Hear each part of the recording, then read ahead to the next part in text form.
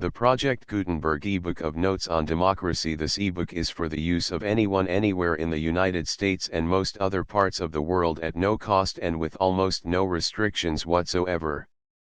You may copy it, give it away or reuse it under the terms of the Project Gutenberg license included with this ebook or online at www.gutenberg.org.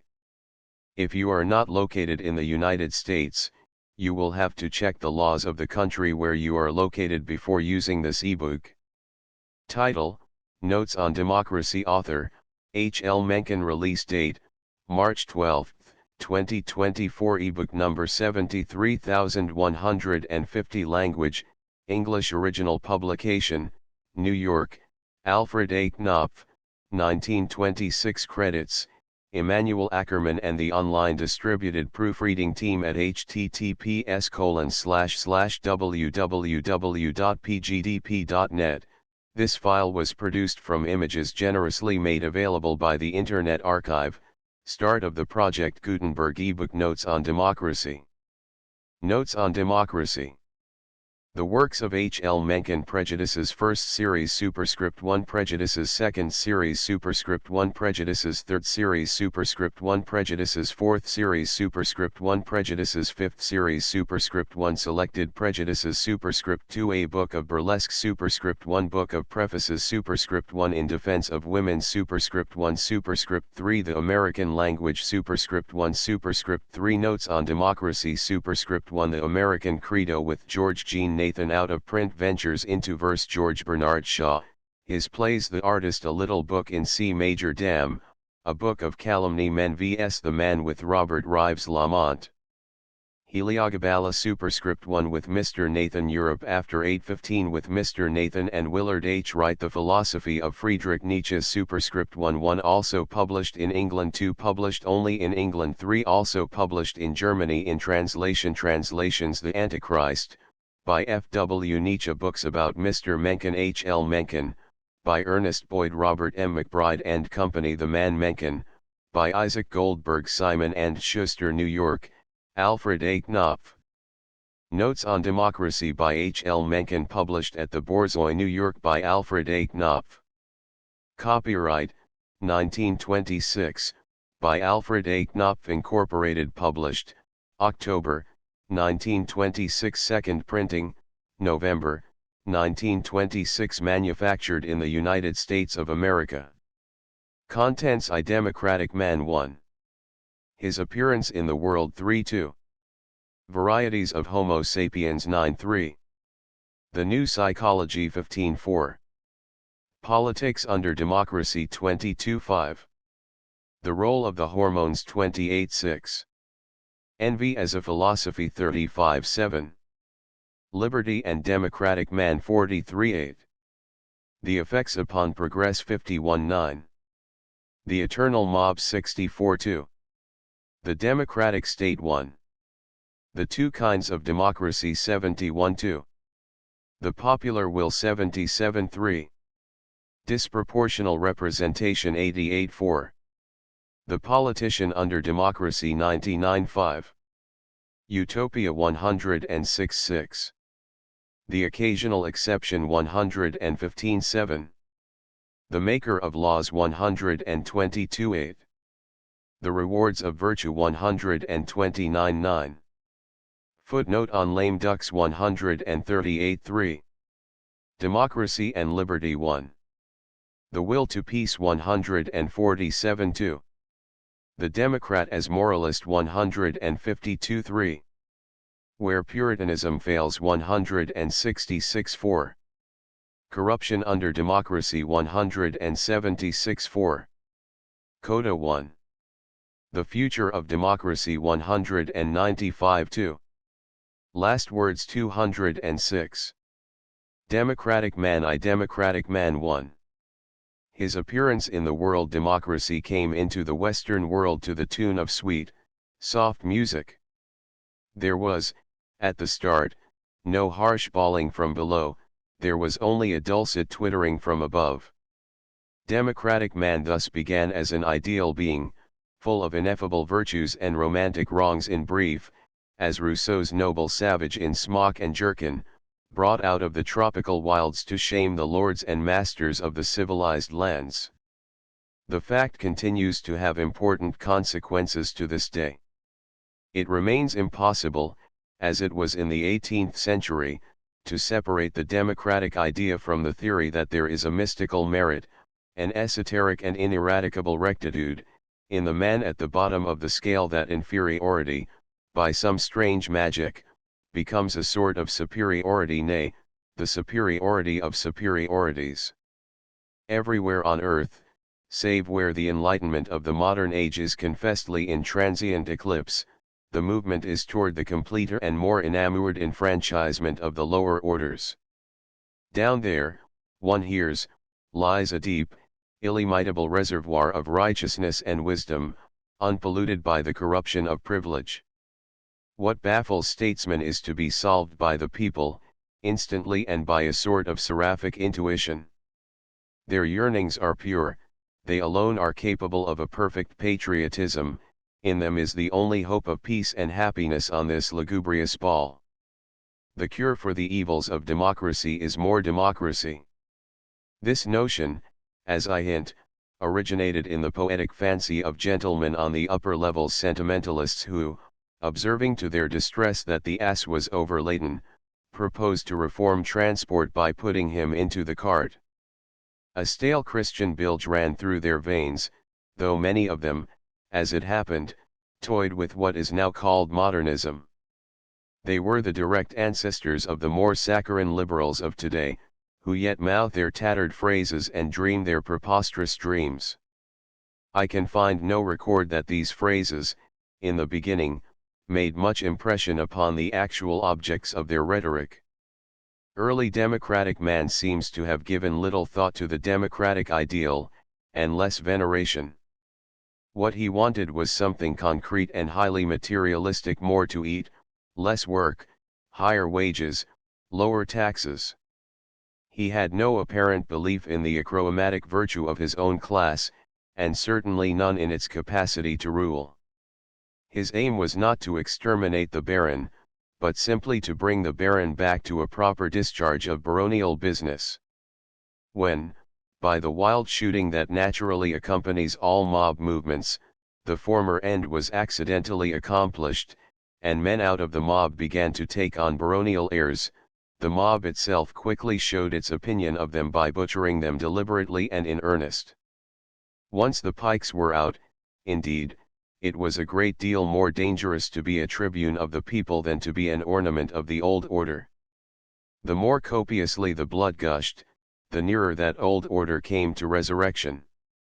The Paris proletariat, having been misled into killing its king in 1793, devoted the next 2 years to killing those who had misled it, and by the middle of 1796 it had another king in fact, and in 3 years more he was king de jure, with an attendant herd of barons, counts, marquises, and dukes, some of them new but most of them old, to guard, symbolize and execute his sovereignty. And he and they were immensely popular, so popular that half of France leaped to suicide that their glory might blind the world. Meanwhile, of course, there had been a certain seeping down of democratic theory from the metaphysicians to the mob obscured by the uproar, but still going on. Rhetoric, like a stealthy plague, was doing its immemorial work.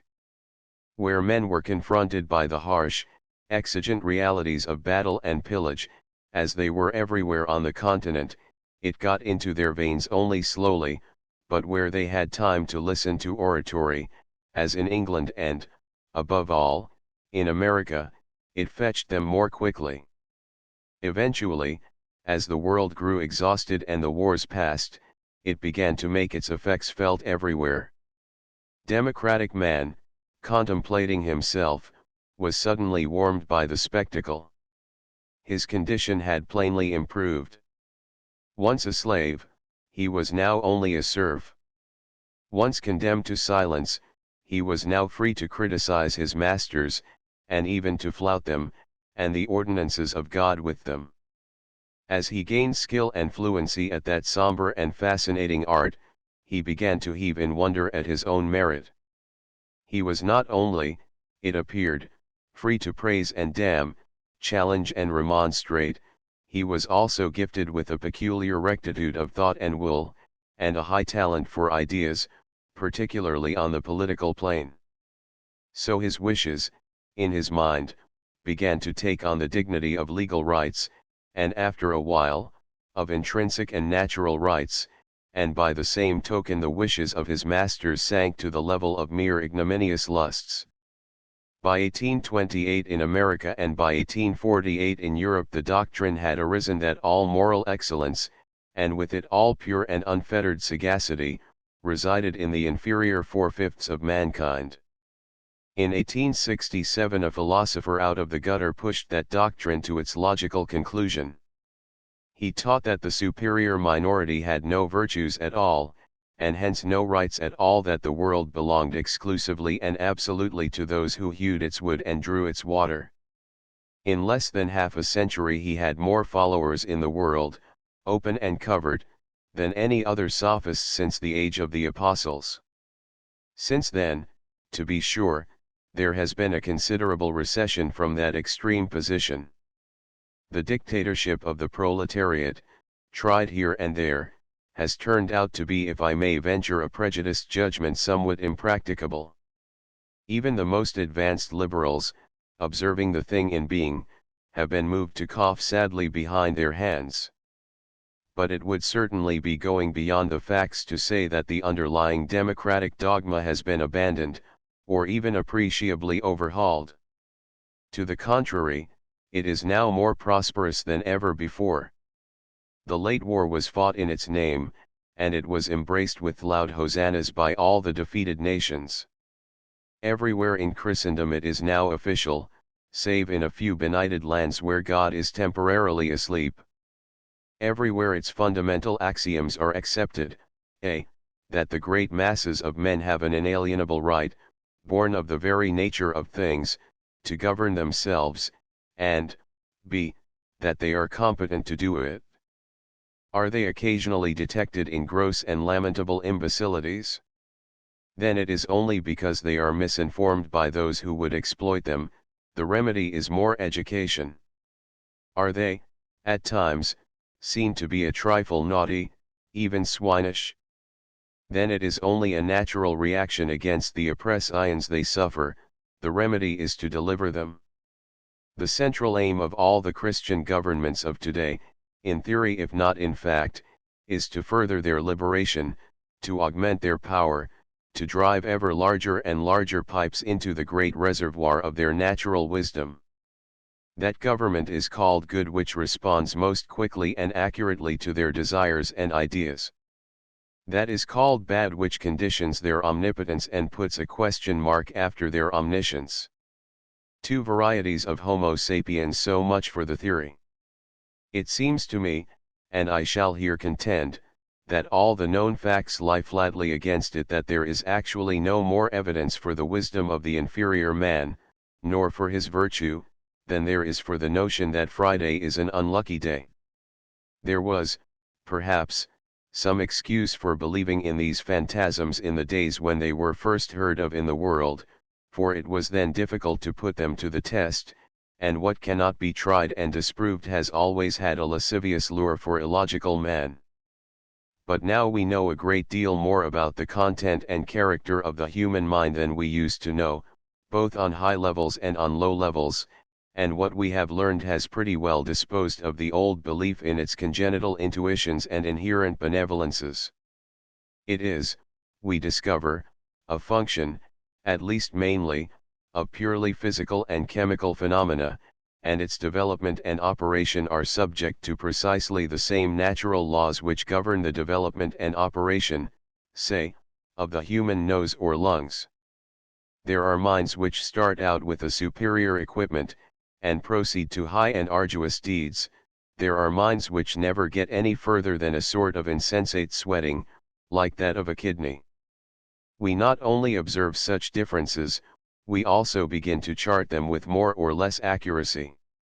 Of one mind we may say with some confidence that it shows an extraordinary capacity for function and development, that its possessor, exposed to a suitable process of training, may be trusted to acquire the largest body of knowledge and the highest skill at ratiocination to which Homo sapiens is adapted. Of another we may say with the same confidence that its abilities are sharply limited, that no conceivable training can move it beyond a certain point. In other words, men differ inside their heads as they differ outside. There are men who are naturally intelligent and can learn, and there are men who are naturally stupid and cannot. Here, of course, I flirt with the so-called intelligence tests, and so bring down upon my head that acrid bile which they have set to flowing. My plea in avoidance is that I have surely done my share of damning them. They aroused, when they were first heard of, my most brutish passions, for pedagogues had them in hand. But I can only say that time and experience have won me to them, for the evidence in favor of them slowly piles up, pedagogues or no pedagogues. In other words, they actually work. What they teach is borne out by immense accumulations of empiric corroboration. It is safe, 9 times out of 10, to give them credence, and so it seems to me to be safe to generalize from them. Is it only a coincidence that their most frantic critics are the liberals, which is to say, the only surviving honest believers in democracy? I think not. These liberals, whatever their defects otherwise, are themselves capable of learning, and so they quickly mastered the fact that Simon and Binet offered the most dangerous menace to their vaporings ever heard of since the collapse of the Holy Alliance. Their dudgeon followed. In 2 ways the tests give aid and comfort to their enemies. First, they provide a more or less scientific means of demonstrating the difference in natural intelligence between man and man, a difference noted ages ago by common observation, and held to be real by all men save Democrats, at all times and everywhere. Second, they provide a rational scale for measuring it and a rational explanation of it. Intelligence is reduced to levels, and so given a reasonable precision of meaning. An intelligent man is one who is capable of taking in knowledge until the natural limits of the species are reached. A stupid man is one whose progress is arrested at some specific time and place before then. There thus appears in psychology and the next instant in politics the concept of the unteachable. Some men can learn almost indefinitely, their capacity goes on increasing until their bodies begin to wear out. Others stop in childhood, even in infancy. They reach, say, the mental age of 10 or 12, and then they develop no more. Physically, they become men, and sprout beards, political delusions, and the desire to propagate their kind. But mentally they remain on the level of schoolboys. The fact here is challenged sharply by the Democrats aforesaid, but certainly not with evidence. Their objection to it is rather of a metaphysical character, and involves gratuitous, transcendental assumptions as to what ought and what ought not to be true. They echo also, of course, the caveats of other and less romantic critics, some of them very ingenious, but always, when hard pressed, they fall back pathetically upon the argument that believing such things would be in contempt of the dignity of man, made in God's image. Is this argument sound? Is it, indeed, new? I seem to have heard it long ago, from the gentlemen of the sacred faculty. Don't they defend the rubbish of Genesis on the theory that rejecting it would leave the rabble without faith, and that without faith it would be one with the brutes, and very unhappy, and, what is worse, immoral? I leave such contentions to the frequenters of Little Bethel, and pause only to observe that if the progress of the human race had depended upon them we'd all believe in witches, ectoplasms, and madstones today. Democracy, alas, is also a form of theology, and shows all the immemorial stigmata. Confronted by uncomfortable facts, it invariably tries to dispose of them by appeals to the highest sentiments of the human heart. An anti-democrat is not merely mistaken, he is also wicked, and the more plausible he is the more wicked he becomes. As I have said, the earliest of modern democrats were full of Christian juices. Their successors never get very far from Genesis I:27. They are fundamentalists by instinct, however much they may pretend to a mellow scepticism. One undoubted fact gives them a certain left-handed support, though they are far too discreet to make use of it. I allude to the fact that man on the lower levels, though he quickly reaches the limit of his capacity for taking in actual knowledge, remains capable for a long time thereafter of absorbing delusions. What is true daunts him, but what is not true finds lodgment in his cranium with so little resistance that there is only a trifling emission of heat. I shall go back to this singular and beautiful phenomenon later on. It lies at the heart of what is called religion, and at the heart of all democratic politics no less. The thinking of what Charles Richet calls homo stultus is almost entirely in terms of palpable nonsense. He has a dreadful capacity for embracing and cherishing impostures. His history since the first records is a history of successive victimizations by priests, by politicians, by all sorts and conditions of quacks. His heroes are always frauds.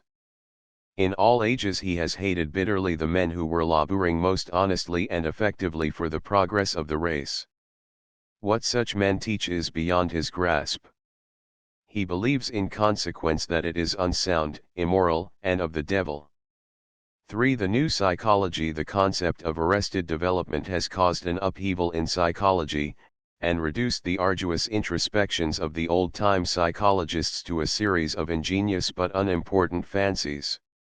Men are not alike, and very little can be learned about the mental processes of a congressman, an ice wagon driver or a cinema actor by studying the mental processes of a genuinely superior man.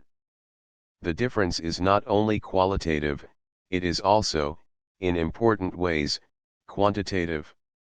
One thus sees the world as a vast field of greased poles, flying gaudy and seductive flags. Up each a human soul goes shinning, painfully and with many a slip. Some climb eventually to the high levels, a few scale the dizziest heights.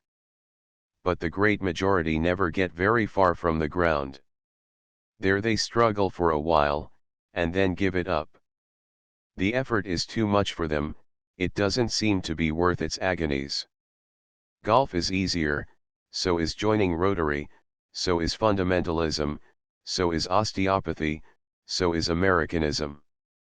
In an aristocratic society, government is a function of those who have got relatively far up the polls, either by their own prowess or by starting from the shoulders of their fathers, which is to say, either by God's grace or by God's grace. In a democratic society it is the function of all, and hence mainly of those who have got only a few spans from the ground. Their eyes, to be sure, are still thrown toward the stars. They contemplate, now bitterly, now admiringly, the backsides of those who are above them. They are bitter when they sense anything rationally describable as actual superiority, they admire when what they see is fraud. Bitterness and admiration, interacting, form a complex of prejudices which tends to cast itself into more or less stable forms. Fresh delusions, of course, enter into it from time to time, usually on waves of frantic emotion, but it keeps its main outlines. This complex of prejudices is what is known, under democracy, as public opinion. It is the glory of democratic states. Its content is best studied by a process of analysis, that is, by turning from the complex whole to the simpler parts. What does the mob think? It thinks, obviously, what its individual members think. And what is that? It is, in brief, what somewhat sharp-nosed and unpleasant children think. The mob, being composed, in the overwhelming main, of men and women who have not got beyond the ideas and emotions of childhood, hovers, in mental age, around the time of puberty, and chiefly below it. If we would get at its thoughts and feelings, we must look for light to the thoughts and feelings of adolescence. The old-time introspective psychology offered little help here. It concerned itself almost exclusively with the mental processes of the more reflective, and hence the superior sort of adults. It fell into the disastrous fallacy of viewing a child as simply a little man. Just as modern medicine, by rejecting a similar fallacy on the physical plane, has set up the science and art of pediatrics, so the new behaviorist psychology has given a new dignity and autonomy to the study of the child mind. The first steps were very difficult. The behaviorists not only had to invent an entirely new technique, like the pediatricians before them, they also had to meet the furious opposition of the orthodox psychologists, whose moony speculations they laughed at and whose authority they derided. But they persisted, and the problems before them turned out, in the end, to be relatively simple, and by no means difficult to solve. By observing attentively what was before everyone's nose, they quickly developed facts which left the orthodox psychologists in an untenable and absurd position. One by one, the old psychological categories went overboard, and with them a vast mass of vague and meaningless psychological terminology. On the cleared ground remained a massive discovery, that the earliest and most profound of human emotions is fear. Man comes into the world weak and naked, and almost as devoid of intelligence as an oyster, but he brings with him a highly complex and sensitive susceptibility to fear. He can tremble and cry out in the first hours of his life, nay, in the first minute. Make a loud noise behind an infant just born, and it will shake like a Sunday school superintendent taken in adultery. Take away its support, that is, make it believe that it is falling, and it will send up such a whoop as comes from yokels when the traveling tooth puller has at them. These fears, by their character, suggest that they have a phylogenic origin, that is, that they represent inherited race experience, out of the deep darkness and abysm of time. Dr. John B. Watson, the head of the behaviorist school, relates them to the daily hazards of arboreal man, the dangers presented by breaking tree branches. The ape man learned to fear the sudden, calamitous plunge, and he learned to fear, too, the warning crack. One need not follow Dr. Watson so far. There is no proof, indeed, that man was ever arboreal. But it must be obvious that this emotion of fear is immensely deep-seated, that it is instinctive if anything is instinctive. And all the evidence indicates that every other emotion is subordinate to it. None other shows itself so soon, and none other enters so powerfully into the first functioning of the infant mind. And to the primeval and yet profoundly rational fears that it brings into the world, it quickly adds others that depart farther and farther from rationality. It begins to fear ideas as well as things, strange men as well as hostile nature. It picks up dreads and trepidations from its mother, from its nurse, from other children. At the age of 3 years, as Dr. Watson shows, its mental baggage is often little more than a vast mass of such things.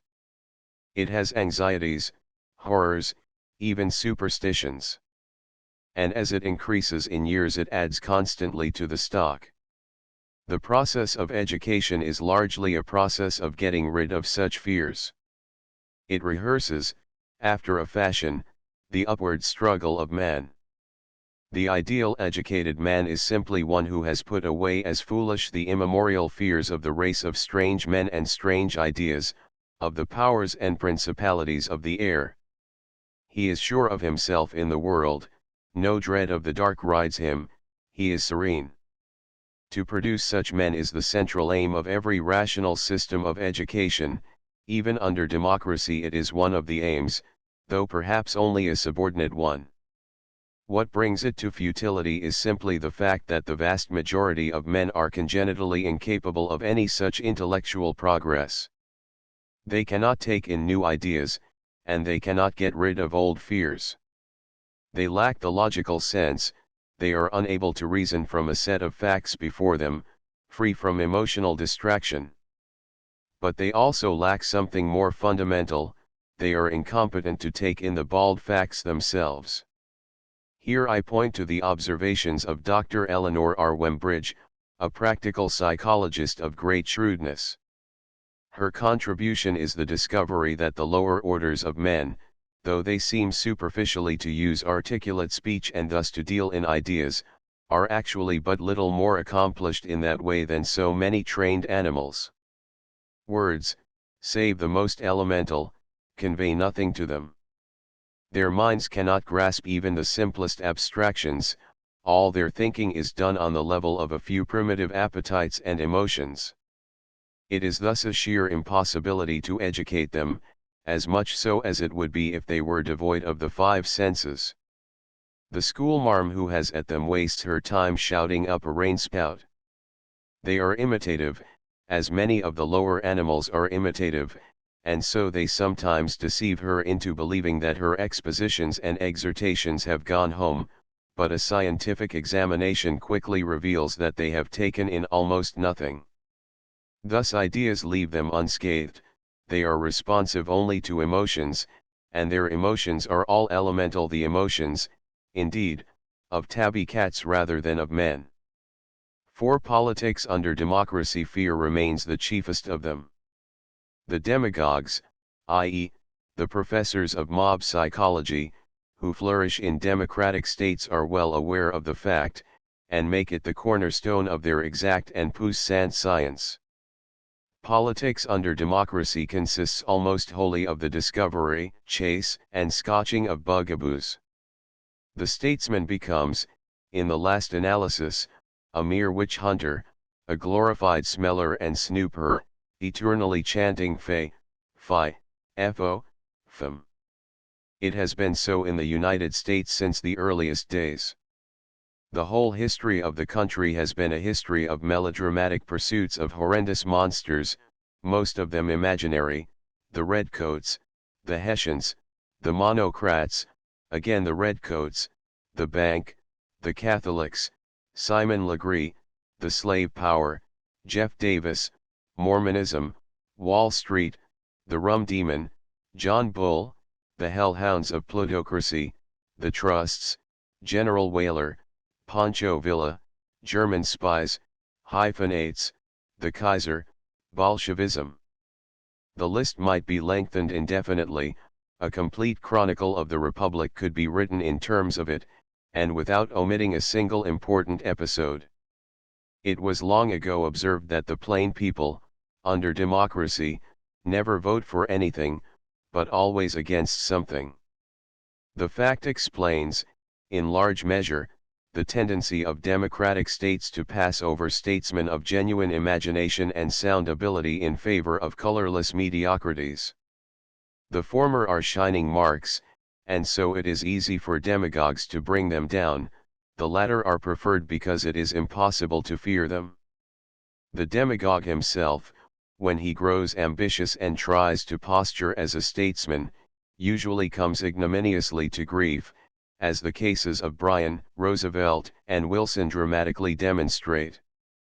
If Bryan had confined himself, in 1896, to the chase of the bugaboo of plutocracy, it is very probable that he would have been elected. But he committed the incredible folly of throwing most of his energies into advocating a so-called constructive program, and it was thus easy for his opponents to alarm the mob against him. That program had the capital defect of being highly technical, and hence almost wholly unintelligible to all save a small minority, so it took on a sinister look, and caused a shiver to go down the Democratic spine. It was his cross of gold speech that nominated him, it was his cow state political economy that ruined him. Bryan was a highly unintelligent man, a true son of the mob, and thus never learned anything by experience. In his last days he discovered a new issue in the evolutionary hypothesis. It was beyond the comprehension of the mob, and hence well adapted to arousing its fears. But he allowed his foes to take the offensive out of his hands, and in the last scene of all he himself was the pursued, and the tide of the battle was running so heavily against him that even the hinds at Dayton, Tennessee, were laughing at him. Government under democracy is thus government by orgy, almost by orgasm. Its processes are most beautifully displayed at times when they stand most naked, for example, in war days. The history of the American share in the World War is simply a record of conflicting fears, more than once amounting to frenzies. The mob, at the start of the uproar, showed a classical reaction. It was eager only to keep out of danger. The most popular song, in the United States, in 1915, was "I Didn't Raise My Boy to Be a Soldier." In 1916, on his fraudulent promise to preserve that boy from harm, Wilson was re-elected. There then followed some difficult maneuvers, but perhaps not so difficult, after all, to skillful demagogues. The problem was to substitute a new and worse fear for the one that prevailed, a new fear so powerful that it would reconcile the mob to the thought of entering the war. The business was undertaken resolutely on the morning after Election Day. Thereafter, for 3 months, every official agency lent a hand. No ship went down to a submarine's torpedo anywhere on the 7 seas that the State Department did not report that American citizens, nay, American infants in their mothers' arms, were aboard. Diplomatic note followed diplomatic note, each new one surpassing all its predecessors in moral indignation. The Department of Justice ascribed all fires, floods and industrial accidents to German agents. The newspapers were filled with dreadful surmises, many of them officially inspired, about the probable effects upon the United States of the prospective German victory. It was obvious to everyone, even to the mob, that a victorious Germany would unquestionably demand an accounting for the United States' gross violations of neutrality. Thus a choice of fears was set up. The first was a fear of a Germany heavily beset, but making alarming progress against her foes. The second was a fear of a Germany delivered from them, and thirsting for revenge on a false and venal friend. The second fear soon engulfed the first. By the time February came, the mob was reconciled to entering the war, reconciled, but surely not eager. There remained the problem of converting reluctant acquiescence into enthusiasm. It was solved, as always, by manufacturing new fears. The history of the process remains to be written by competent hands. It will be a contribution to the literature of mob psychology of the highest importance. But the main outlines are familiar enough. The whole power of the government was concentrated upon throwing the plain people into a panic. All sense was heaved overboard, and there ensued a chase of bugaboos on a truly epic scale. Nothing like it had ever been seen in the world before, for no democratic state as populous as the United States had ever gone to war before.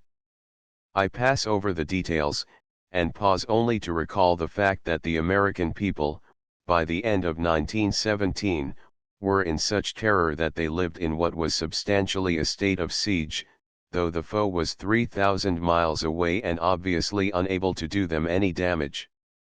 It was only the draft, I believe, that gave them sufficient courage to attempt actual hostilities. That ingenious device, by relieving the overwhelming majority of them of any obligation to take up arms, made them bold.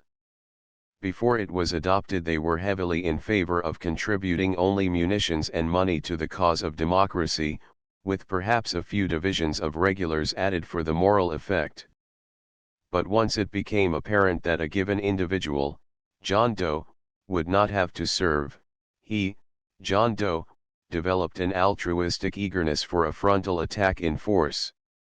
For every Richard Roe in the conscript camps there were a dozen John Does thus safely at home, with wages high and the show growing enjoyable. So an heroic mood came upon the people, and their fear was concealed by a truculent front. But not from students of mob psychology. 5. The role of the hormones. 2 other emotions are observed in the raw human being, fresh from God's hands. One is rage, and the other is what, for want of a more accurate name, may be called love. This love, of course, is something quite different from the thing that poets sing. It is a great deal more earthly, and perhaps a great deal more honest. It manifests itself typically in a delight in being tickled. Its psychic overtones take the form of being amiable. The child that is capable of it in the fullest measure is the one that coos loudest when its mother pats and strokes it, and tucks it into bed.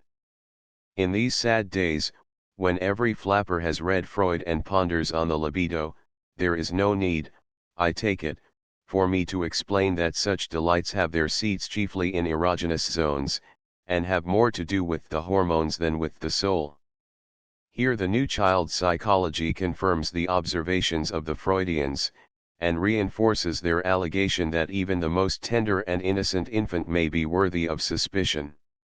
Dr. Watson says that the dreadful phenomenon of tumescence in the male can occur at birth, a satirical fact of the first caliber, if a fact. It concerns us here only because the incurable infantilism of the inferior man brings him to manhood with his emotions in this department substantially what they were when he yielded himself to autoerotic exercises in the cradle. But there is yet a difference, and it is important. In character his amorous fancies are the same, in intensity they are immensely exaggerated. His brain, in the first years of his second decade, ceases to develop, but simultaneously his glands begin to unfold gloriously, and presently they dominate his whole organism. In his middle teens, he is no more than a vast geyser of hormones. The sweet passion of love, in these years, is to him precisely what it is to a tomcat. If he is of the bucolic variety of Homo stultus, he has his will of his neighbor's daughter, and there begins a race between the village pastor and the village sage femme.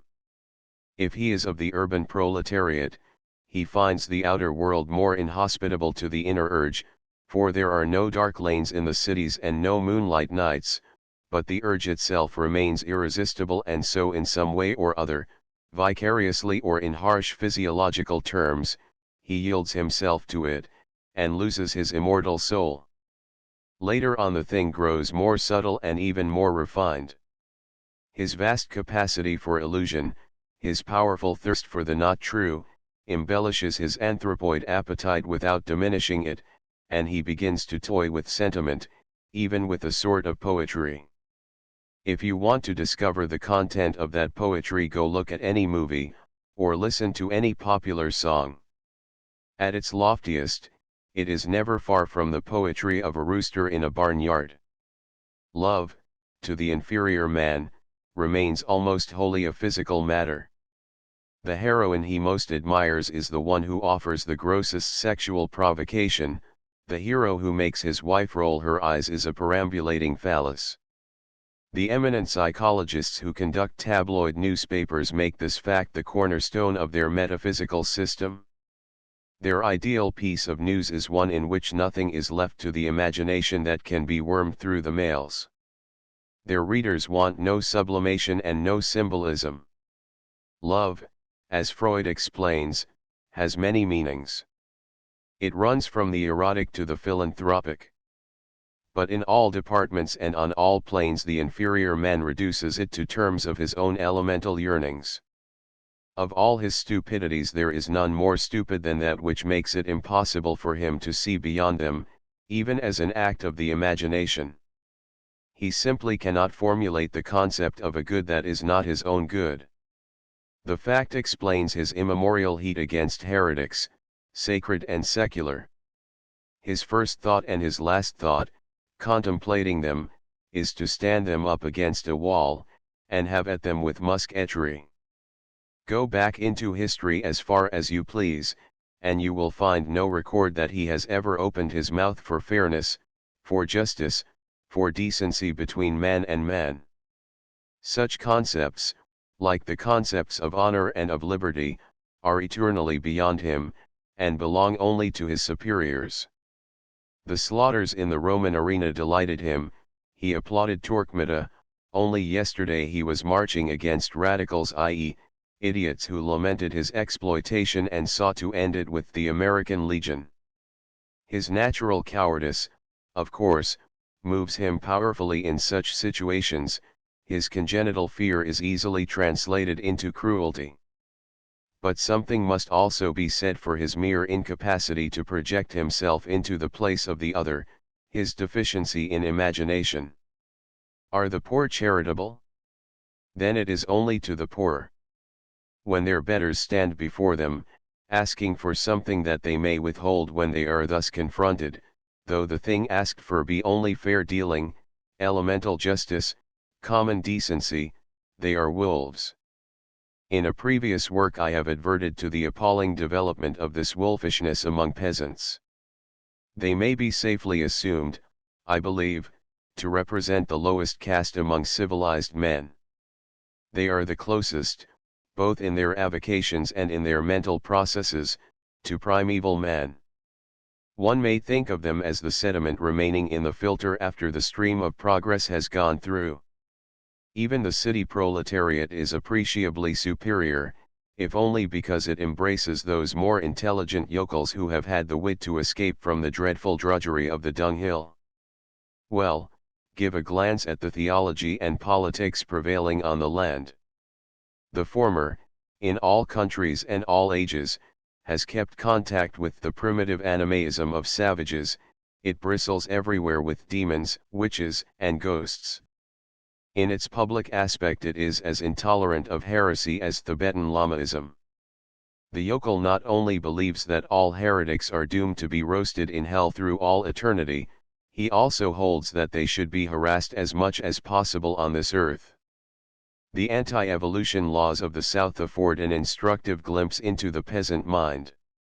They are based frankly upon the theory that every man who dissents from the barnyard theology is a scoundrel, and devoid of civil rights. That theory was put very plainly by the peasant attorney general during the celebrated Scopes trial, to the visible satisfaction of the peasant judge. In politics the virtuous clodhopper, again speaking for inferior man, voices notions of precisely the same sort. The whole process of government, as he views it, is simply a process of promoting his private advantage. He can imagine no good save his own good. When his affairs are prospering, which is to say, when the needs of the city man are acute, and the latter is thus at his mercy, he rams his advantage home with relentless ferocity. For him to show any altruism in such a situation, or even any common humanity, would be so strange as to appear fabulous. But when things are running against him, he believes that the city man should be taxed to make up his losses. This is the alpha and omega of all the brummagem progressivism that emanates from the farm. That progressivism, in the hands of political mountebanks, is swathed in the trappings of service, but at the heart of it there is nothing but bald self-seeking. The yokel hates everyone who is not a yokel and is afraid of everyone. He is democratic man in the altogether. He is the glory and bulwark of all democratic states. The city proletarian may be flustered and run amok by ideas without any sense, true enough, but still ideas. The yokel has room in his head for only one. That is the idea that God regards him fondly, and has a high respect for him, that all other men are out of favor in heaven and abandoned to the devil. 6. Envy as a philosophy. But under this pretension to superiority, of course, there lies an uncomfortable realization of actual inferiority. The peasant hates, ergo, he envies and envy, as Heine said to Philaret Chasles, est un inferiorite qui es avoué. The disdain that goes with genuine superiority is something quite different, there is no sign of it in him. He is so far from it, indeed, that he can imagine no higher delights than such as proceed from acts which, when performed by the hated city man, he denounces as crimes, and tries to put down by law. It is the cabaret that makes a prohibitionist of him, not the drunkard in the gutter. Doomed himself to drink only crude and unpalatable stimulants, incompetently made and productive of depressing malaisas, and forced to get them down in solitary swinishness behind the door, he naturally longs for the varieties that have a more delicate and romantic smack, and are ingested in gay society and to the music of harps and sackbuts. That longing is vain. There are no cabarets in the village, but only sordid speakeasies, selling raw spirits out of filthy jugs. Drinking cider in the barn is so lonely as to be a sort of onanism. Where is the music? Where are the whirling spangles, the brilliant lights? Where is the swooning, suffocating scent of lilies of the valley, jockey club? Where, above all, are the lost and fascinating females, so thrillingly described by the visiting evangelist? The yokel peeks through a crack in the barn door and glimpses his slatternly wife laboriously rounding up strayed pigs. To ask her in for a friendly bumper would be as appalling as asking in the cow. So he gets down his unappetizing dram, feels along his glabella for the beginning headache, and resumes his melancholy heaving of manure, a prohibitionist by conscience, doubly riveted and immovable. In all his politics this envy is manifest. He hates the plutocrats of the cities, not only because they best him in the struggle for money, but also because they spend their gains in debaucheries that are beyond him. Such yellowbacks as nightlife in Chicago have done more, I believe, to propagate idealism in the corn and hog belt than all the eloquence of the Pfeffers and Bryans. The yokels, reading them in secret, leave them full of a passionate conviction that such Babylonish revels must be put down, if Christianity is to survive, that it is obviously against the will of God that a Chicago stockbroker should have 5 wives and 50 concubines, and an Iowa swineherd but one, and that one a strictly Christian woman, even at the purple moments when wits and principles tend naturally to scatter. In the cities, as everyone knows, women move toward antinomianism. It is a scandal throughout Christendom. Their souls, I dare say, are imperiled thereby, but certainly no one argues that it makes them less charming, least of all the husbandman behind his remote plow, tortured by ruby reflections of the carnalities at Atlantic City and Miami. On the land, however, that movement has but little genuine force, despite a general aping of its externals. The female young may bob their hair, but they do not reject divine revelation. I am told by experts that it is still a sort of marvel, as it was in the youth of Abraham Lincoln, to find a farm wife who has definitely renounced the theology of the local pastors. The fact has obvious moral and, by an easy step, political consequences. There are about 6.5 million farmers in the United States. Keep in mind the fact that at least 6 million of them are forced to live in unmitigated monogamy with wives whose dominant yearning is to save the heathen hordes in India from hellfire, and you will begin to get some grasp of the motives behind such statutes as the celebrated Mann Act. The seasick passenger on the ocean liner detests the good sailor who stalks past him 100 times a day, obscenely smoking large, greasy, gold-banded cigars. In precisely the same way democratic man hates the fellow who is having a better time of it in this world. Such, indeed, is the origin of democracy. And such is the origin of its twin, Puritanism. The city proletarian, of course, is a cut above the hind, if only because his natural envy of his betters is mitigated and mellowed by panem et circenses. His life may be swinish, but it is seldom dull. In good times there is actual money in his hand, and immense and complicated organizations offer him gaudy entertainment in return for it. In bad times his basic wants are met out of the community funds, and he is even kept in certain luxuries, necessary to his contentment. The immense development of public charity in the cities of the United States has yet to find adequate analysis and record. Nothing quite like it was ever known in past ages, nor is it paralleled in any other country today. What lies under it, I dare say, is simply the fact that the plutocracy of the Republic, having had more experience with democracy than the plutocracy anywhere else, has attained to a higher skill in dealing with the proletarian. He is never dangerous so long as his belly is filled and his eyes kept a-pop, and in this great land, by divine providence, there is always enough surplus wealth, even in the worst times, to finance that filling and popping. The plethora of means has bred a large class of experts, professionally devoted to the business. They swarm in all the American cities, and when genuine wants fail them they invent artificial wants. This enterprise in the third theological virtue has gone to great lengths. The proletarian, in his office as father, is now reduced by it to the simple biological function of a boar in a barnyard. From the moment the fertilized ovum attaches itself to the deciduous Ceratina he is free to give himself wholeheartedly to politics, drink, and the radio. There is elaborate machinery for instructing the partner of his ecstasies in the whole art and mystery of maternity, and all the accompanying expenses are provided for.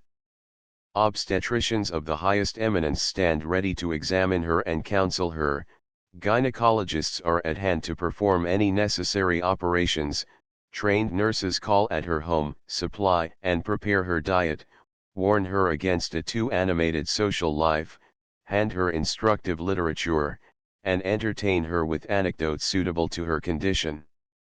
If she is too clumsy or too lazy to fashion a layette, or can't afford the materials, it is provided free of charge.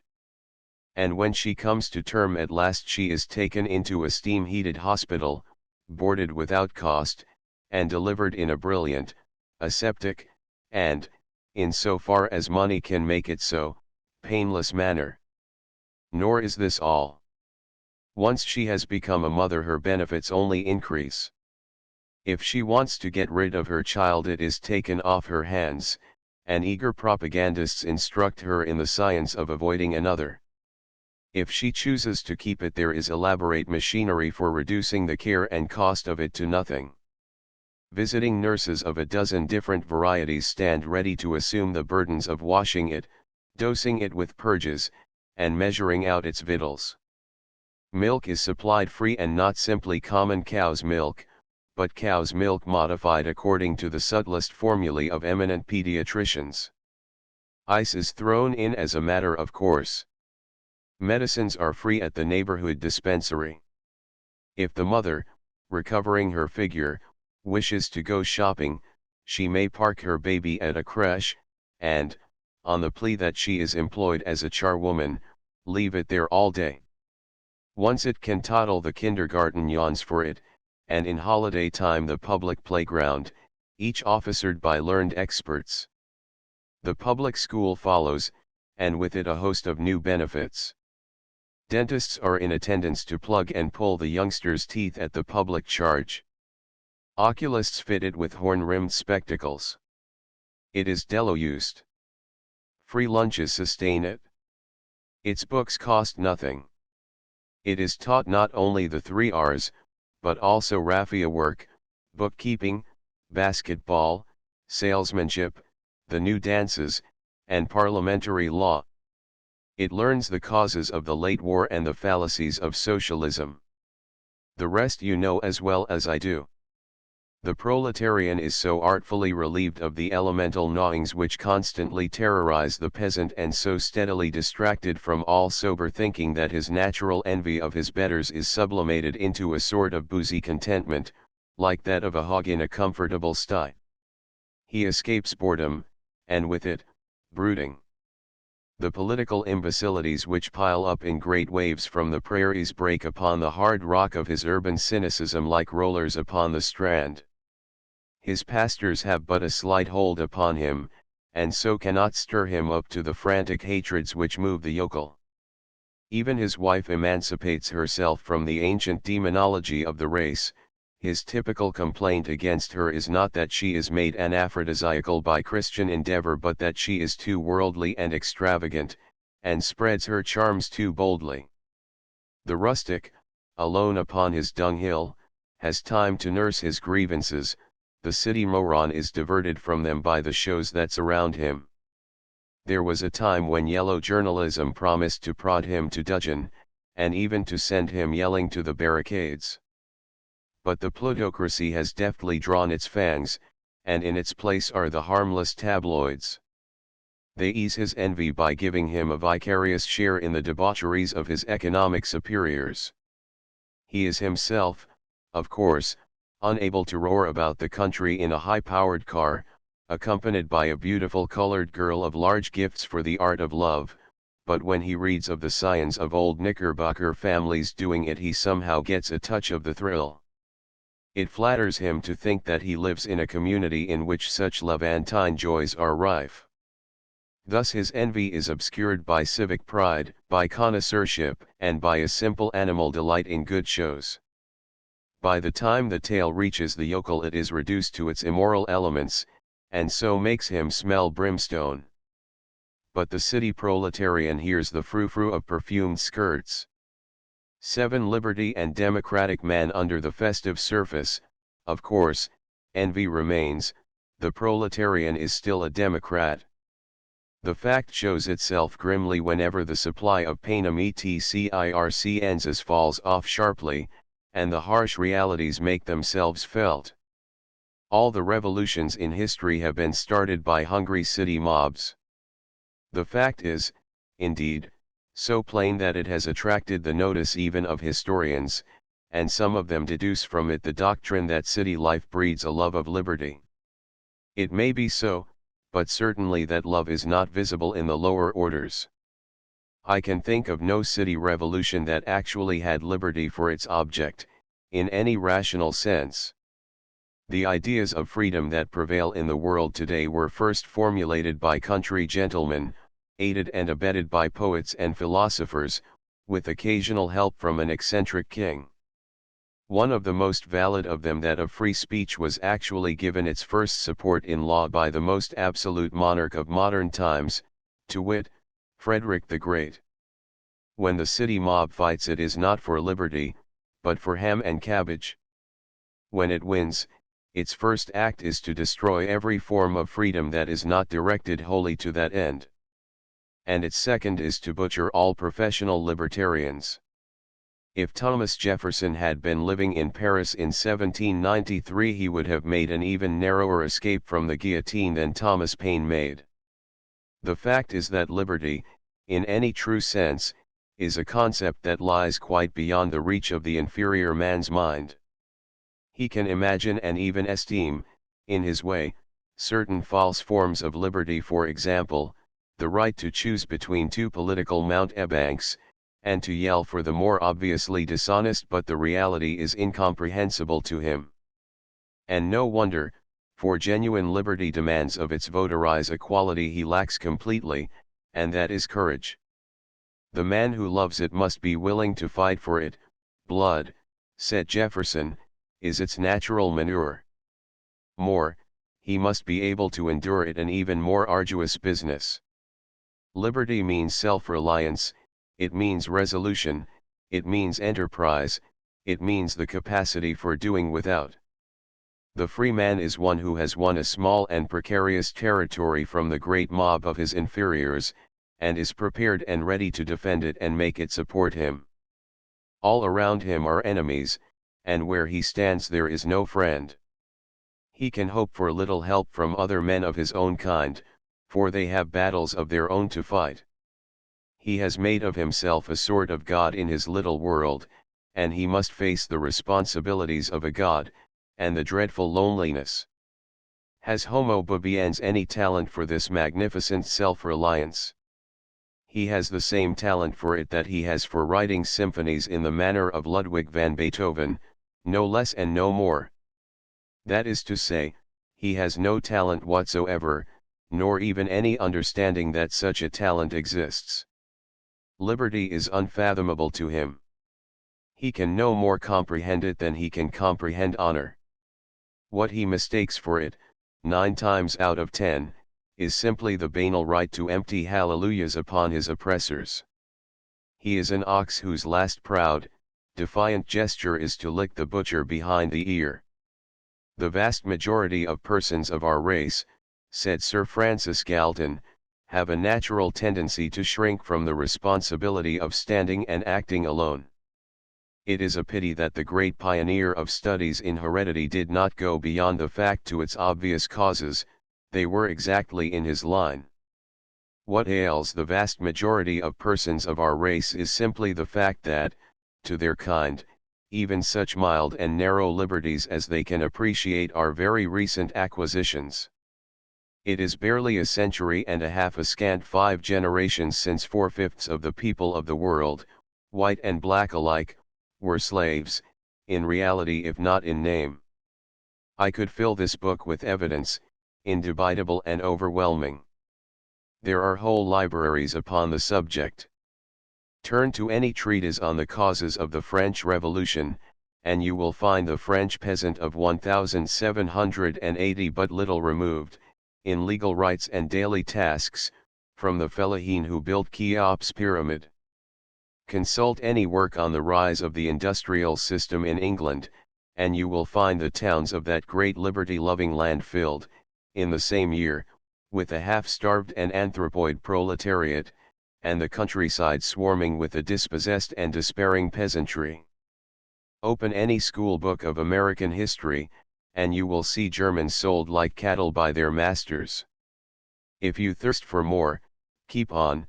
The tale was precisely the same in Italy, in Spain, in Russia, in Scandinavia, and in what remained of the Holy Roman Empire.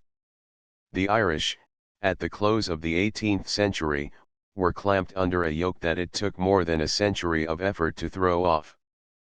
The Scotch, roving their bare intolerable hills, were only 2 steps removed from savagery, and even cannibalism. The Welsh, but recently delivered from voodooism to Methodism, were being driven into their own coal mines. There was no liberty anywhere in Europe, even in name, until 1789, and there was little in fact until 1848. And in America? Again I summon the historians, some of whom begin to grow honest. America was settled largely by slaves, some escaped but others transported in bondage.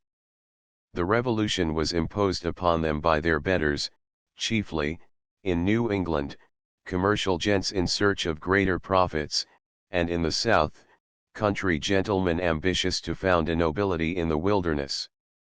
Universal manhood suffrage, the cornerstone of modern free states, was only dreamed of until 1867, and economic freedom was little more than a name until years later. Thus the lower orders of men, however grandiloquently they may talk of liberty today, have actually had but a short and highly deceptive experience of it. It is not in their blood. The grandfathers of at least half of them were slaves, and the great-grandfathers of 3/4, and the great-great-grandfathers of 7/8, and the great-great-great-grandfathers of practically all. The heritage of freedom belongs to a small minority of men, descended, whether legitimately or by adultery, from the old lords of the soil or from the patricians of the free towns. It is my contention that such a heritage is necessary in order that the concept of liberty, with all its disturbing and unnatural implications, may be so much as grasped that such ideas cannot be implanted in the mind of man at will, but must be bred in as all other basic ideas are bred in. The proletarian may mouth the phrases, as he did in Jefferson's day, but he cannot take in the underlying realities, as was also demonstrated in Jefferson's day. What his great-great-grandchildren may be capable of I am not concerned with here, my business is with the man himself as he now walks the world. Viewed thus, it must be obvious that he is still incapable of bearing the pangs of liberty. They make him uncomfortable, they alarm him, they fill him with a great loneliness. There is no high adventurousness in him, but only fear. He not only doesn't long for liberty, he is quite unable to stand it. What he longs for is something wholly different, to wit, security. He needs protection. He is afraid of getting hurt. All else is affectation, delusion, empty words.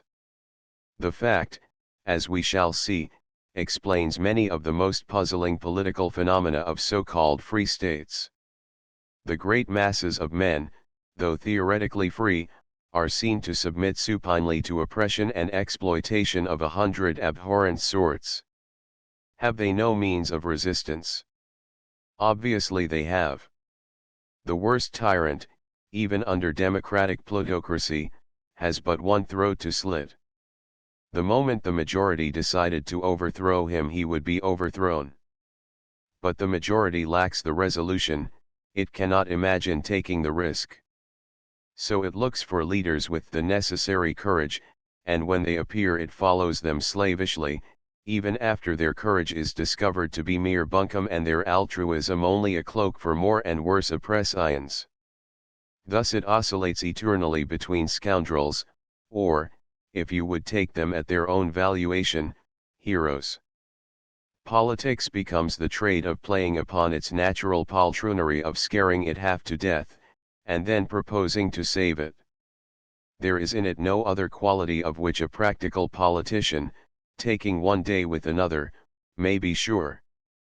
Every theoretically free people wonders at the slavishness of all the others.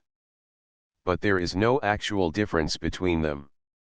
8. The effects upon progress. It follows that the inferior man, being a natural slave himself, is quite unable to understand the desire for liberty in his superiors. If he apprehends that desire at all, it is only as an appetite for a good of which he is himself incapable. He thus envies those who harbor it, and is eager to put them down. Justice, in fact, is always unpopular and in difficulties under democracy, save perhaps that false form of so-called social justice which is designed solely to get the laborer more than his fair hire. The wars of extermination that are waged against heretical minorities never meet with any opposition on the lower levels. The proletarian is always ready to help destroy the rights of his fellow proletarian, as was revealed brilliantly by the heroic services of the American Legion in the pogrom against Reds, just after the late war, and even more brilliantly by the aid that the American Federation of Labor gave to the same gallant crusade. The city workman, oppressed by prohibition, mourns the loss of his beer, not the loss of his liberty. He is ever willing to support similar raids upon the liberty of the other fellow, and he is not outraged when they are carried on in gross violation of the most elemental principles of justice and common decency. When, in a democratic state, any protest against such obscenities is heard at all, it comes from the higher levels. There a few genuine believers in liberty and justice survive, huddled upon a burning deck. It is to be marveled at that most of them, on inspection, turn out to be the grandsons of similar heretics of earlier times. I think not. It takes quite as long to breed a libertarian as it takes to breed a racehorse. Neither may be expected to issue from a farm mare. The whole progress of the world, even in the direction of ameliorating the lot of the masses, is always opposed by the masses.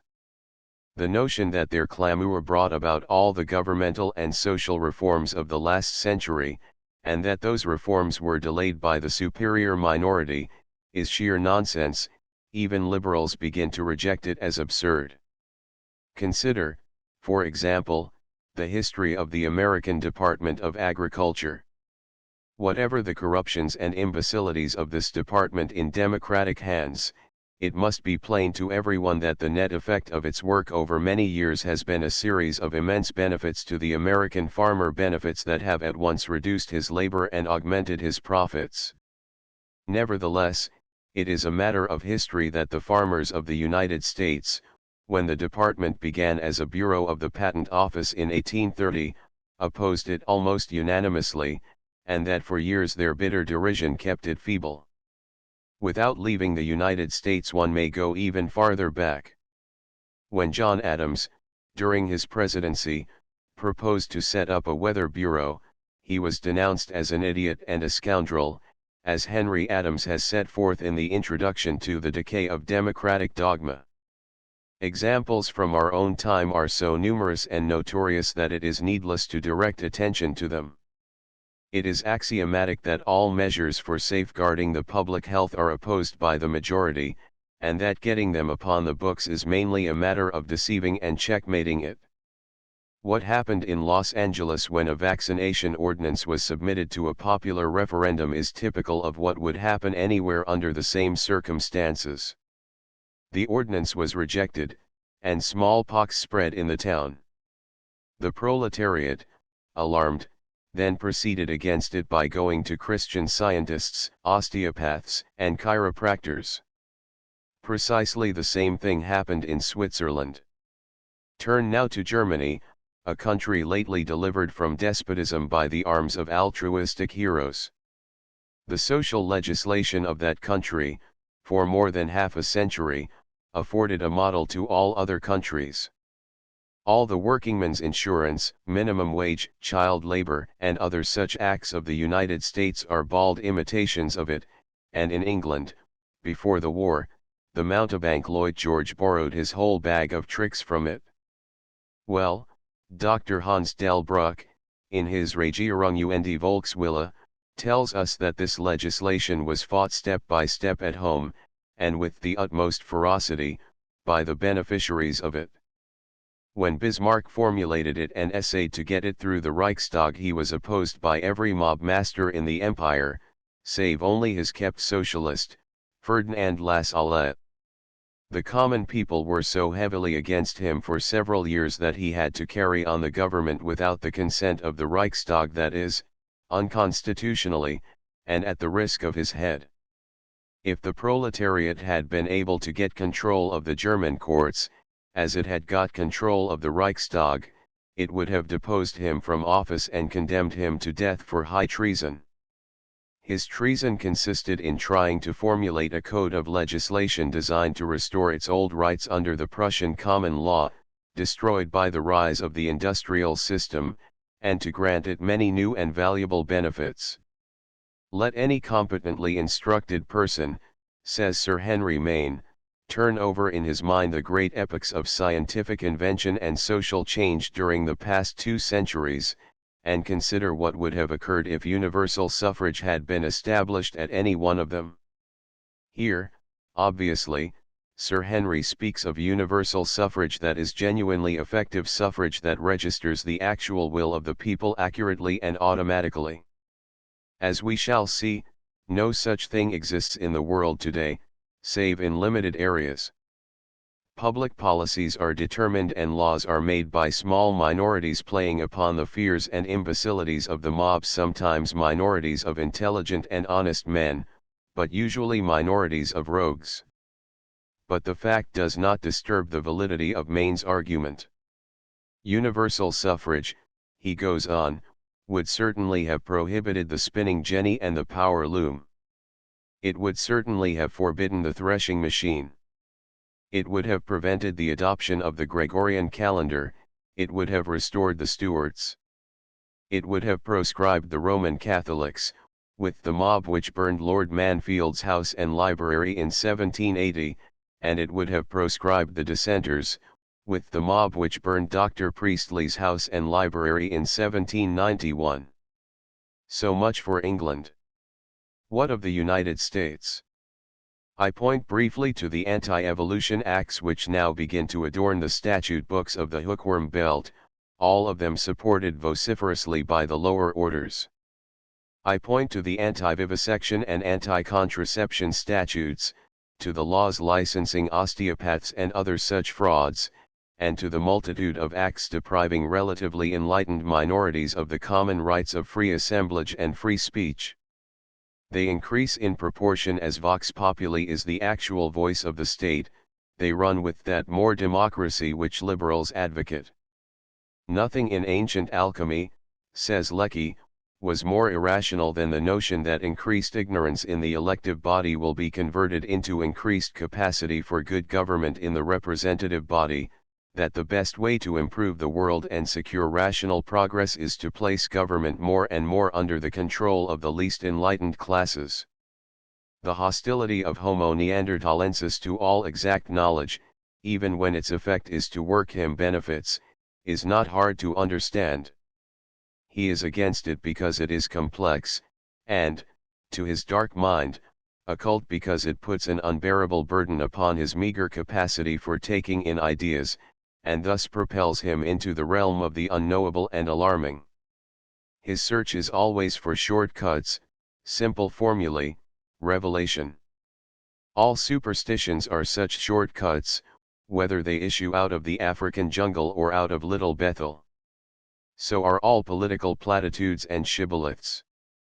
Their one aim is to make the unintelligible simple, and even obvious.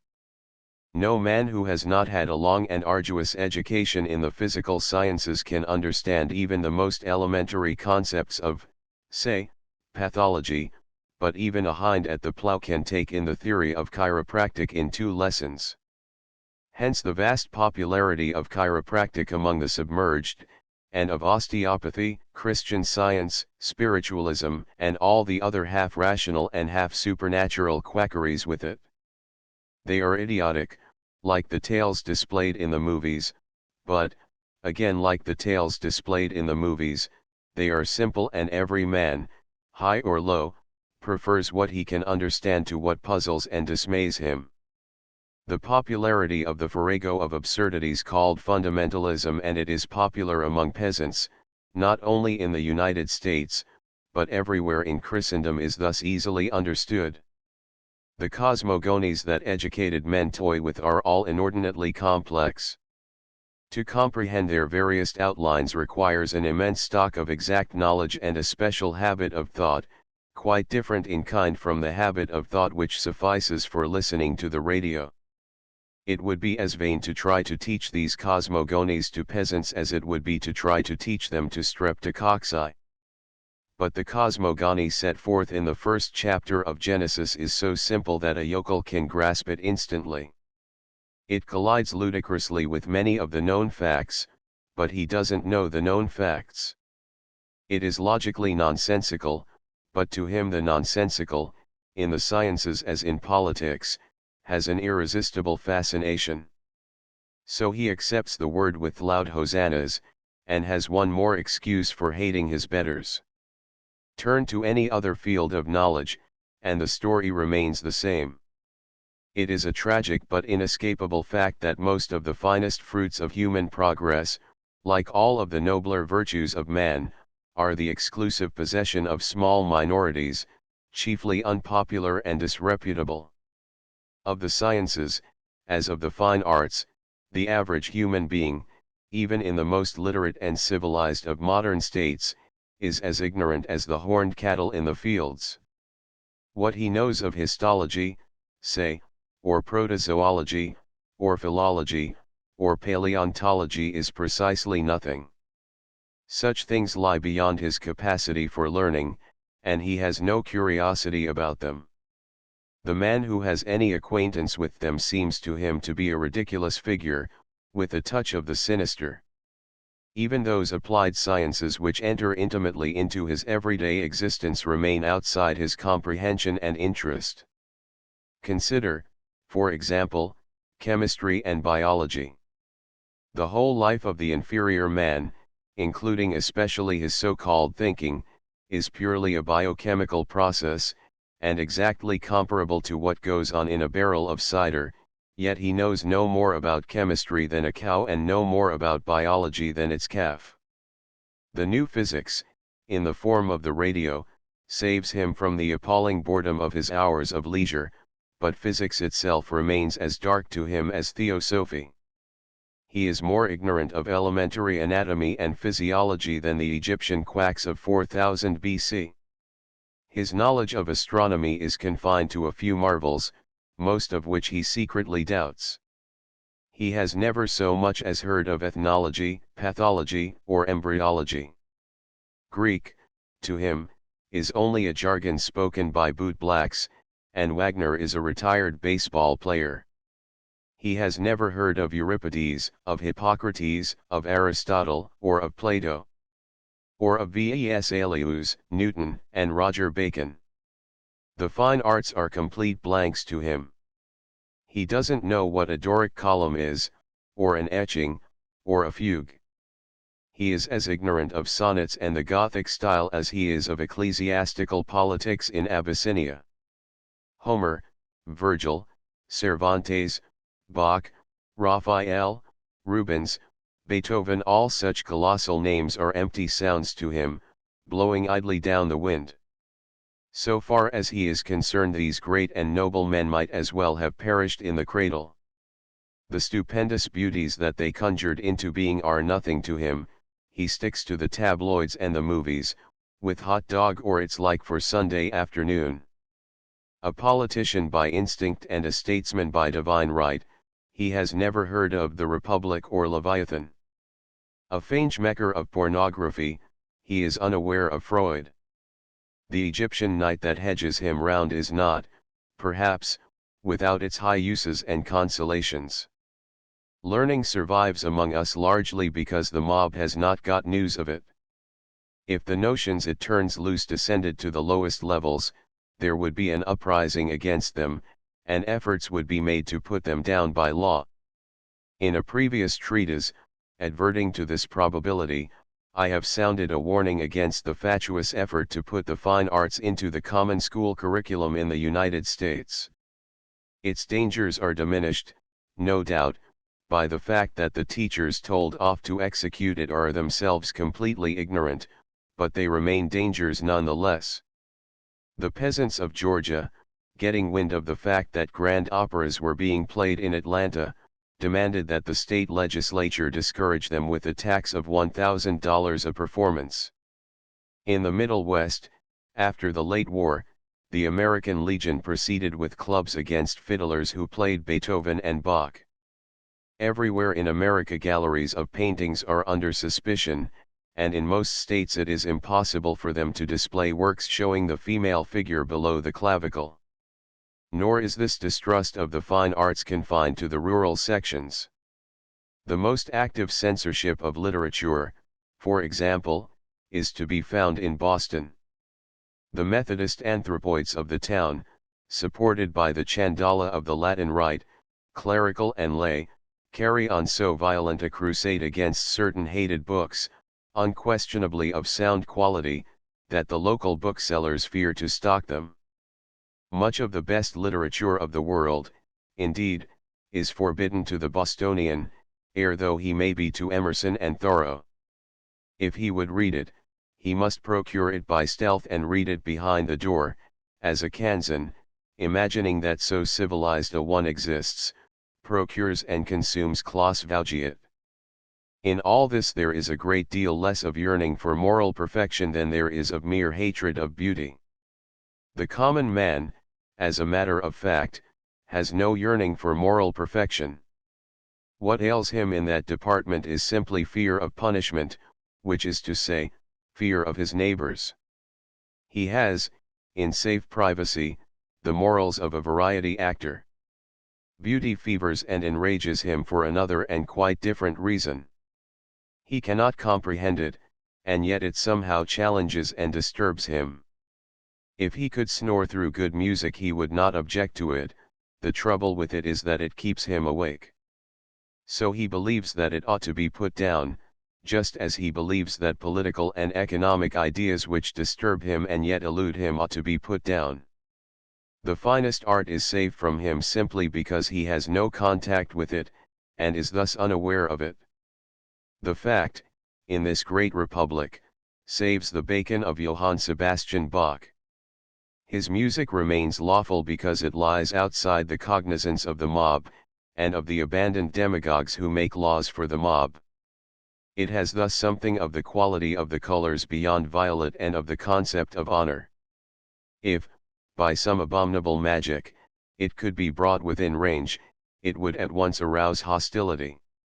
Its complexity would puzzle and dismay, its lack of utilitarian purpose would affright. Soon there would be a movement to proscribe it, and Baptist clergymen would rove the land denouncing it, as they now denounce the plays of Shakespeare and the science of Darwin. In the end some poor musician, taken playing it in rural Tennessee, would be haled before a Judge Ralston, tried by a jury of morons, and railroaded to the calaboose. 9. The eternal mob. Such is man on the nether levels. Such is the pet and glory of democratic states. Human progress passes him by. Its aims are unintelligible to him and its finest fruits are beyond his reach, What reaches him is what falls from the tree, and is shared with his four-footed brothers. He has changed but little since the earliest recorded time, and that change is for the worse quite as often as it is for the better. He still believes in ghosts, and has only shifted his belief in witches to the political sphere. He is still a slave to priests, and trembles before their preposterous magic. He is lazy, improvident, and unclean. All the durable values of the world, though his labor has entered into them, have been created against his opposition. He can imagine nothing beautiful and he can grasp nothing true. Whenever he is confronted by a choice between two ideas, the one sound and the other not, he chooses almost infallibly, and by a sort of pathological compulsion, the one that is not. Behind all the great tyrants and butchers of history he has marched with loud hosannas, but his hand is eternally against those who seek to liberate the spirit of the race. He was in favor of Nero and Torquemada by instinct, and he was against Galileo and Savonarola by the same instinct. When a Cagliostro dies he is ready for a Danton, from the funeral of a Barnum he rushes to the triumph of a Bryan. The world gets nothing from him save his brute labor, and even that he tries to evade. It owes nothing to him that has any solid dignity or worth, not even democracy. In 2000 years he has moved an inch, from the sports of the arena to the lynching party, and another inch, from the obscenities of the Saturnalia to the obscenities of the Methodist revival. So he lives out his life in the image of Yahweh. What is worth knowing he doesn't know and doesn't want to know, what he knows is not true. The cardinal articles of his credo are the inventions of Mountebanks, his heroes are mainly scoundrels. Do I forget his central virtue at least in Christendom?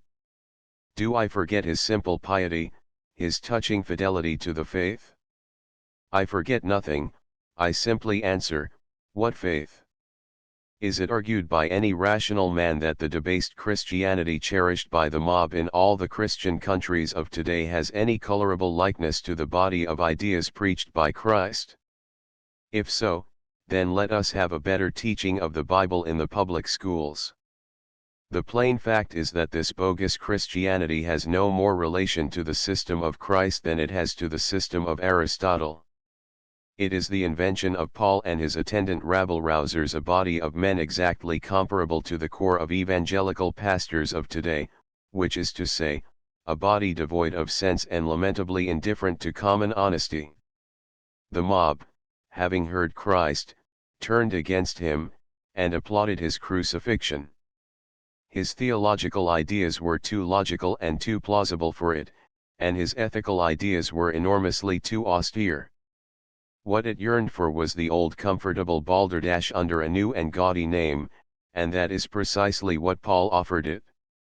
He borrowed from all the wandering dervishes and soul-snatchers of Asia Minor, and flavored the stew with remnants of the Greek demonology.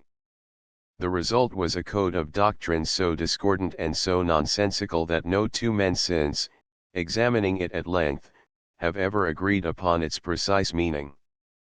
But Paul knew his mob, he had been a traveling labor leader. He knew that nonsense was its natural provender, that the unintelligible soothed it like sweet music. He was the Stammvater of all the Christian mob masters of today, terrorizing and enchanting the mob with their insane damnations, eating their 7 fried chickens a week, passing the diligent plate, busy among the women. Once the early church emerged from the Roman catacombs and began to yield to that reorganization of society which was forced upon the ancient world by the barbarian invasions, Paul was thrown overboard as Methodists throw Wesley overboard when they acquire the means and leisure for golf, and Peter was put in his place. Peter was a blackguard, but he was at least free from any taint of Little Bethel. The Roman Church, in the aristocratic feudal age, promoted him post-mortem to the papacy, and then raised him to the mystical dignity of rock, a rank obviously quasi-celestial. But Paul remained the prophet of the sewers. He was to emerge centuries later in many incarnations: Luther, Calvin, Wesley, and so on. He remains today the arch-theologian of the mob. His turgid and witless metaphysics make Christianity bearable to men who would be repelled by Christ's simple and magnificent reduction of the duties of man to the duties of a gentleman. The democratic state 2. The democratic state 1. The two kinds of democracy the lowly Christian I have limned is not only the glory of democratic states, but also their boss. Sovereignty is in him, sometimes both actually and legally, but always actually. Whatever he wants badly enough, he can get. If he is misled by mountebanks and swindled by scoundrels, it is only because his credulity and imbecility cover a wider area than his simple desires. The precise form of the government he suffers under is of small importance. Whether it be called a constitutional monarchy, as in England, or a representative republic, as in France, or a pure democracy, as in some of the cantons of Switzerland, it is always essentially the same. There is, first, the mob, theoretically and in fact the ultimate judge of all ideas and the source of all power. There is, second, the Camorra of self-seeking minorities, each seeking to inflame, delude, and victimize it. The political process thus becomes a mere battle of rival rogues. But the mob remains quite free to decide between them. It may even, under the hand of God, decide for a minority that happens, by some miracle, to be relatively honest and enlightened. If, in common practice, it sticks to the thieves, it is only because their words are words it understands and their ideas are ideas it cherishes. It has the power to throw them off at will, and even at whim, and it also has the means. A great deal of paper and ink has been wasted discussing the difference between representative government and direct democracy. The theme is a favorite one with university pundits, and also engages and enchants the stall-fed Rousseaus who arise intermittently in the cow states, and occasionally penetrate to governors' mansions and the United States Senate. It is generally held that representative government, as practically encountered in the world, is full of defects, some of them amounting to organic disease. Not only does it take the initiative in lawmaking out of the hands of the plain people, and leave them only the function of referees, it also raises certain obvious obstacles to their free exercise of that function. Scattered as they are, and unorganized save in huge, unworkable groups, they are unable, it is argued, to formulate their virtuous desires quickly and clearly, or to bring to the resolution of vexed questions the full potency of their native sagacity.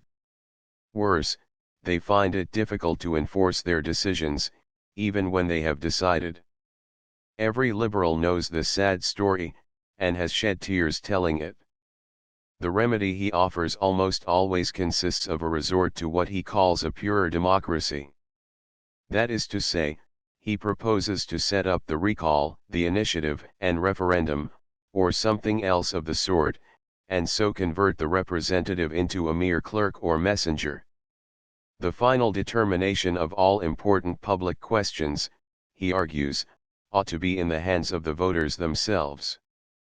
They alone can muster enough wisdom for the business, and they alone are without guile. The cure for the evils of democracy is more democracy. All this, of course, is simply rhetoric.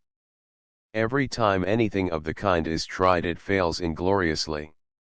Nor is there any evidence that it has ever succeeded elsewhere, today or in the past.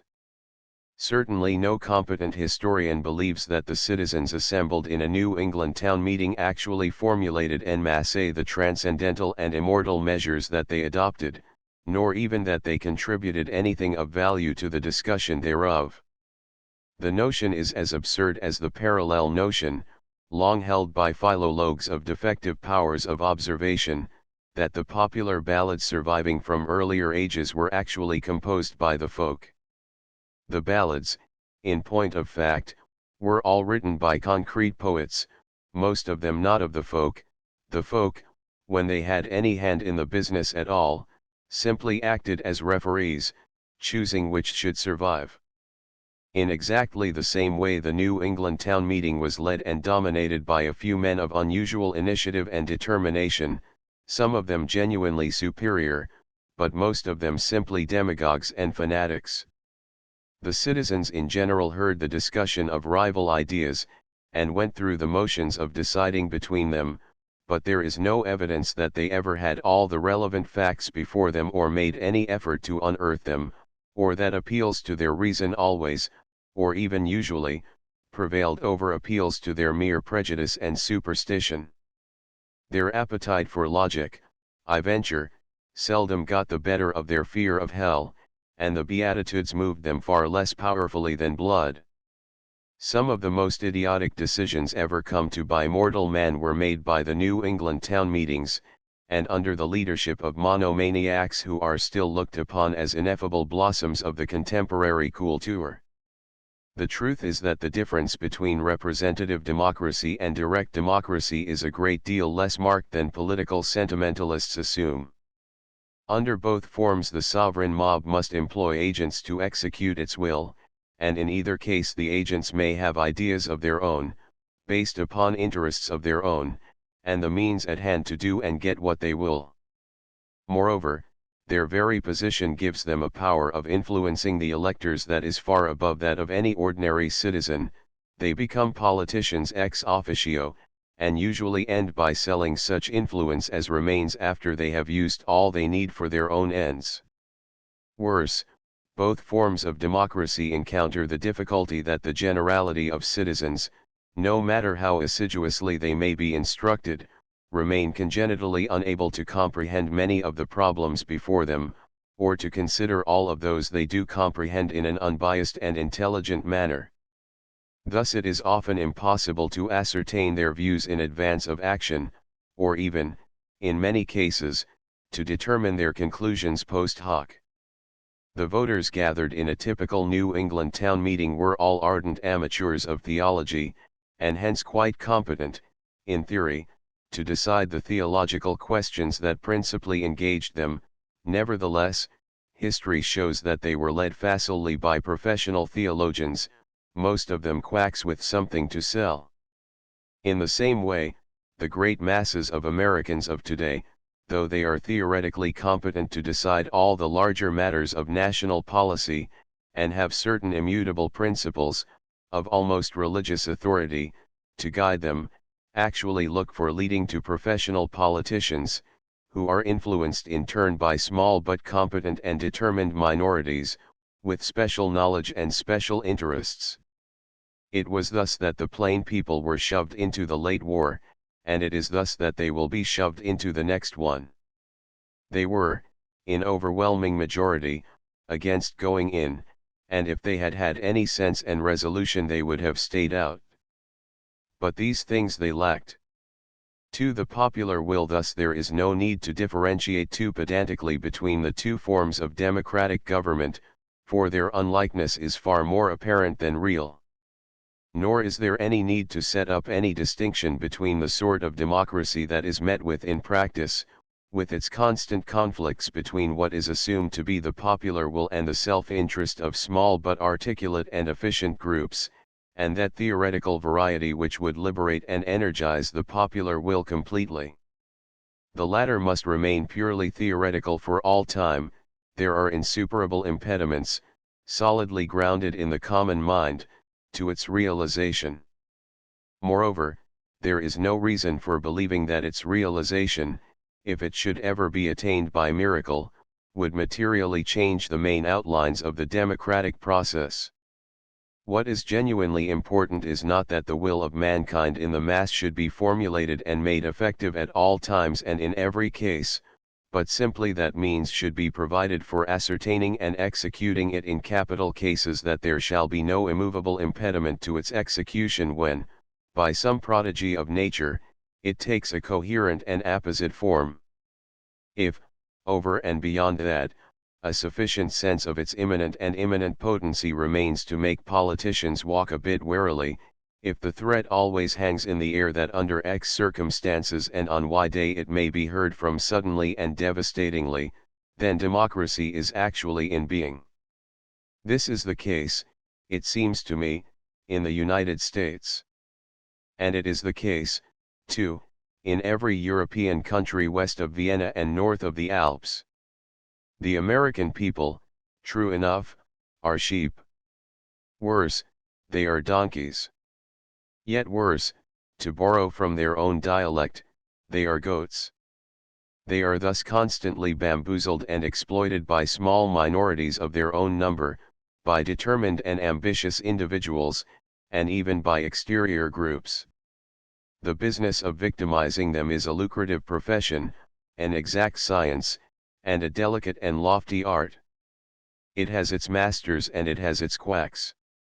Its lowest reward is a seat in Congress or a job as a prohibition agent, i.e., a licensed blackleg.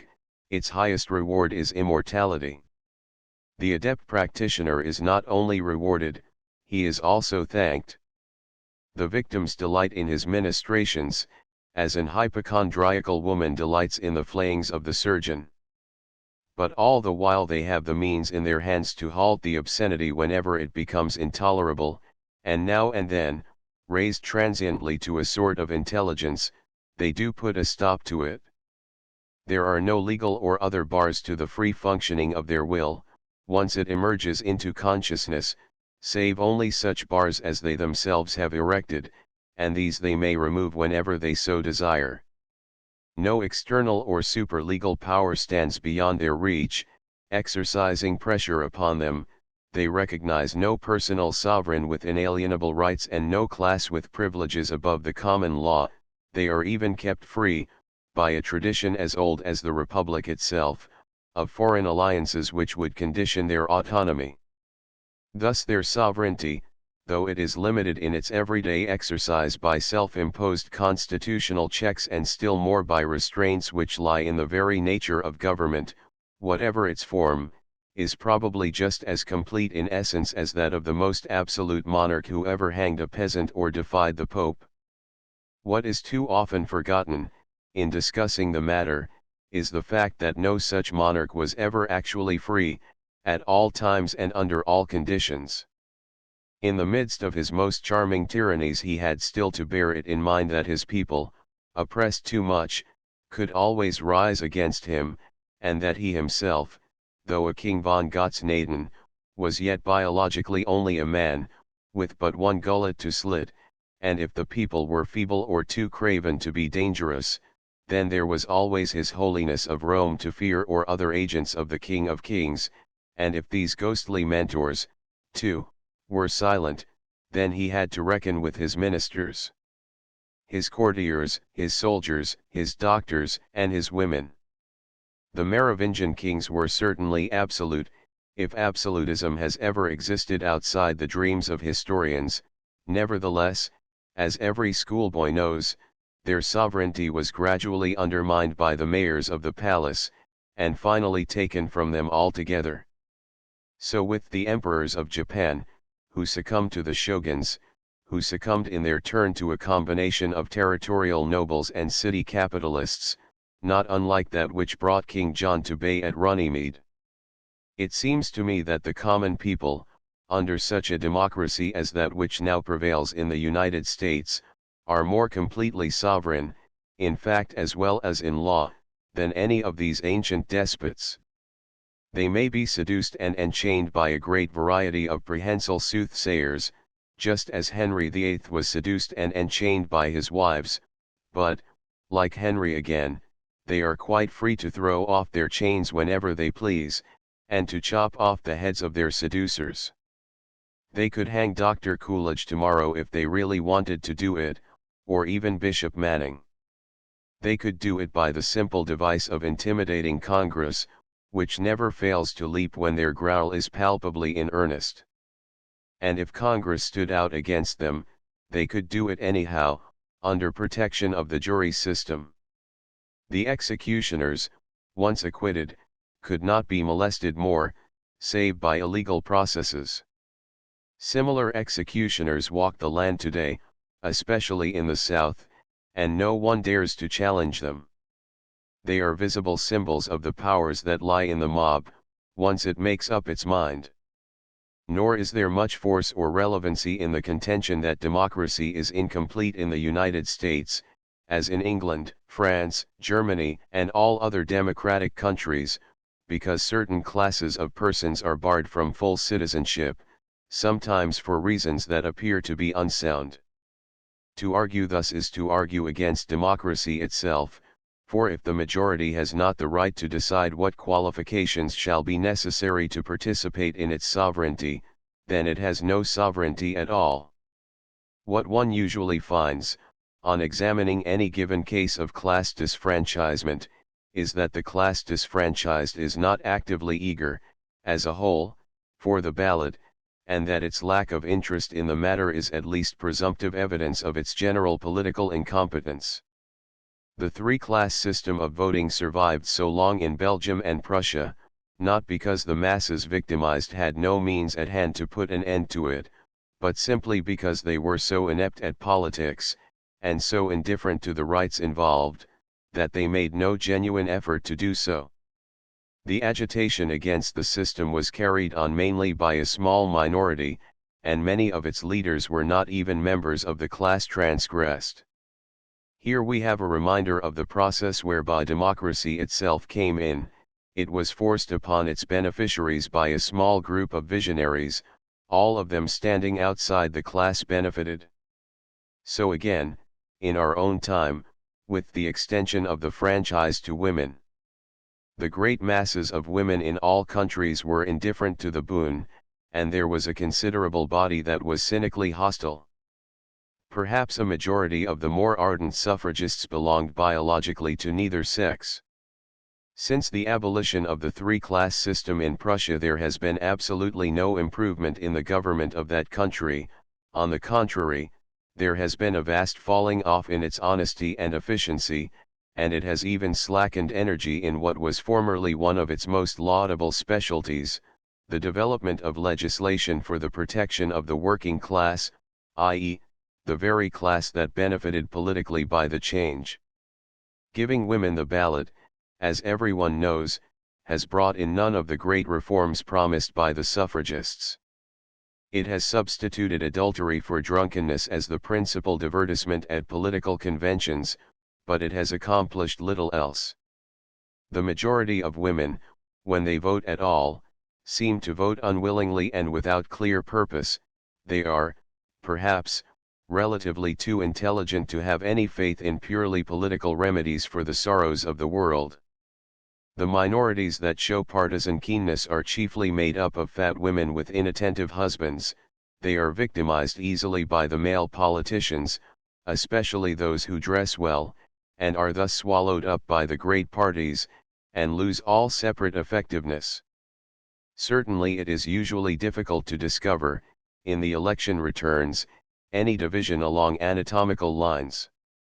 Now and then, true enough, a sentimentality appealing especially to the more stupid sort of women causes a transient differentiation, as when, for example, thousands of newly enfranchised farm wives in the United States voted against Cox, the Democratic presidential candidate, in 1920, on the double ground, a, that he was a divorce and hence an antinomian, and, b, that the titular chief of his party, Dr. Wilson, had married again too soon after the death of his first wife.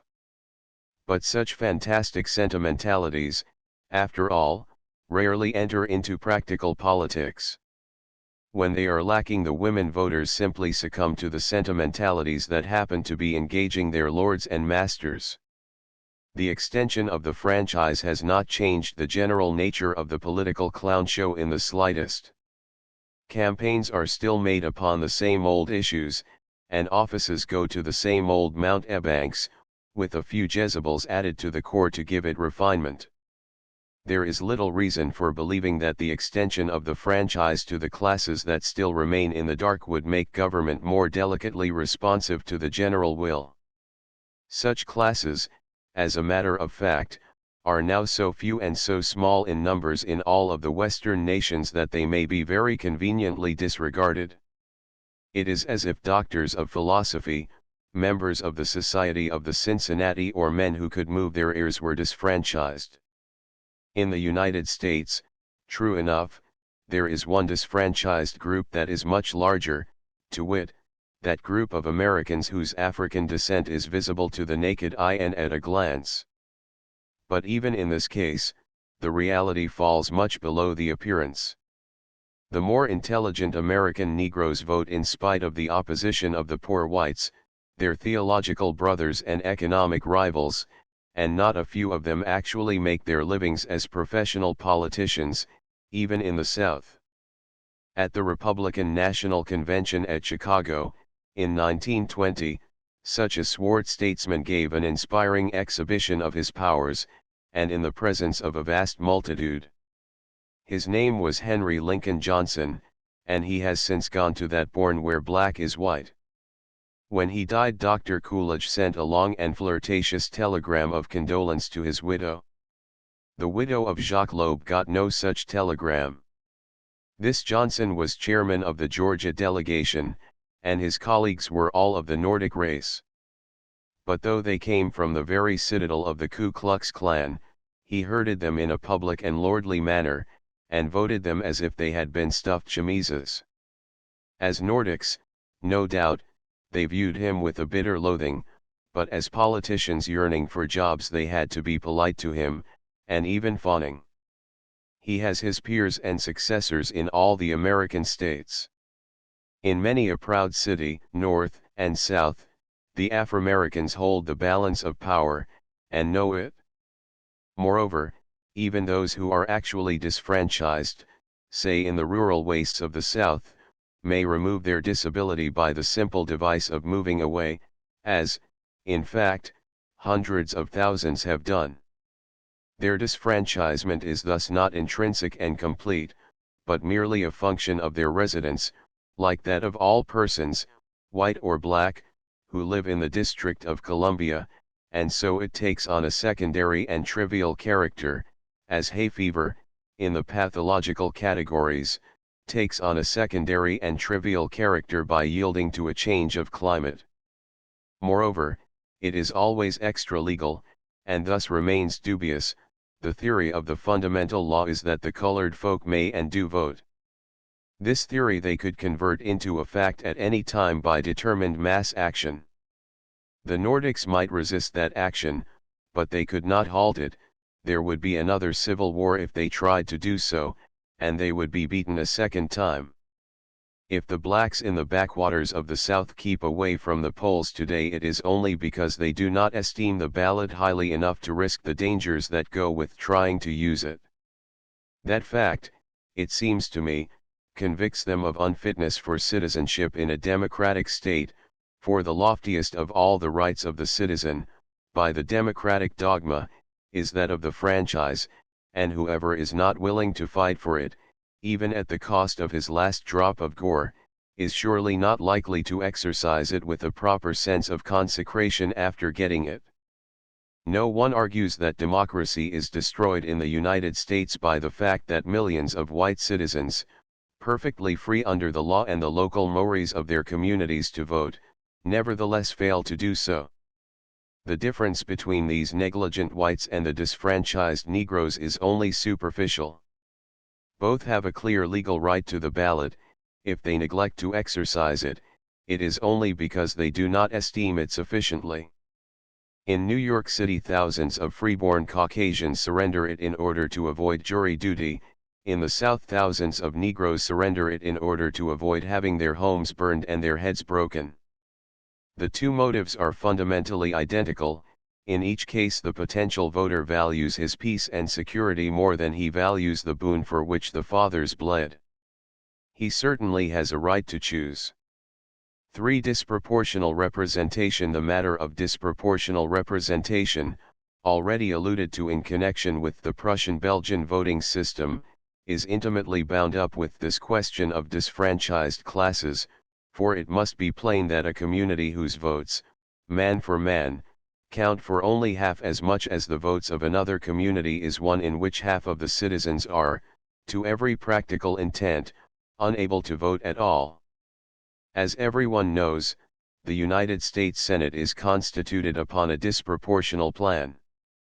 Each state, regardless of population, has 2 senators and no more, and the votes of the 2 representing so small and measly a state as Delaware or Nevada count for precisely as much as the votes of the senators from Pennsylvania or New York. The same sophistication of the one-man one-vote formula extends into the states themselves. There is hardly a large city in the United States that has completely proportional representation in the state legislature. In almost every state, sometimes with slight ameliorative differences, the upper house of the legislature is constituted upon the plan of the federal Senate, that is, the divisions run according to geographical boundaries rather than according to population, and the congested urban centers tend to be grossly underrepresented. Moreover, the lower house commonly shows something of the same disharmony, even when it is ostensibly based upon proportional representation, for the cities grow in population much faster than the country districts, and reapportionment always lags behind that growth. These facts fever certain romantic fugglemen of so-called pure democracy, and they come forward with complicated remedies, all of which have been tried somewhere or other and failed miserably. The truth is that disproportional representation is not a device to nullify democracy, but simply a device to make it more workable.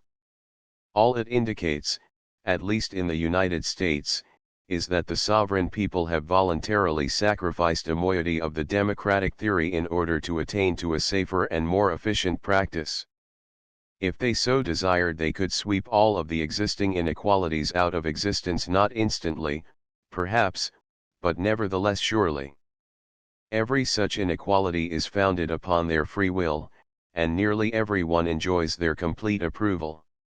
What lies under most of them is not a wish to give one voter an advantage over another, but a wish to counterbalance an advantage lying in the very nature of things. The voters of a large urban center, for example, are able to act together far more promptly and effectively than their colleagues of the wide-flung farms. They live in close contact both physically and mentally, opinions form among them quickly, and are maintained with solid front. In brief, they show all of the characters of men in a compact mob, and the voters of the rural regions, dispersed and largely inarticulate, cannot hope to prevail against them by ordinary means. So the yokels are given disproportionately heavy representation by way of make-weight. It enables them to withstand the city stampede.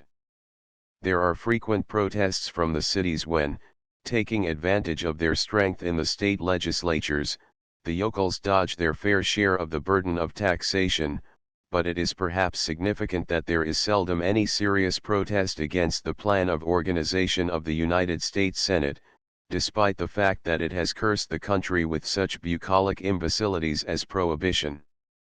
In both cases, genuine discontent would make itself felt, for the majority under democracy remains the majority, whatever laws and constitutions may say to the contrary, and when its blood is up it can get anything it wants. Most of the so-called constitutional checks, in fact, have yielded, at one time or other, to its pressure. No one familiar with the history of the Supreme Court, for example, need be told that its vast and singular power to curb legislation has always been exercised with one eye on the election returns. Practically all of its most celebrated decisions, from that in the Dred Scott case to that in the Northern Securities case, have reflected popular rages of the hour, and many of them have been modified, or even completely reversed afterward, as the second thought of the plain people has differed from their first thought. This responsiveness to the shifts of popular opinion and passion is not alone due to the fact that the personnel of the court, owing to the high incidence of senile deterioration among its members, is constantly changing, and that the president and the senators, in filling vacancies, are bound as practical politicians to consider the doctrines that happen to be fashionable in the crossroads grocery stores and barber shops. It is also due, and in no small measure, to the fact that the learned and puissant justices are, in the main, practical politicians themselves, and hence used to keeping their ears close to the grassroots.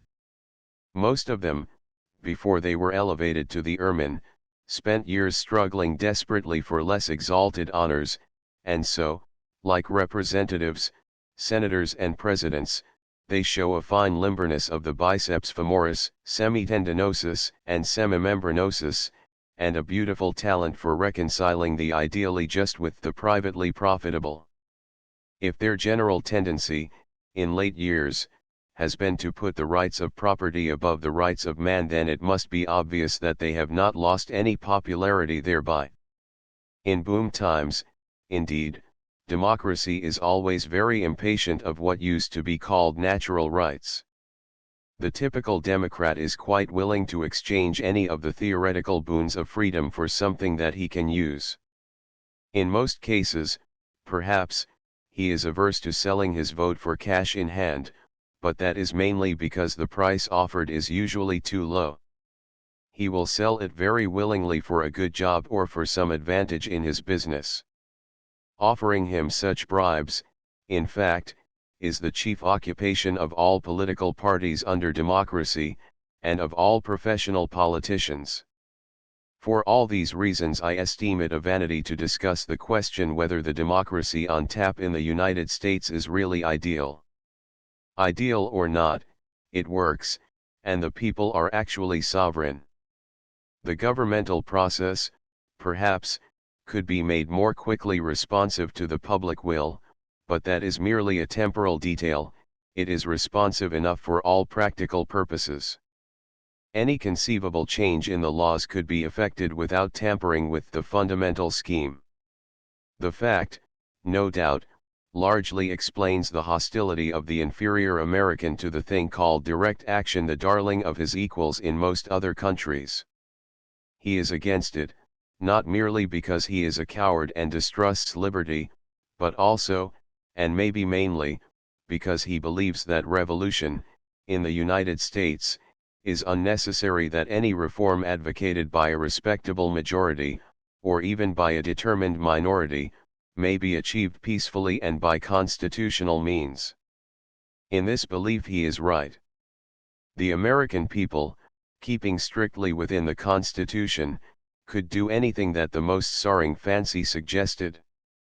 They could, by a simple amendment of that hoary scripture, expropriate all the private property in the land, or they could expropriate parts of it and leave the rest in private hands.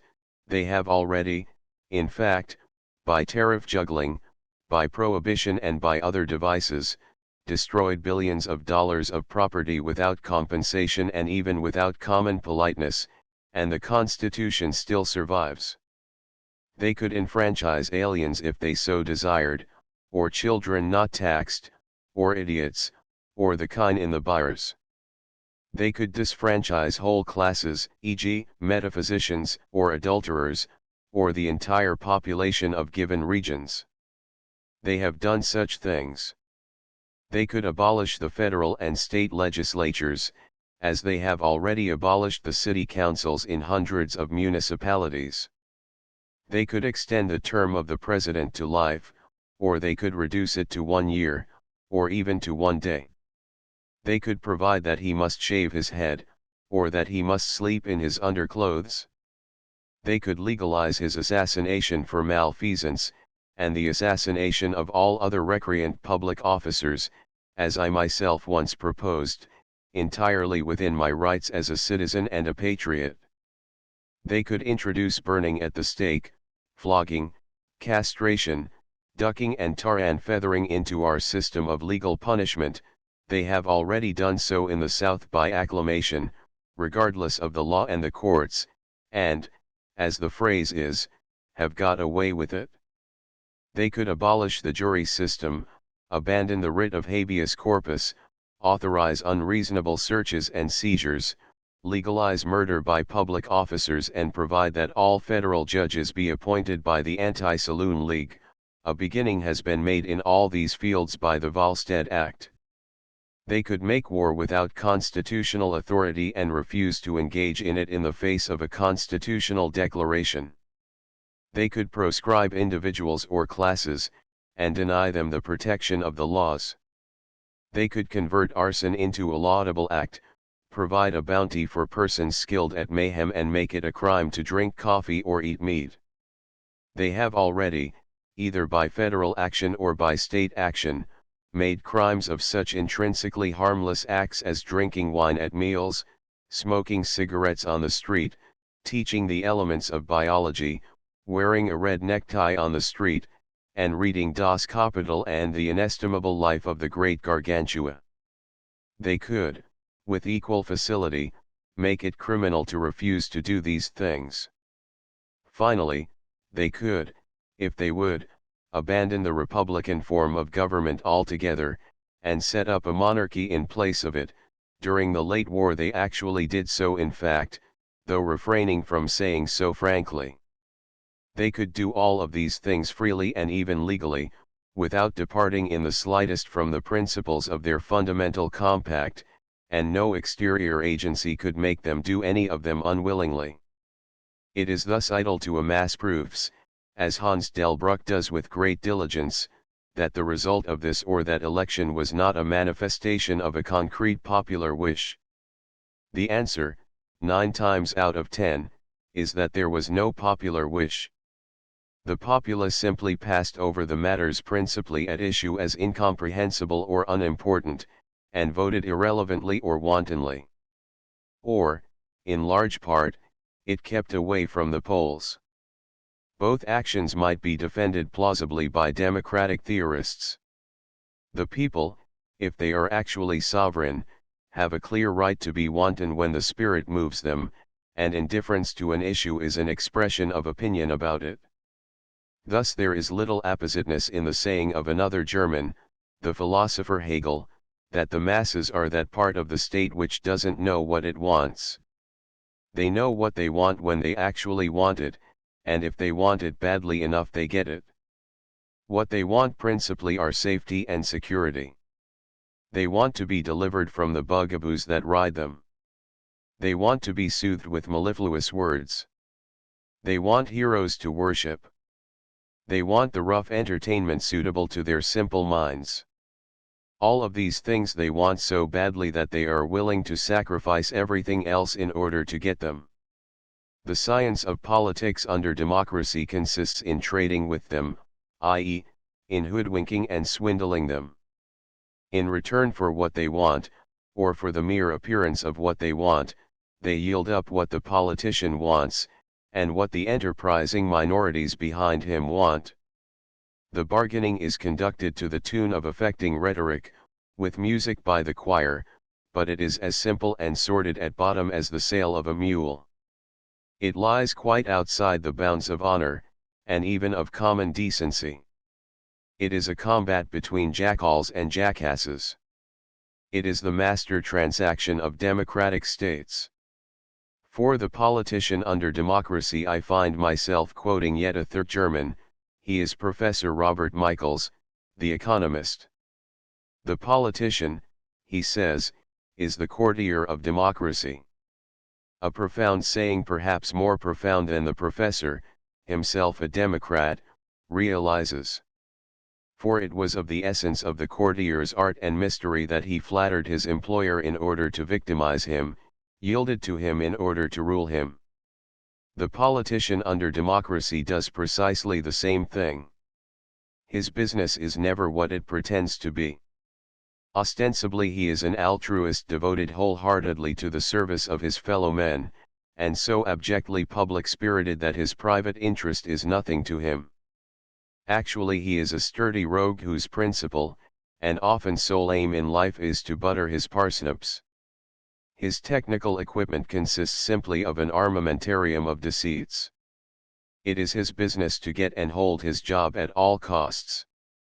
If he can hold it by lying he will hold it by lying, if lying peters out he will try to hold it by embracing new truths.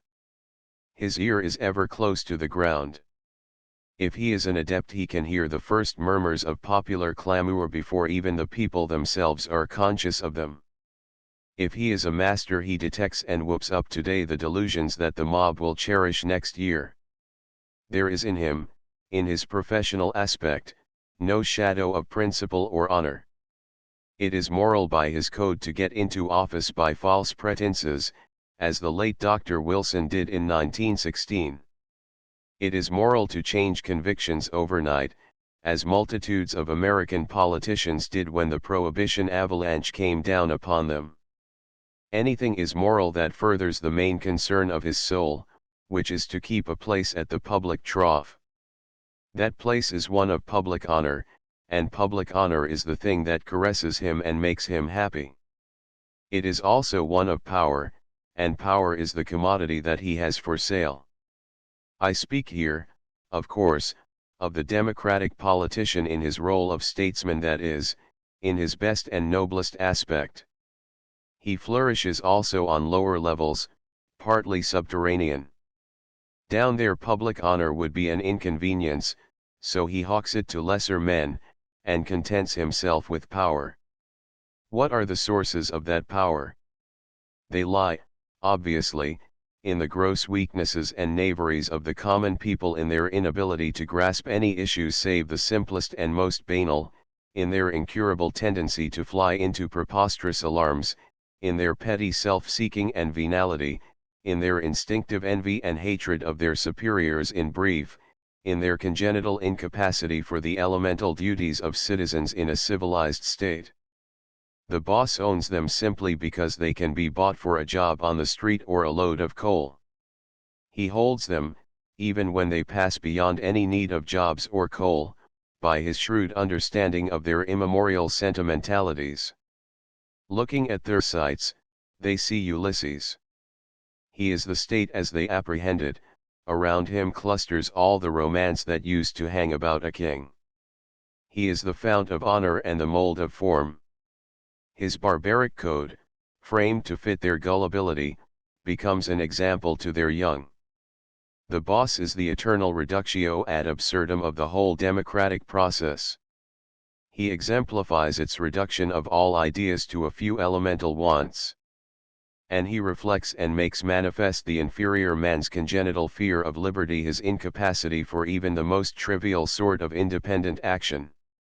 Life on the lower levels is life in a series of interlocking despotisms. The inferior man cannot imagine himself save as taking orders, if not from the boss, then from the priest, and if not from the priest, then from some fantastic drill sergeant of his own creation. For years the reformers who flourished in the United States concentrated their whole animus upon the boss. It was apparently their notion that he had imposed himself upon his victims from without, and that they could be delivered by destroying him. But time threw a brilliant light upon that error. When, as and if he was overthrown, there appeared in his place the prehensile Methodist parson, bawling for prohibition and its easy jobs, and behind the parson loomed the grand goblin, natural heir to a long line of imperial worthy potentates of the sons of Israel and sublime chancellors of the order of patriarchs militant. The winds of the world are bitter to Homo vulgaris. He likes the warmth and safety of the herd, and he likes a bellwether with a clarion bell. The art of politics, under democracy, is simply the art of ringing it. Two branches reveal themselves. There is the art of the demagogue, and there is the art of what may be called, by a shotgun marriage of Latin and Greek, the dema-slave. They are complementary, and both of them are degrading to their practitioners. The demagogue is one who preaches doctrines he knows to be untrue to men he knows to be idiots. The dema-slave is one who listens to what these idiots have to say and then pretends that he believes it himself. Every man who seeks elective office under democracy has to be either the one thing or the other, and most men have to be both. The whole process is one of false pretenses and ignoble concealments. No educated man, stating plainly the elementary notions that every educated man holds about the matters that principally concern government, could be elected to office in a democratic state, save perhaps by a miracle. His frankness would arouse fears, and those fears would run against him. It is his business to arouse fears that will run in favor of him. Worse, he must not only consider the weaknesses of the mob, but also the prejudices of the minorities that prey upon it. Some of these minorities have developed a highly efficient technique of intimidation. They not only know how to arouse the fears of the mob, they also know how to awaken its envy, its dislike of privilege, its hatred of its betters. How formidable they may become is shown by the example of the Anti-Saloon League in the United States, a minority body in the strictest sense, however skillful its mustering of popular support, for it nowhere includes a majority of the voters among its subscribing members, and its leaders are nowhere chosen by democratic methods. And how such minorities may intimidate the whole class of place-seeking politicians has been demonstrated brilliantly and obscenely by the same corrupt and unconscionable organization.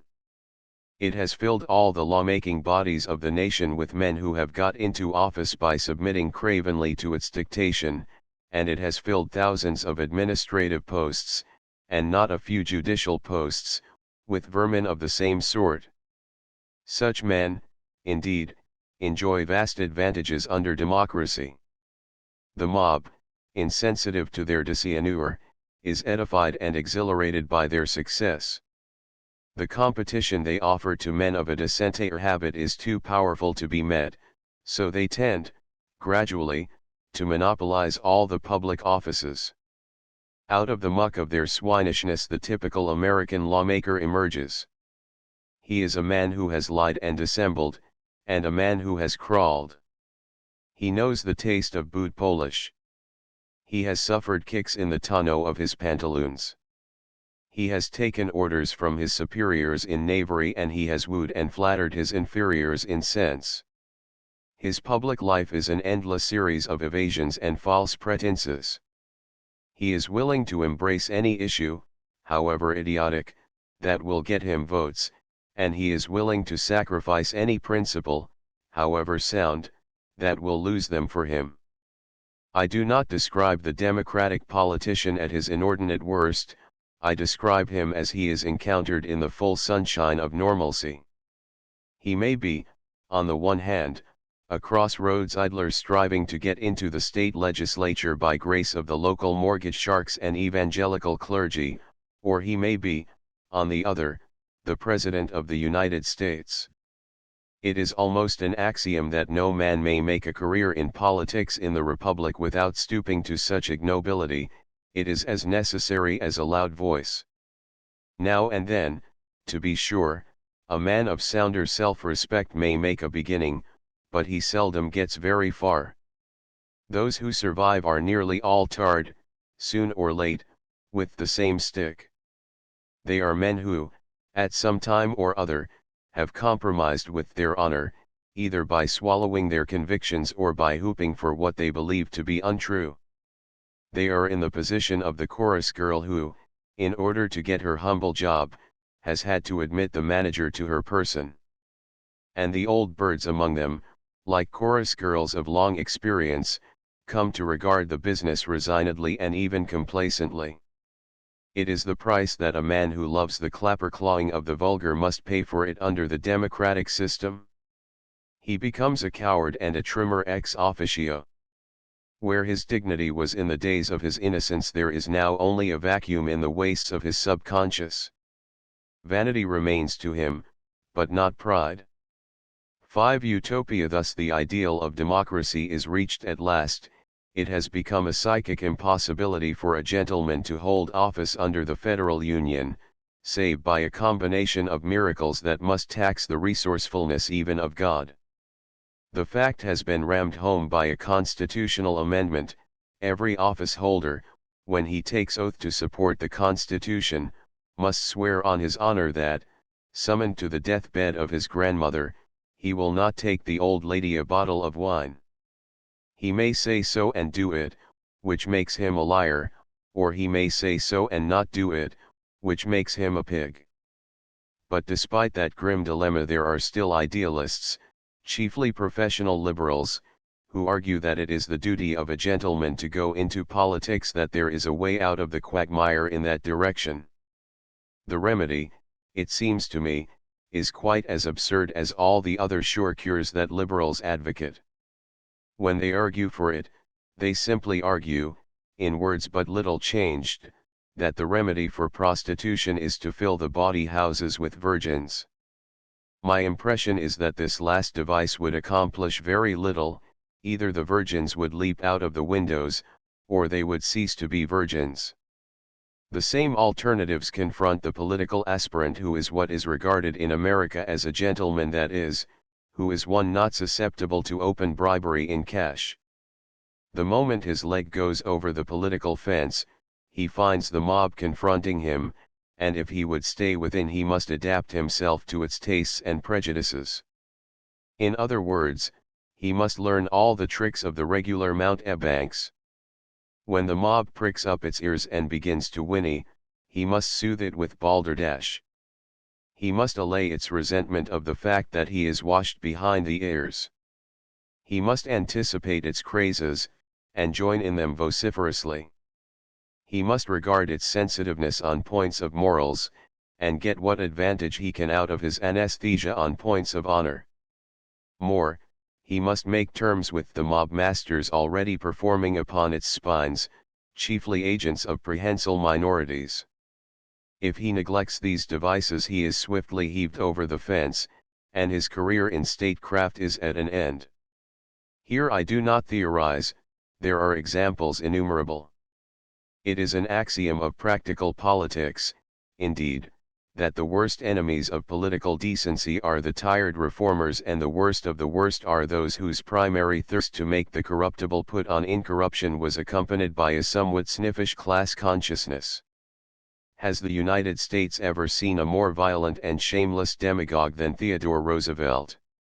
Yet Roosevelt came into politics as a sword drawn against demagoguery. The list of such recusants might be run to great lengths. I point to the late Mitchell of New York and the late Lodge of Massachusetts and pass on. Lodge lived long enough to become a magnificent reductio ad absurdum of the gentleman-turned-democratic messiah. It was a sheer impossibility, during the last 10 years of his life, to disentangle his private convictions from the fabric of his political dodges. He was the perfect model of the party hack, and if he performed before the actual mob less unchangedly than Roosevelt, it was only because his somewhat absurd facade unfit him for that science. He dealt in jobs in a wholesale manner, and with the hearty devotion of a Penrose or a Henry Lincoln Johnson. Popularly regarded as an unflinching and even adamantine fellow, he was actually as limber as an eel. He knew how to jump. He knew when to whisper and when to yell. As I say, I could print a long roster of similar apostates. The name of Penrose himself should not be forgotten. I do not say that a gentleman may not thrust himself into politics under democracy, I simply say that it is almost impossible for him to stay there and remain a gentleman. The haughty amateur, at the start, may actually make what seems to be a brilliant success, for he is commonly full of indignation, and so strikes out valiantly, and the mob crowds up because it likes a brutal show. But that first battle is almost always his last. If he retains his rectitude he loses his office, and if he retains his office he has to dilute his rectitude with the cologne spirits of the trade. Such is the pride that we pay for the great boon of democracy.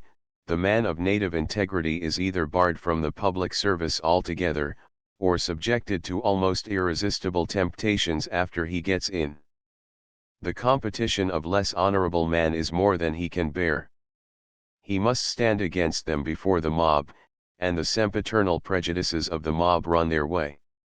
In most other countries of a democratic tendency, for example, England, this outlawry and corruption of the best is checked by an aristocratic tradition and anachronism, true enough, but still extremely powerful, and yielding to the times only under immense pressure. The English aristocracy, aided, in part, by the plutocracy, which admires and envies it, not only keeps a large share of the principal offices in its own hands, regardless of popular rages and party fortunes, it also preserves an influence, and hence a function, for its non-office holding members. The scholarship of Oxford and Cambridge, for example, can still make itself felt at Westminster, despite the fact that the vast majority of the actual members of the Commons are ignoramuses. But in the United States there is no aristocracy, whether intellectual or otherwise, and so the scholarship of Harvard, such as it is felt no more on Capitol Hill than it is at Westerville, Ohio. The class of politicians, indeed, tends to separate itself sharply from all other classes. There is none of that interpenetration on the higher levels which marks older and more secure societies. Roosevelt, an imitation aristocrat, was the first and only American president since Washington to make any effort to break down the barriers. A man of saucy and even impertinent curiosities, and very eager to appear to the vulgar as an admirable Crichton, he made his table the resort of all sorts and conditions of men. Among them were some who actually knew something about this or that, and from them he probably got useful news and advice. Beethoven, if he had been alive, would have been invited to the White House, and Goethe would have come with him. But that eagerness for contacts outside the bounds of professional politics is certainly not a common mark of American presidents, nor of American public officials of any sort. When the lamented Harding sat in Lincoln's chair, his hours of ease were spent with bootleggers, not with metaphysicians. His notion of a good time was to refresh himself in the manner of a small-town elk, at golf, poker, and guzzling. The tastes of his successor are even narrower. The loftiest guests he entertains upon the Mayflower are the editors of party newspapers, and there is no evidence that he is acquainted with a single intelligent man.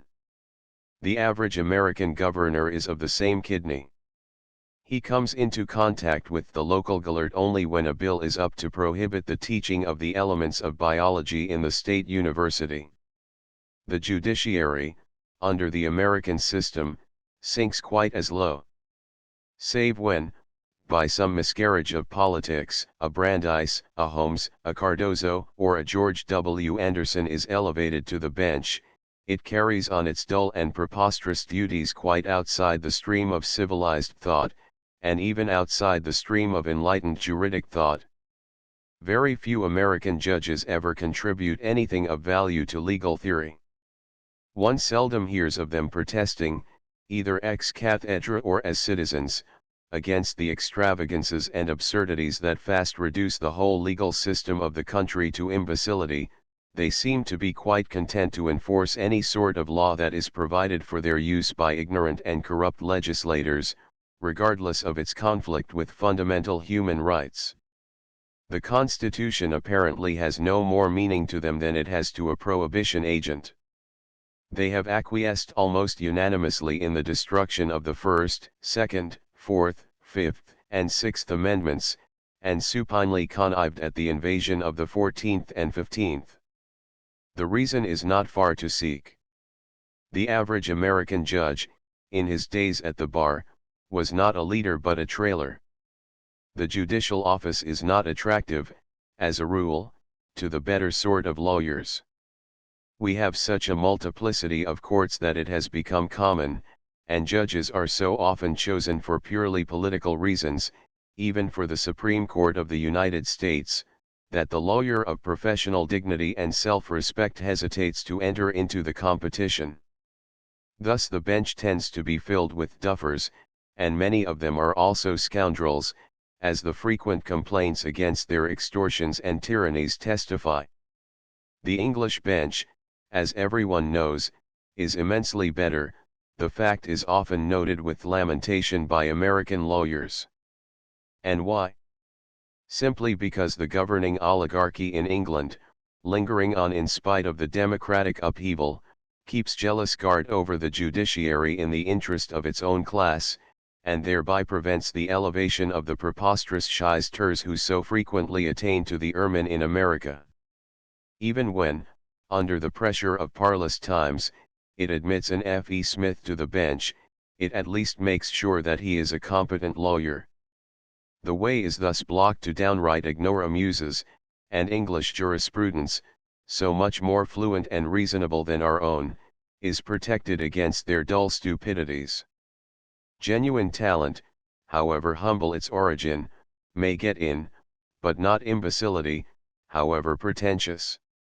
In the United States the thing runs the other way.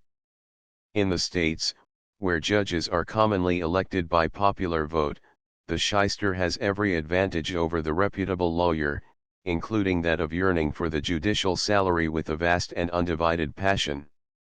And when it comes to the federal courts, once so honorable, he has every advantage again, including the formidable one of knowing how to crook his knee gracefully to the local dispenser of federal patronage, in the South, often a worthless Negro, and to the Methodist wowsers of the Anti-Saloon League. 6. The occasional exception. I do not argue, of course, that the shyster invariably prevails. As I have said, a man of unquestionable integrity and ability occasionally gets to the bench, even of the state courts. In the same way a man of unquestionable integrity and ability sometimes finds himself in high executive or legislative office. There are even a few cases of such men getting into the White House. But the thing doesn't happen often, and when it does happen it is only by a failure of the rule. The self-respecting candidate obviously cannot count on that failure.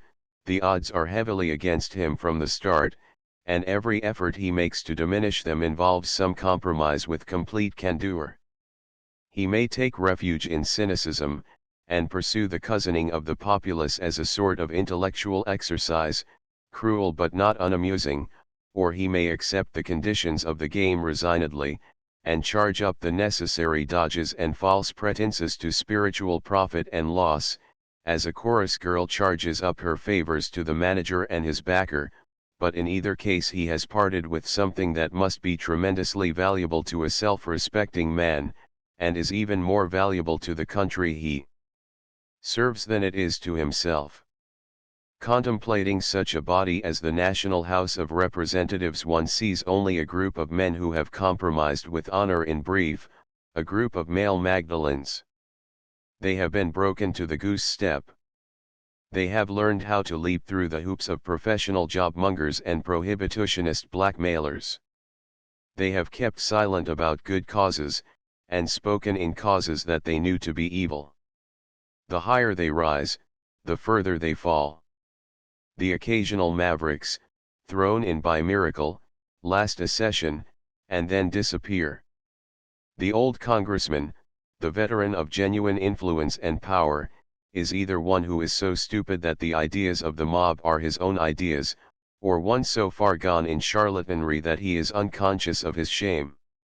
Our laws are made, in the main, by men who have sold their honor for their jobs, and they are executed by men who put their jobs above justice and common sense.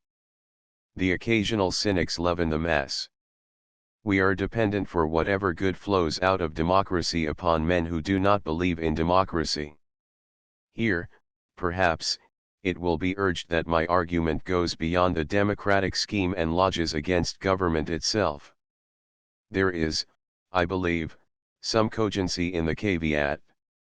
All government, whatever its form, is carried on chiefly by men whose first concern is for their offices, not for their obligations. It is, in its essence, a conspiracy of a small group against the masses of men, and especially against the masses of diligent and useful men. Its primary aim is to keep this group in jobs that are measurably more comfortable and exhilarating than the jobs its members could get in free competition. They are thus always willing to make certain sacrifices of integrity and self-respect in order to hold those jobs, and the fact is just as plain under a despot as it is under the mob. The mob has its flatterers and boshmongers, the king has his courtiers. But there is yet a difference, and I think it is important. The courtier, at his worst, at least performs his genuflections before one who is theoretically his superior, and is surely not less than his equal. He does not have to abase himself before swine with whom, ordinarily, he would disdain to have any traffic. He is not compelled to pretend that he is a worse man than he really is. He needn't hold his nose in order to approach his benefactor. Thus he may go into office without having dealt his honor a fatal wound, and once he is in, he is under no pressure to sacrifice it further, and may nurse it back to health and vigor. His sovereign, at worst, has a certain respect for it, and hesitates to strain it unduly. The mob has no sensitiveness on that point, and, indeed, no knowledge that it exists. The courtier's sovereign, in other words, is apt to be a man of honor himself. When, in 1848 or thereabout, the late Wilhelm I of Prussia was offered the imperial crown by a so-called parliament of his subjects, he refused it on the ground that he could take it only from his equals, i.e., from the sovereign princes of the Reich. To the Democrats of the world this attitude was puzzling, and on reflection it began to seem contemptible and offensive. But that was not to be marveled at. To a Democrat any attitude based upon a concept of honor, dignity, and integrity seems contemptible and offensive. Once Frederick the Great was asked why he gave commissions in his army only to Junker. Because, he answered, they will not lie and they cannot be bought. That answer explains sufficiently the general democratic theory that the Junker are not only scoundrels, but also half-wits. The democratic politician, facing such plain facts, tries to save his amour-propre in a characteristically human way, that is to say, he denies them. We all do that. We convert our degradations into renunciations, our self-seeking into public spirit, our swinishness into heroism. No man, I suppose, ever admits to himself candidly that he gets his living in a dishonorable way, not even a prohibition agent or a biter off of puppies' tails. The democratic politician, confronted by the dishonesty and stupidity of his master, the mob, tries to convince himself and all the rest of us that it is really full of rectitude and wisdom. This is the origin of the doctrine that, whatever its transient errors, it always comes to right decisions in the long run. Perhaps, but on what evidence, by what reasoning, and for what motives? Go examine the long history of the anti-slavery agitation in America. It is a truly magnificent record of buncombe, false pretenses, and imbecility. This notion that the mob is wise, I fear, is not to be taken seriously. It was invented by mob masters to save their faces. There was a lot of chatter about it by Roosevelt, but none by Washington, and very little by Jefferson. Whenever democracy, by an accident, produces a genuine statesman, he is found to be proceeding on the assumption that it is not true. And on the assumption that it is difficult, if not impossible, to go to the mob for support, and still retain the ordinary decencies. The best democratic statesmanship, like the best non-democratic statesmanship, tends to safeguard the honor of the higher officers of state by relieving them of that degrading necessity. As every schoolboy knows, such was the intent of the Fathers, as expressed in Article 2, Sections 1 and 2, of the Constitution. To this day it is a common device, when this or that office becomes steeped in intolerable corruption, to take it out of the gift of the mob, and make it appointive. The aspirant, of course, still has to seek it, for under democracy it is very rare that office seeks the man, but seeking it of the president, or even of the governor of a state, is felt to be appreciably less humiliating and debasing than seeking it of the mob. The president may be a Coolidge, and the governor may be a Blease or a Ma Ferguson, but he, or she, is at least able to understand plain English, and need not be put into good humor by the arts of the circus clown or Baptist evangelist. To sum up, the essential objection to feudalism, the perfect antithesis to democracy, was that it imposed degrading acts and attitudes upon the vassal. The essential objection to democracy is that, with few exceptions, it imposes degrading acts and attitudes upon the men responsible for the welfare and dignity of the state. The former was compelled to do homage to his suzerain, who was very apt to be a brute and an ignoramus. The latter are compelled to do homage to their constituents, who in overwhelming majority are certain to be both. 7. The maker of laws in the United States. The general democratic tendency to crowd competent and self-respecting men out of the public service is exaggerated by a curious constitutional rule, unknown in any other country. This is the rule, embodied in Article I, Sections 2 and 3, of the Constitution and carried over into most of the state constitutions, that a legislator must be an actual resident of the district he represents. Its obvious aim is to preserve for every electoral unit a direct and continuous voice in the government. Its actual effect is to fill all the legislative bodies of the land with puerile local politicians, many of them so stupid that they are quite unable to grasp the problems with which government has to deal. In England it is perfectly possible for the remotest division to choose a Morley to represent it, and this, in fact, until the recent rise of the mob, was not infrequently done. But in the United States every congressional district must find its representative within its own borders, and only too often there is no competent man available.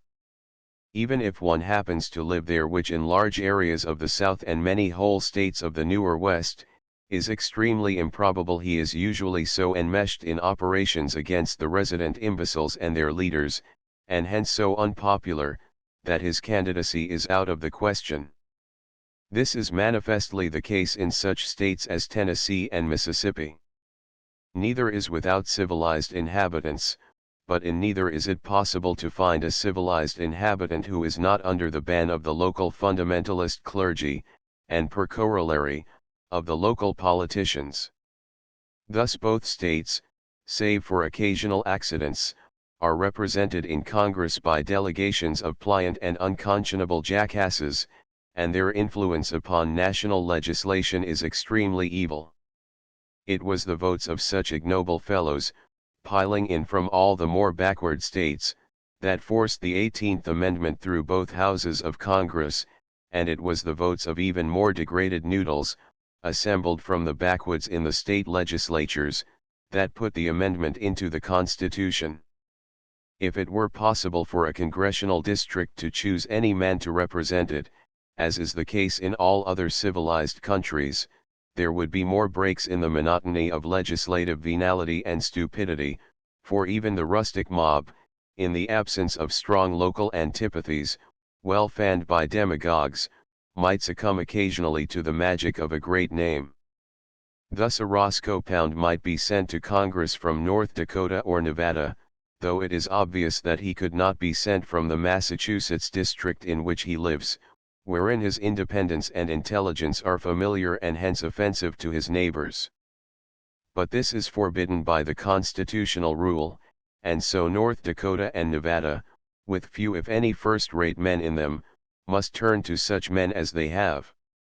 The result everywhere is the election of a depressing gang of incompetents, mainly petty lawyers and small-town bankers. The second result is a House of Representatives that, in intelligence, information and integrity, is comparable to a gang of bootleggers, a house so deficient in competent leaders that it can scarcely carry on its business. The third result is the immense power of such corrupt and sinister agencies as the Anti-Saloon League. A Morley would disdain its mandates, but Congressman John J. Balderdash is only too eager to earn its support at home. A glance through the Congressional Directory, which prints autobiographies, often full of voluptuous self-praise, of all congressmen, is enough to show what scrub stock is in the lower house. The average Southern member, for example, runs true to a standard type. He got his early education in a hedge school, he proceeded to some preposterous Methodist or Baptist college, and then he served for a time as a schoolteacher in his native swamps, finally reaching the dignity of county superintendent of schools and meanwhile reading law. Admitted to the bar, and having got a taste of county politics as superintendent, he became district attorney, and perhaps, after a while, county judge.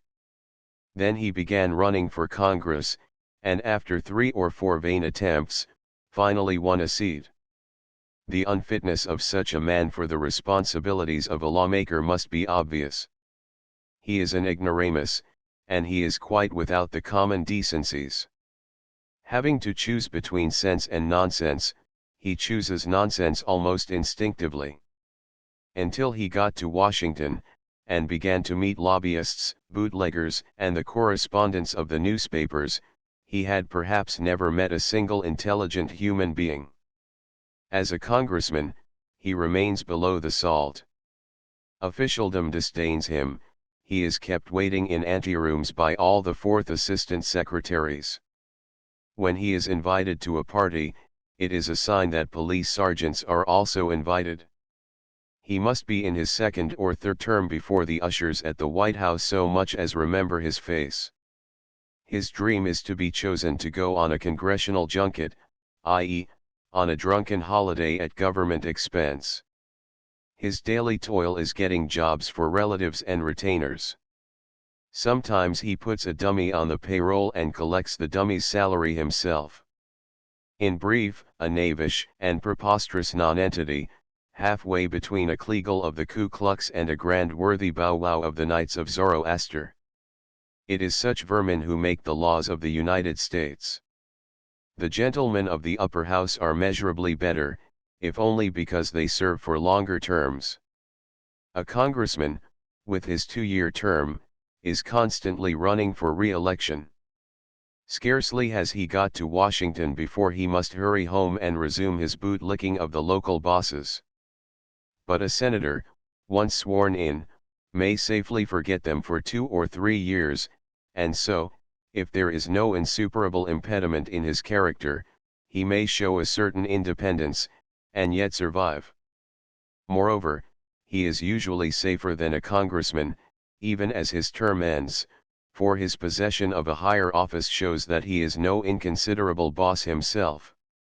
Thus there are senators who attain to a laudable mastery of the public business, particularly such as lies within the range of their private interests, and even senators who show the intellectual dignity and vigor of genuine statesmen. But they are surely not numerous.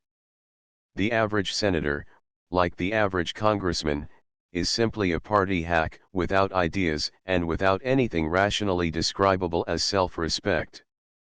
His backbone has a sweet resiliency, he knows how to clap on false whiskers, it is quite impossible to forecast his action, even on a matter of the highest principle, without knowing what rewards are offered by the rival sides. 2 of the most pretentious senators, during the 69th Congress, were the gentlemen from Pennsylvania. One of them, indeed, was the successor to the lamented Henry Cabot Lodge as the intellectual snob of the upper house. Yet both, under pressure, performed such dizzy flops that even the Senate gasped. It was amusing, but there was also a touch of pathos in it. Here were men who plainly preferred their jobs to their dignity. Here, in brief, were men whose private rectitude had yielded to political necessity the eternal tragedy of democracy. I turn to the testimony of a senator who stands out clearly from the rest, the able and uncompromisingly independent Reed of Missouri. This is what he said of his colleagues, to their faces, on June 2, 1924, "The pending measure will be voted for by cowards who would rather hang on to their present offices than serve their country or defend its constitution. It would not receive a vote in this body were there not many individuals looking over their shoulders toward the ballot boxes of November, their poltroon souls aquiver with apprehension lest they may pay the price of courageous duty by the loss of the votes of some bloc, clique, or coterie backing this infamous proposal. My language may seem brutal. If so, it is because it lays on the blistering truth." Senator Reed, in this startling characterization of his fellow senators, plainly violated the rules of the Senate, which forbid one member to question the motives of another. But there was no senator present that day who cared to invoke those rules. They all knew that Reed told the truth. Their answer to him was to slink into the cloakrooms, and leave him to roar at the vice president and the clerks. He not only described the Senate accurately, He also described the whole process of lawmaking under democracy. Our laws are invented, in the main, by frauds and fanatics, and put upon the statute books by poltroons and scoundrels. 8. The rewards of virtue. I have spoken of the difficulties confronting an intelligent and honorable man who aspires to public office under this system. If he succeeds, it is only by a suspension of natural laws, and his success is seldom more than transient. His first term is commonly his last. And if, favored by luck again, he goes on, it is only in the face of opposition of an almost incredible bitterness. The case of the senator I have just mentioned is aptly in point. He is a man of obvious ability and integrity, but in his last campaign in Missouri he was opposed by a combination of all the parties and all their factions, with the waspish ghost of the late Dr. Wilson hanging over the battlefield.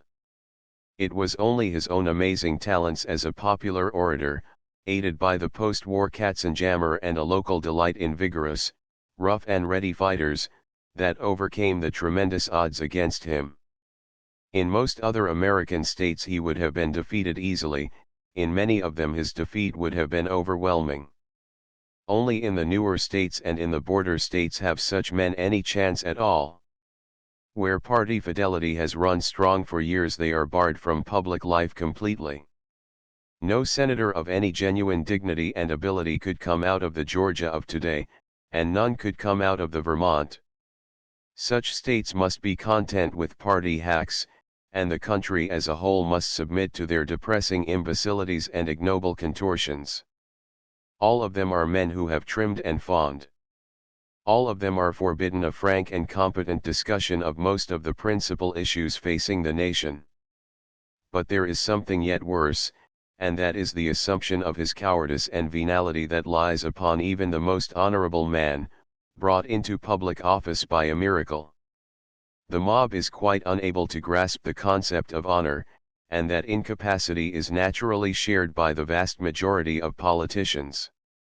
Thus the acts of a public man of genuine rectitude are almost always ascribed, under democracy, to sordid and degrading motives, i.e., to the sort of motives that would animate his more orthodox colleagues if they were capable of his acts. I believe that the fact is more potent in keeping decent men out of public life in the United States than even the practical difficulties that I have rehearsed, and that it is mainly responsible for the astounding timorousness of our politics. Its effects were brilliantly displayed during the final stages of the battle over the 18th Amendment. The prohibitionist leaders, being mainly men of wide experience in playing upon the prejudices and emotions of the mob, developed a technique of terrorization that was almost irresistible. The moment a politician ventured to speak against them he was accused of the grossest baseness. It was whispered that he was a secret drunkard and eager to safeguard his tipple, it was covertly hinted that he was in the pay of the whiskey ring, the beer trust, or some other such bugaboo. The event showed that the shoe was actually on the other foot, that many of the principal supporters of prohibition were on the payroll of the Anti-Saloon League, and that judges, attorneys general and other high officers of justice afterward joined them there. But the accusations served their purpose. The plain people, unable to imagine a man entering public life with any other motive than that which would have moved them themselves if they had been in his boots, that is to say, unable to imagine any other motive save a yearning for private advantage, reacted to the charges as if they had been proved, and so more than one man of relatively high decency, as decency goes in American life, was driven out of office. Upon those who escaped the lesson was not lost.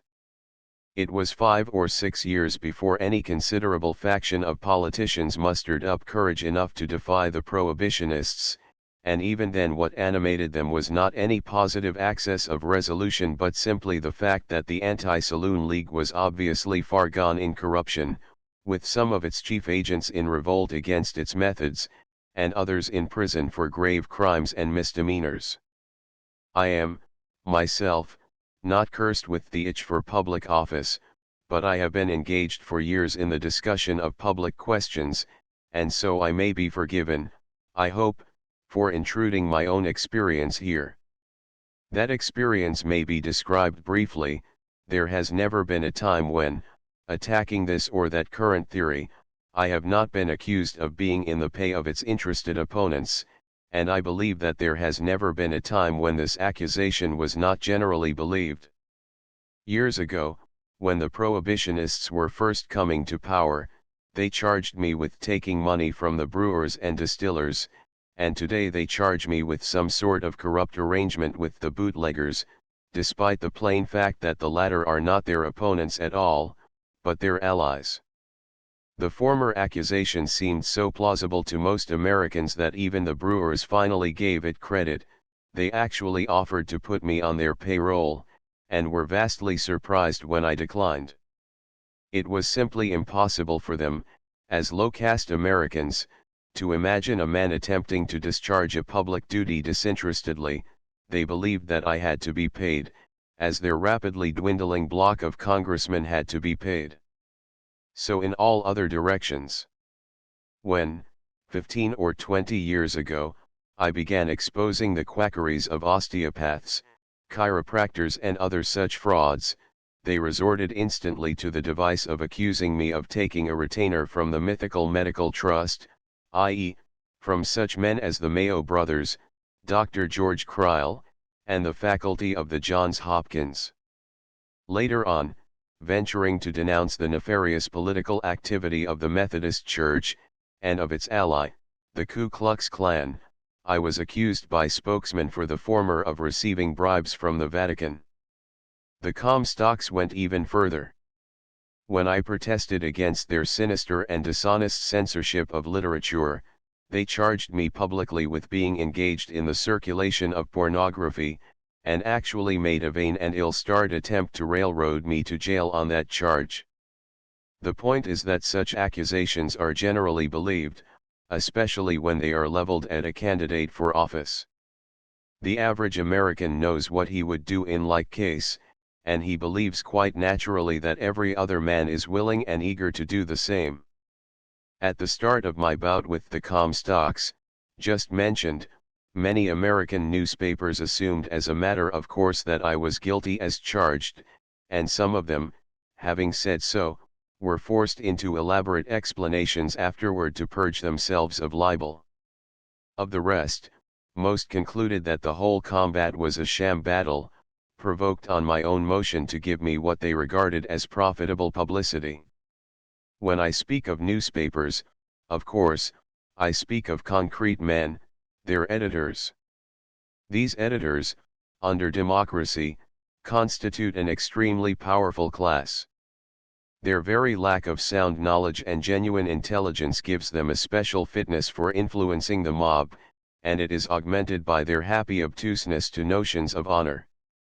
Their daily toil consists in part of praising men and ideas that are obviously fraudulent, and in part of denouncing men and ideas that are respected by their betters. The typical American editor, save in a few of the larger towns, may be described succinctly as one who has written 1,000,000 words in favor of Coolidge and 500,000 against Darwin. He is, like the politician, an adept trimmer and flatterer. His job is far more to him than his self-respect.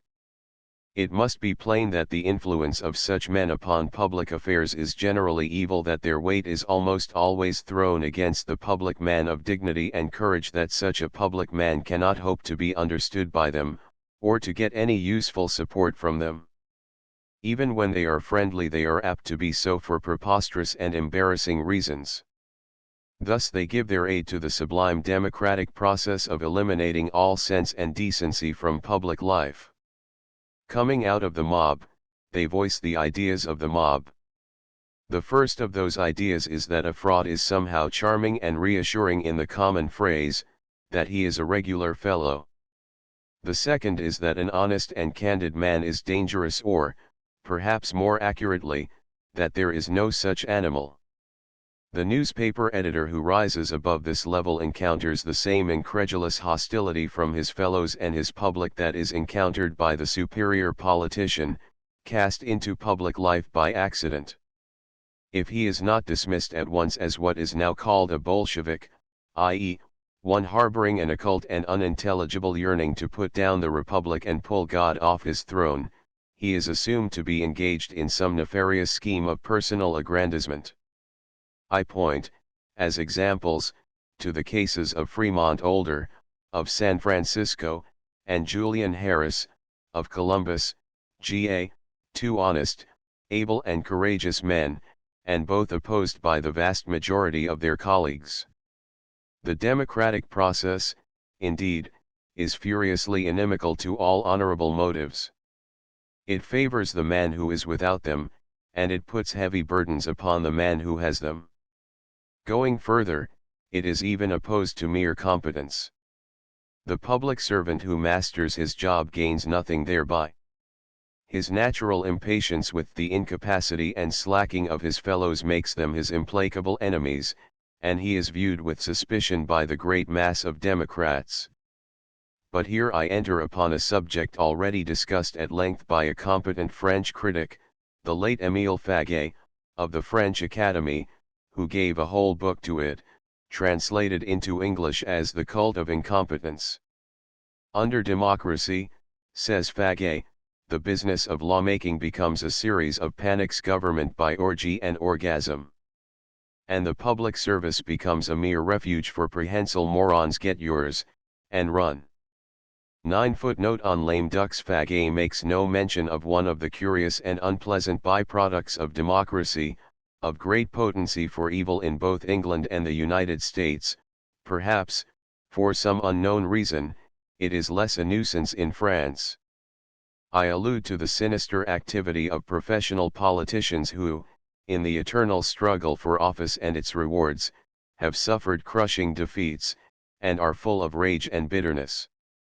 All politics, under democracy, resolves itself into a series of dynastic questions. The objective is always the job, not the principle. The defeated candidate commonly takes his failure very badly, for it leaves him stripped bare. In most cases his fellow professionals take pity on him and put him into some more or less gaudy appointive office, to preserve his livelihood and save his face. The federal commissions that harass the land are full of such lame ducks, and they are not unknown on the federal bench. But now and then there appears one whose wounds are too painful to be assuaged by such devices, or for whom no suitable office can be found. This majestic victim not infrequently seeks surcease by a sort of running amok. That is to say, he turns what remains of his influence with the mob into a weapon against the nation as a whole, and becomes a chronic maker of trouble.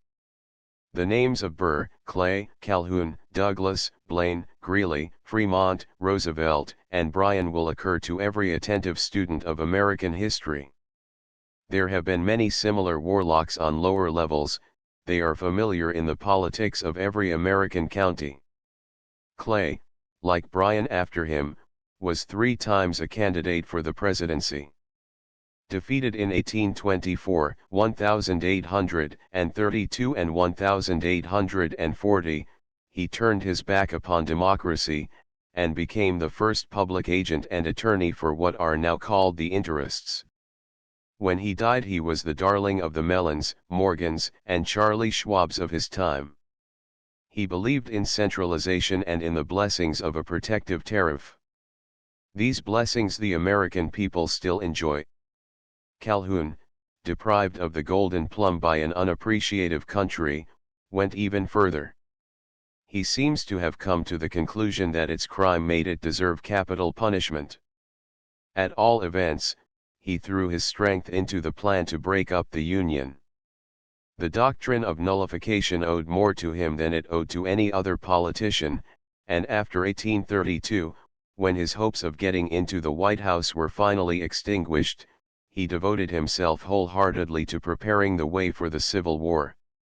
He was more to blame for that war, in all probability, than any other man. But if he had succeeded Jackson, the chances are that he would have sung a far less bellicose tune. The case of Burr is so plain that it has even got into the school history books. If he had beaten Jefferson in 1800 there would have been no duel with Hamilton, no conspiracy with Blennerhassett, no trial for treason, and no long exile and venomous repining. Burr was an able man, as politicians go under democracy, and the young republic stood in great need of his peculiar talents. But his failure to succeed Adams made a misanthrope of him, and his misanthropy was vented upon his country, and more than once brought it to the verge of disaster. There have been others like him in our own time: Blaine, Fremont, Hancock, Roosevelt, Bryan. If Blaine had been elected in 1876, he would have ceased to wave the bloody shirt. As it was, he was still waving it, recklessly and obscenely, in 1884. No man labored more assiduously to keep alive the hatreds flowing out of the Civil War. His whole life was poisoned by his failure to reach the White House, and his dreadful cramps and rages led him into a long succession of obviously antisocial acts. Roosevelt went the same route. His debacle in 1912 converted him into a sort of political killer, and until the end of his life he was constantly on the warpath, looking for heads to crack. The outbreak of the World War in 1914 brought him great embarrassment, for he had been the most ardent American exponent, for years past, of what was then generally regarded as the German scheme of things. For a few weeks he was irresolute, and seemed likely to stick to his guns. But then, perceiving a chance to annoy and damage his successful enemy, Wilson, he swallowed the convictions of a lifetime, and took the other side. That his ensuing uproars had evil effects must be manifest. Regardless of the consequences, either at home or abroad, he kept on arousing the mob against Wilson, and in the end he helped more than any other man to force the United States into the war. His aim, it quickly appeared, was to turn the situation to his own advantage. He made desperate and shameless efforts to get a high military command at the front, a post for which he was plainly unfit. When Wilson, still smarting from his attack, vetoed this scheme, he broke into fresh rages, and the rest of his life was more pathological than political. The fruits of his reckless demagogy are still with us. Bryan was even worse. His third defeat, in 1908, convinced even so vain a fellow that the White House was beyond his reach, and so he consecrated himself to reprisals upon those who had kept him out of it. He saw very clearly who they were, the more intelligent minority of his countrymen. It was their unanimous opposition that had thrice thrown the balance against him. Well, he would now make them infamous. He would raise the mob, which still admired him, against everything they regarded as sound sense and intellectual decency. He would post them as sworn foes to all true virtue and true religion, and try, if possible, to put them down by law. There ensued his frenzied campaign against the teaching of evolution, perhaps the most gross attack upon human dignity and decorum ever made by a politician, even under democracy, in modern times. Those who regarded him, in his last years, as a mere religious fanatic were far in error. It was not fanaticism that moved him, but hatred. He was an ambulant boil, as anyone could see who encountered him face to face. His theological ideas were actually very vague. He was quite unable to defend them competently under Clarence Darrow's cross-examination. What moved him was simply his colossal lust for revenge upon those he held to be responsible for his downfall as a politician. He wanted to hurt them, proscribe them, if possible, destroy them. To that end he was willing to sacrifice everything else, including the public tranquility and the whole system of public education.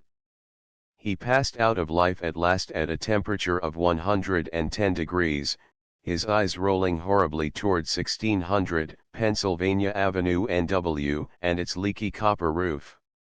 In the suffering South his fever lives after him.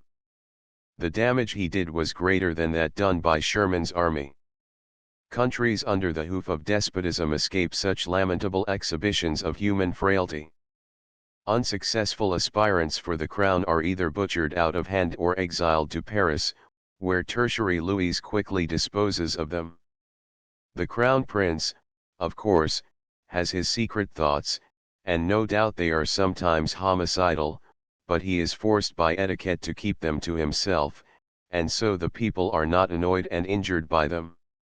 He cannot go about praying publicly that the king, his father, come down with endocarditis, nor can he denounce the old gentleman as an idiot and advocate his confinement in a maison de santé. Everyone, of course, knows what his hopes and yearnings are, but no one has to listen to them. If he voices them at all, it is only to friendly and discreet members of the diplomatic corps and to the ladies of the half and quarter worlds. Under democracy, they are bellowed from every stump. Democracy and Liberty 3. Democracy and Liberty 1. The will to peace whenever the liberties of homo vulgaris are invaded and made a mock of in a gross and contemptuous manner, as happened, for example, in the United States during the reign of Wilson, Palmer, Burleson, and Company, there are always observers who marvel that he bears the outrage with so little murmuring. Such observers only display their unfamiliarity with the elements of democratic science. The truth is that the common man's love of liberty, like his love of sense, justice, and truth, is almost wholly imaginary. As I have argued, he is not actually happy when free, he is uncomfortable, a bit alarmed, and intolerably lonely. He longs for the warm, reassuring smell of the herd, and is willing to take the herdsman with it. Liberty is not a thing for such as he. He cannot enjoy it rationally himself, and he can think of it in others only as something to be taken away from them. It is, when it becomes a reality, the exclusive possession of a small and disreputable minority of men, like knowledge, courage, and honor. A special sort of man is needed to understand it, nay, to stand it, and he is inevitably an outlaw in democratic societies. The average man doesn't want to be free. He simply wants to be safe. Nietzsche, with his usual clarity of vision, saw the point clearly. Liberty, he used to say, was something that, to the general, was too cold to be borne. Nevertheless, he apparently believed that there was an unnatural, drugstore sort of yearning for it in all men, and so he changed Schopenhauer's will to live into a will to power, i.e., a will to free function. Here he went too far, and in the wrong direction. He should have made it, on the lower levels, a will to peace. What the common man longs for in this world, before and above all his other longings, is the simplest and most ignominious sort of peace, the peace of a trustee in a well-managed penitentiary. He is willing to sacrifice everything else to it. He puts it above his dignity and he puts it above his pride. Above all, he puts it above his liberty. The fact, perhaps, explains his veneration for policemen, in all the forms they take, his belief that there is a mysterious sanctity in law, however absurd it may be in fact. A policeman is a charlatan who offers, in return for obedience, to protect him, a. from his superiors, b. from his equals, and c. from himself. This last service, under democracy, is commonly the most esteemed of them all. In the United States, at least theoretically, it is the only thing that keeps ice wagon drivers, YMCA secretaries, insurance collectors, and other such human camels from smoking opium, ruining themselves in the night clubs, and going to Palm Beach with Folly's girls. It is a democratic invention. Here, though the common man is deceived, he starts from a sound premise, to wit, that liberty is something too hot for his hands, or, as Nietzsche put it, too cold for his spine. Worse, he sees in it something that is a weapon against him in the hands of his enemy, the man of superior kidney.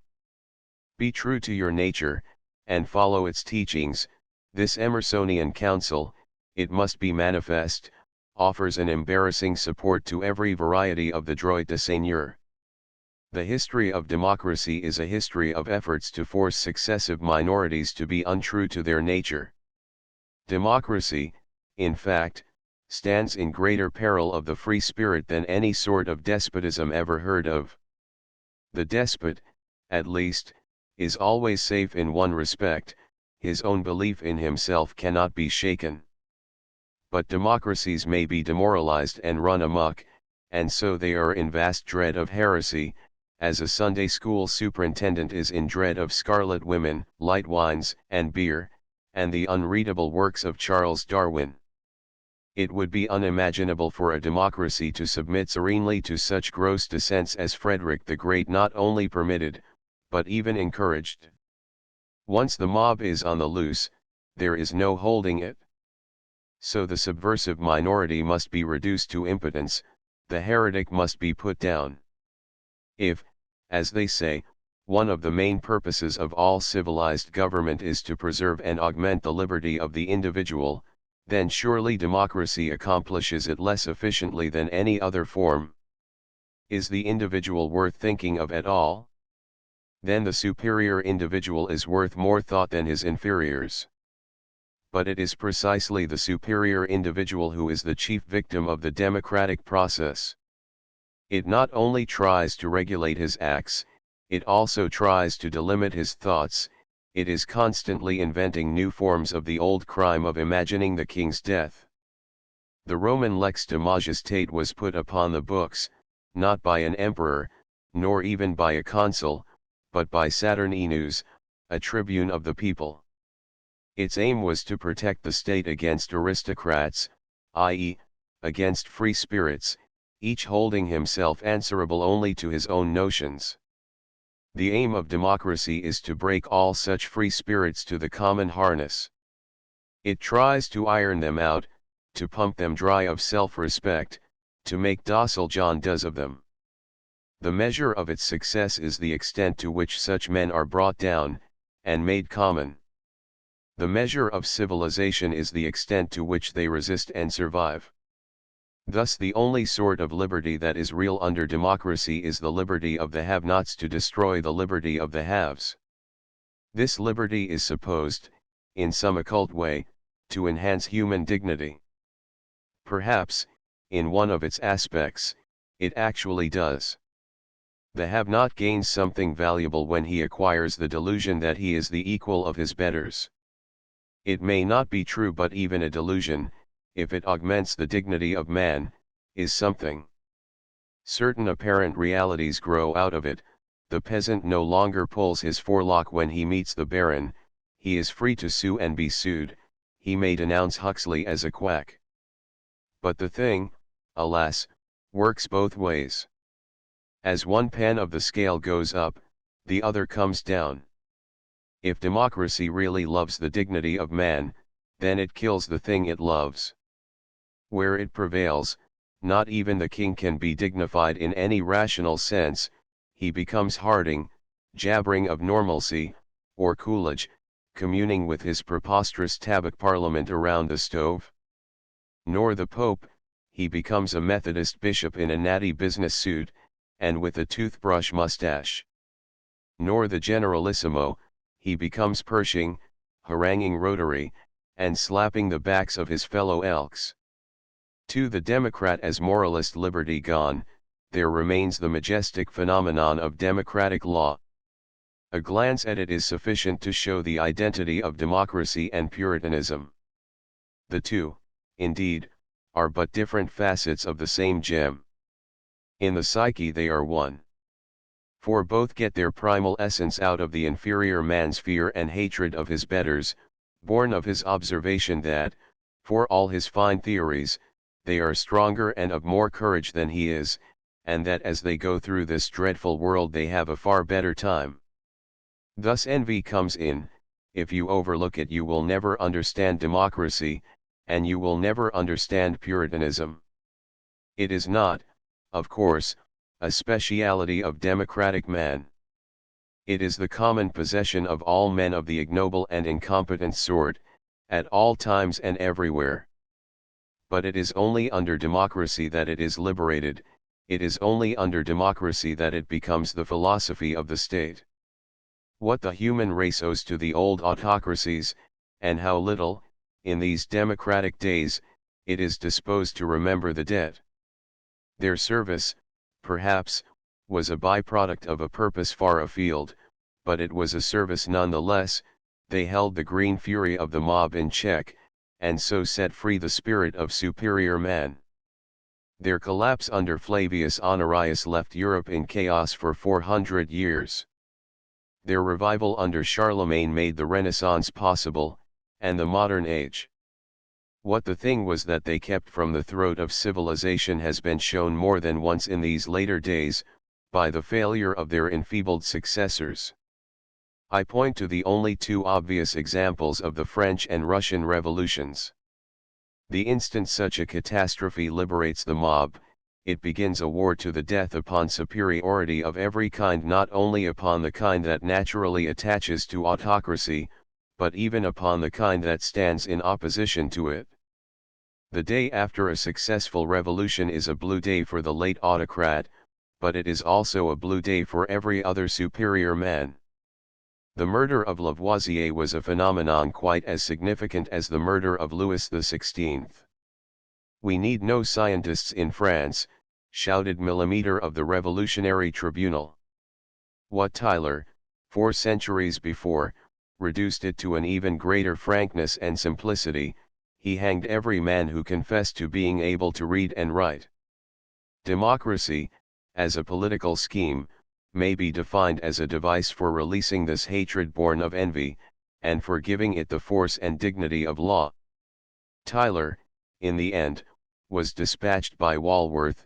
Under democracy he becomes almost the ideal good man. It is very difficult to disentangle the political ideas of this anthropoid good man from his theological ideas. They constantly overlap and coalesce, and the democratic state, despite the contrary example of France, almost always shows a strong tendency to be also a Puritan state. Puritan legislation, especially in the field of public law, is a thing of many grandiose pretensions and a few simple and ignoble realities. The Puritan, discussing it voluptuously, always tries to convince himself, and the rest of us, that it is grounded upon altruistic and evangelical motives, that its aim is to work the other fellow's benefit against the other fellow's will. Such is the theory behind prohibition, comstockery, vice crusading, and all its other familiar devices of oppression. That theory, of course, is false. The Puritans' actual motives are, a. to punish the other fellow for having a better time in the world, and b.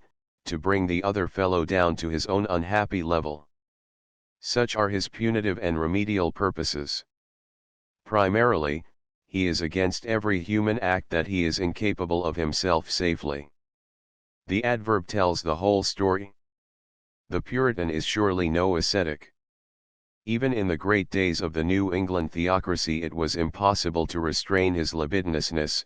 His eyes rolled sideways at buxom wenches quite as often as they rolled upward to God. But he is incapable of sexual experience upon what may be called a civilized plane. It is impossible for him to manage the thing as a romantic adventure. In his hands it reduces itself to the terms of the barnyard. Hence the man act. So with dalliance with the grape. He can have experience of it only as a furtive transaction behind the door, with a dreadful headache to follow. Hence prohibition. So, again, with the joys that come out of the fine arts. Looking at a picture, he sees only the model's pudenda.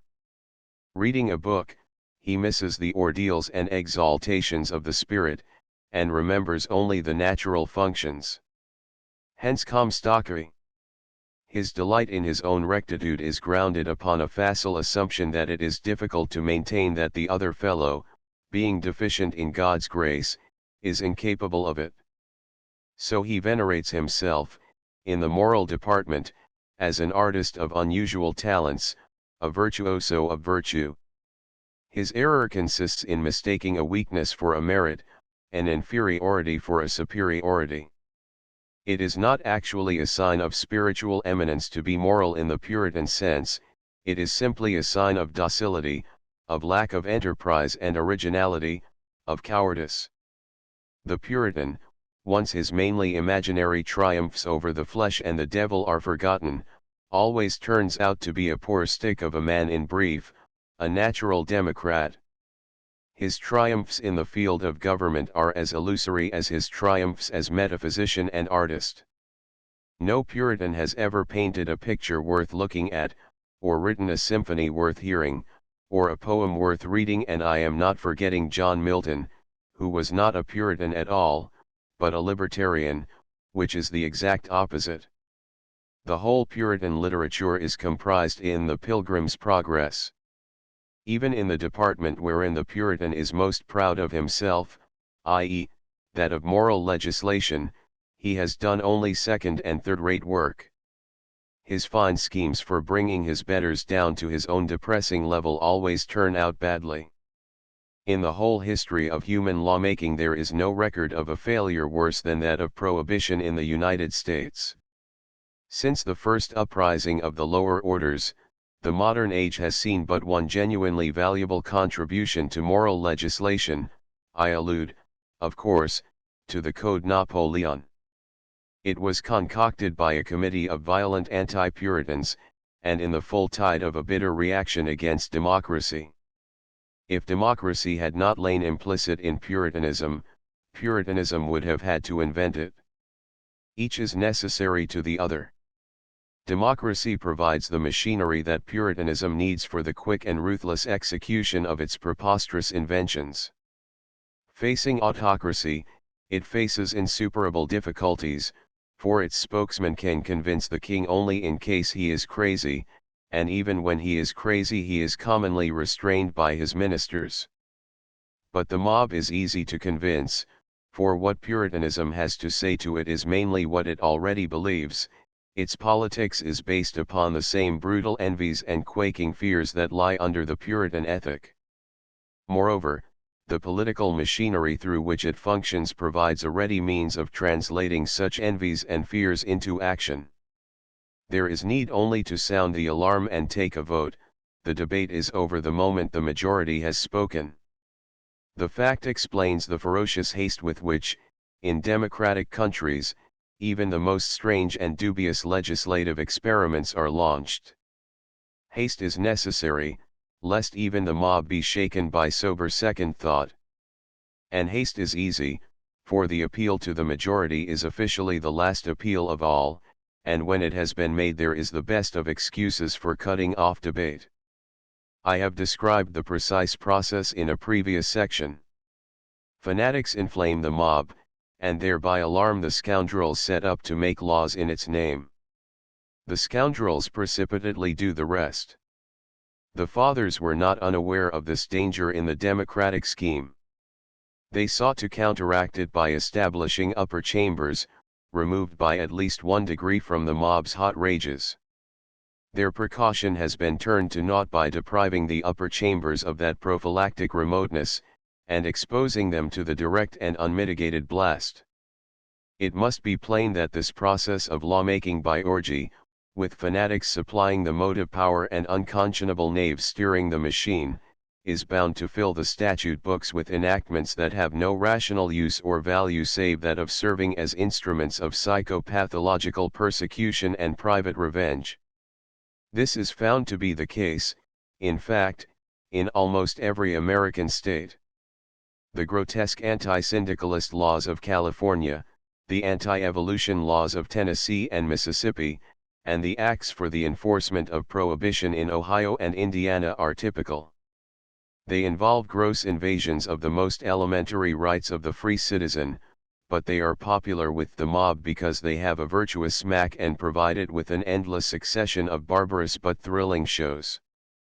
Their chosen victims are men the mob naturally envies and hates, men of unusual intelligence and enterprise, men who regard their constitutional liberties seriously and are willing to go to some risk and expense to defend them. Such men are inevitably unpopular under democracy, for their qualities are qualities that the mob wholly lacks, and is uneasily conscious of lacking, it thus delights in seeing them exposed to slander and oppression, and railroaded to prison. There is always a district attorney at hand to launch the prosecution, for district attorneys are invariably men who aspire to higher office, and no more facile way to it is to be found than by assaulting and destroying a man above the general. As I have shown, many an American congressman comes to Washington from a district attorney's office. You may be sure that he is seldom promoted because he has been jealous of the liberties of the citizen. Many a judge reaches the bench by the same route and thereafter benignantly helps along his successors. The whole criminal law in America thus acquires a flavor of fraud. It is constantly embellished and reinforced by fanatics who have discovered how easy it is to hurl missiles at their enemies and opponents from behind ranks of policemen. It is executed by law officers whose private prosperity runs in direct ratio to their reckless ferocity. And the business is applauded by morons whose chief delight lies in seeing their betters manhandled and humiliated. Even the ordinary criminal law is so carried out that is, when the accused happens to be conspicuous enough to make it worthwhile. Every district attorney in America goes to his knees every night to ask God to deliver a thought or a fatty arbuckle into his hands. In the criminal courts a rich man not only enjoys none of the advantages that liberals and other defenders of democracy constantly talk of, he is under very real and very heavy burdens. The defense that Thaw offered in the White case would have got a taxi driver acquitted in 5 minutes. And had Arbuckle been a waiter, no district attorney in the land would have dreamed of putting him on trial for first-degree murder. For such foul and pestiferous proceedings, of course, moral excuses are always offered. The district attorney is an altruist whose one dream is law enforcement. He cannot be terrified by the power of money. He is the spokesman of the virtuous masses against the godless and abominable classes. The same buncombe issues from the prohibitionists, Comstocks, hunters of Bolshevists, and other such frauds. Its hollowness is constantly revealed.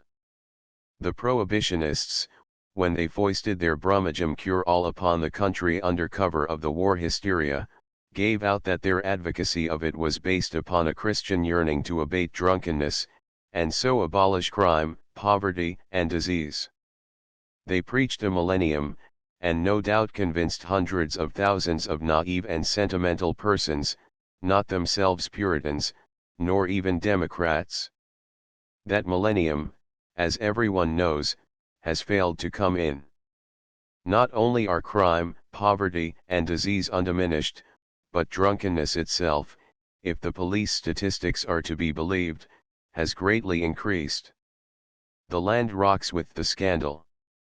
Prohibition has made the use of alcohol devilish and even fashionable, and so vastly augmented the number of users.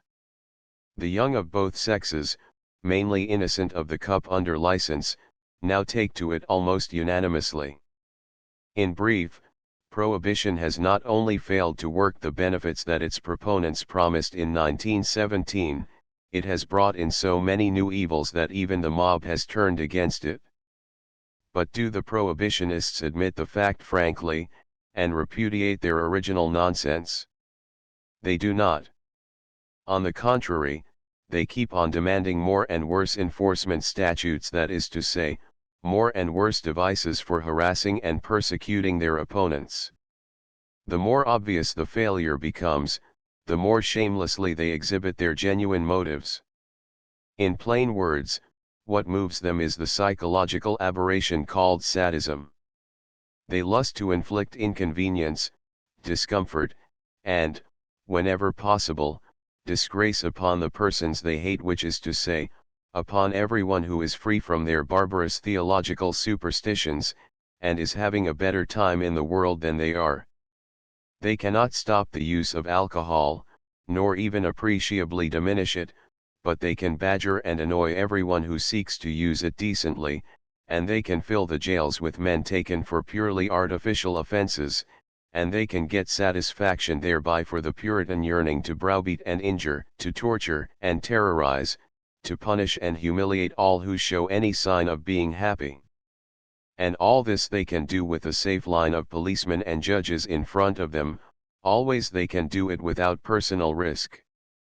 It is this freedom from personal risk that is the secret of the prohibitionists' continued frenzy, despite the complete collapse of prohibition itself.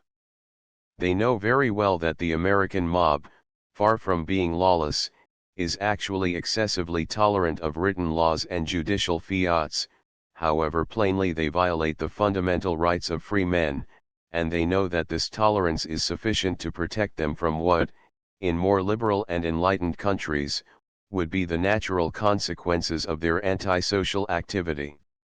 If they had to meet their victims face to face, there would be a different story to tell. But, like their brethren, the Comstocks and the professional patriots, they seldom encounter this embarrassment. Instead, they turn the officers of the law to the uses of their mania.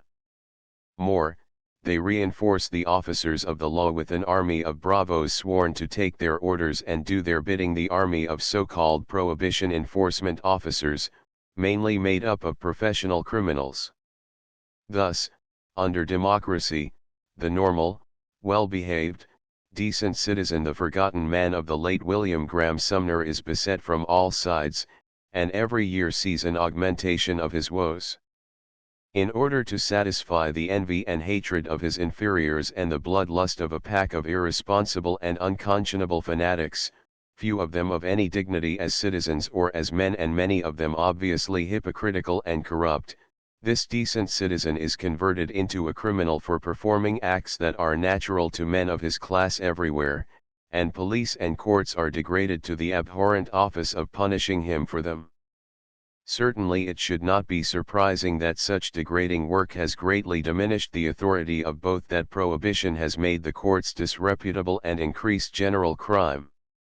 A judge who jails a well-disposed and inoffensive citizen for violating an unjust and dishonest law may be defended plausibly, perhaps, by legal casuistry, but it is very hard to make out a case for him as a self-respecting man. Like the ordinary politician, he puts his job above his professional dignity and his common decency. More than one judge, unable to square such loathsome duties with his private notions of honor, has stepped down from the bench, and left the business to a successor who was more a lawyer and less a man. 3. Where Puritanism fails under the pressure of fanaticism, and with the mob complacently applauding the show, democratic law tends more and more to be grounded upon the maxim that every citizen is, by nature, a traitor, a libertine, and a scoundrel. In order to dissuade him from his evil doing, the police power is extended until it surpasses anything ever heard of in the Oriental monarchies of antiquity. In many American states, for example, California and Pennsylvania, it is almost a literal fact that the citizen has no rights that the police are bound to respect. These awful powers, of course, are not exercised against all citizens. The man of influence with the reigning politicians, the supporter of the prevailing delusions, and the adept hypocrite, these are seldom molested. But the man who finds himself in an unpopular minority is at the mercy of the police, and the easiest way to get into such a minority is to speak out boldly for the Bill of Rights. Men have been clubbed and jailed in Pennsylvania for merely mentioning it, scores have been jailed for protesting publicly against its violation. Here the attack was at least frank, and, to that extent, honest. More often it is made disingenuously, and to the tune of pious snuffling.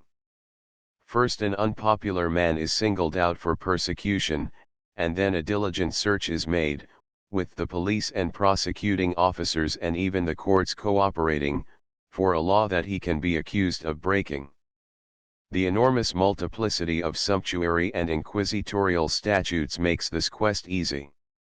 The prisoner begins his progress through the mill of justice under a vague accusation of disorderly conduct or disturbing the peace.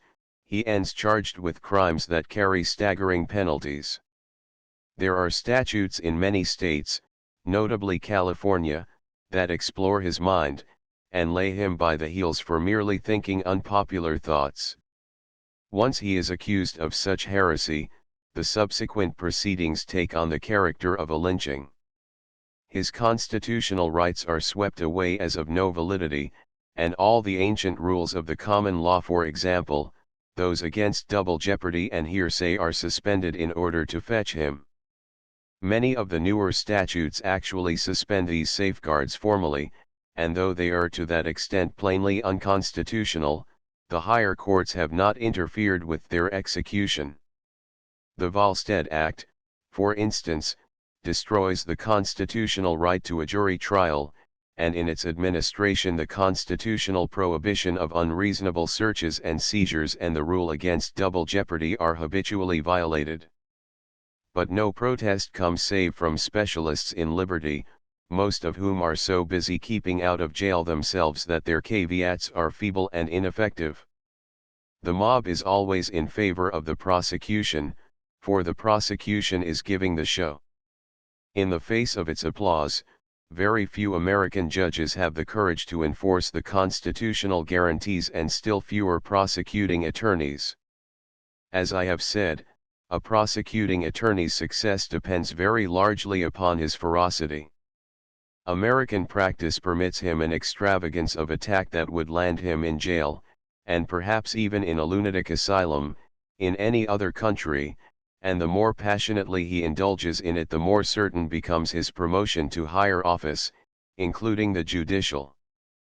Perhaps a half of all American judges, at some time or other, have been prosecuting officers.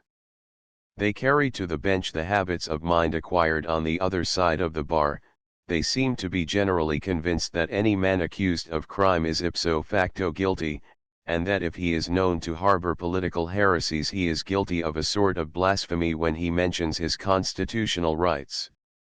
This doctrine that a man who stands in contempt of the prevailing ideology has no rights under the law is so thoroughly democratic that in the United States it is seldom questioned save by romantic fanatics, robbed of their wits by an uncritical reading of the Fathers. It not only goes unchallenged otherwise, it is openly stated and defended, and by high authorities.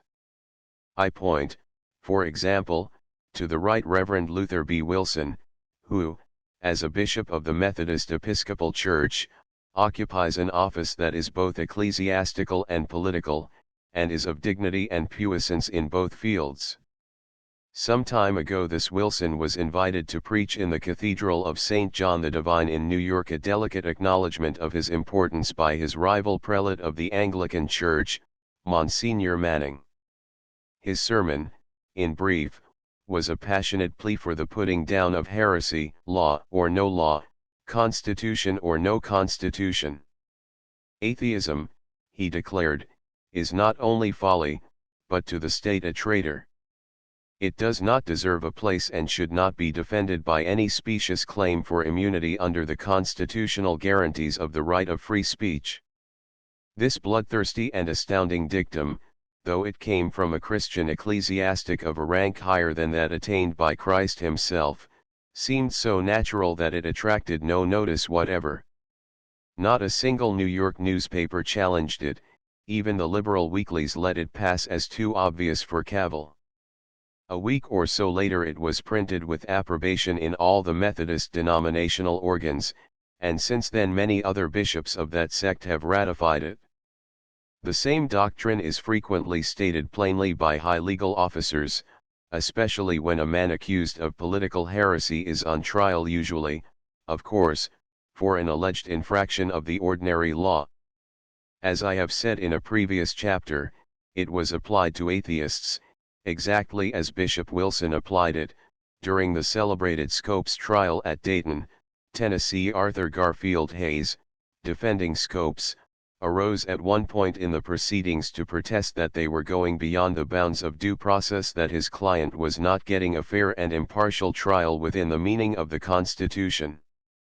At once the prosecuting Attorney General, Stewart, answered candidly that an atheist had no right to a fair trial in Tennessee, and the judge on the bench, the learned Ralston, approved with a nod.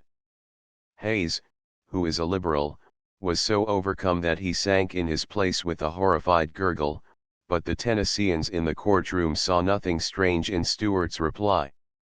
They knew very well that, in all the states south of the Potomac, save only Louisiana, Catholics, Negroes, and all the persons unable to speak the local dialects fluently shared the disability of atheists. And if they were learned in American law, they knew that anti-Catholics faced the same disability in Massachusetts, like anti-Semites in New York, and that in every state there were classes similarly proscribed. I do not here allude to the natural difficulty that every man of notoriously heterodox ideas must encounter every time he faces a jury, which is to say, 12 men of limited information and intelligence, chosen precisely because of their lack of intellectual resilience. I am speaking of the hostility he must look for in prosecuting officers and judges, and in the newspapers that sit in judgment upon them and largely determine their fortunes.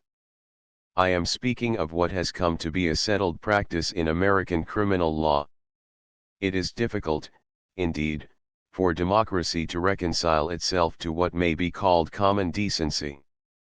By this common decency I mean the habit, in the individual, of viewing with tolerance and charity the acts and ideas of other individuals, the habit which makes a man a reliable friend, a generous opponent, and a good citizen. The Democrat, despite his strong opinion to the contrary, is seldom a good citizen. In that sense, as in most others, he falls distressfully short. His eagerness to bring all his fellow citizens, and especially all those who are superior to him, into accord with his own dull and docile way of thinking, and to force it upon them when they resist, leads him inevitably into acts of unfairness, oppression, and dishonor which, if all men were alike guilty of them, would quickly break down that mutual trust and confidence upon which the very structure of civilized society rests. Where democratic man is so firmly in possession of his theoretical rights that resistance to him is hopeless, as it is in large areas of the United States, he actually produces this disaster. To live in a community so cursed is almost impossible to any man who does not accept the democratic epistemology and the Puritan ethic, which is to say, to any well-informed and self-respecting man. He is harassed in so many small ways, and with such depressing violence and lack of decency, that he is usually compelled to clear out. This fact, in large part, explains the cultural collapse of New England and the marked cultural backwardness of whole regions in the South and Middle West. A man of sound sense, born into the Tennessee hinterland, not only feels lonesome as he comes to maturity, he also feels unsafe. The morons surrounding him hate him, and if they can't lay him for mere heresy, they will wait their chance and lay him for burning barns, for poisoning wells, or for taking Russian gold. So he departs. This irreconcilable antagonism between democratic Puritanism and common decency is probably responsible for the uneasiness and unhappiness that are so marked in American life, despite the great material prosperity of the United States. Theoretically, the American people should be happier than any other.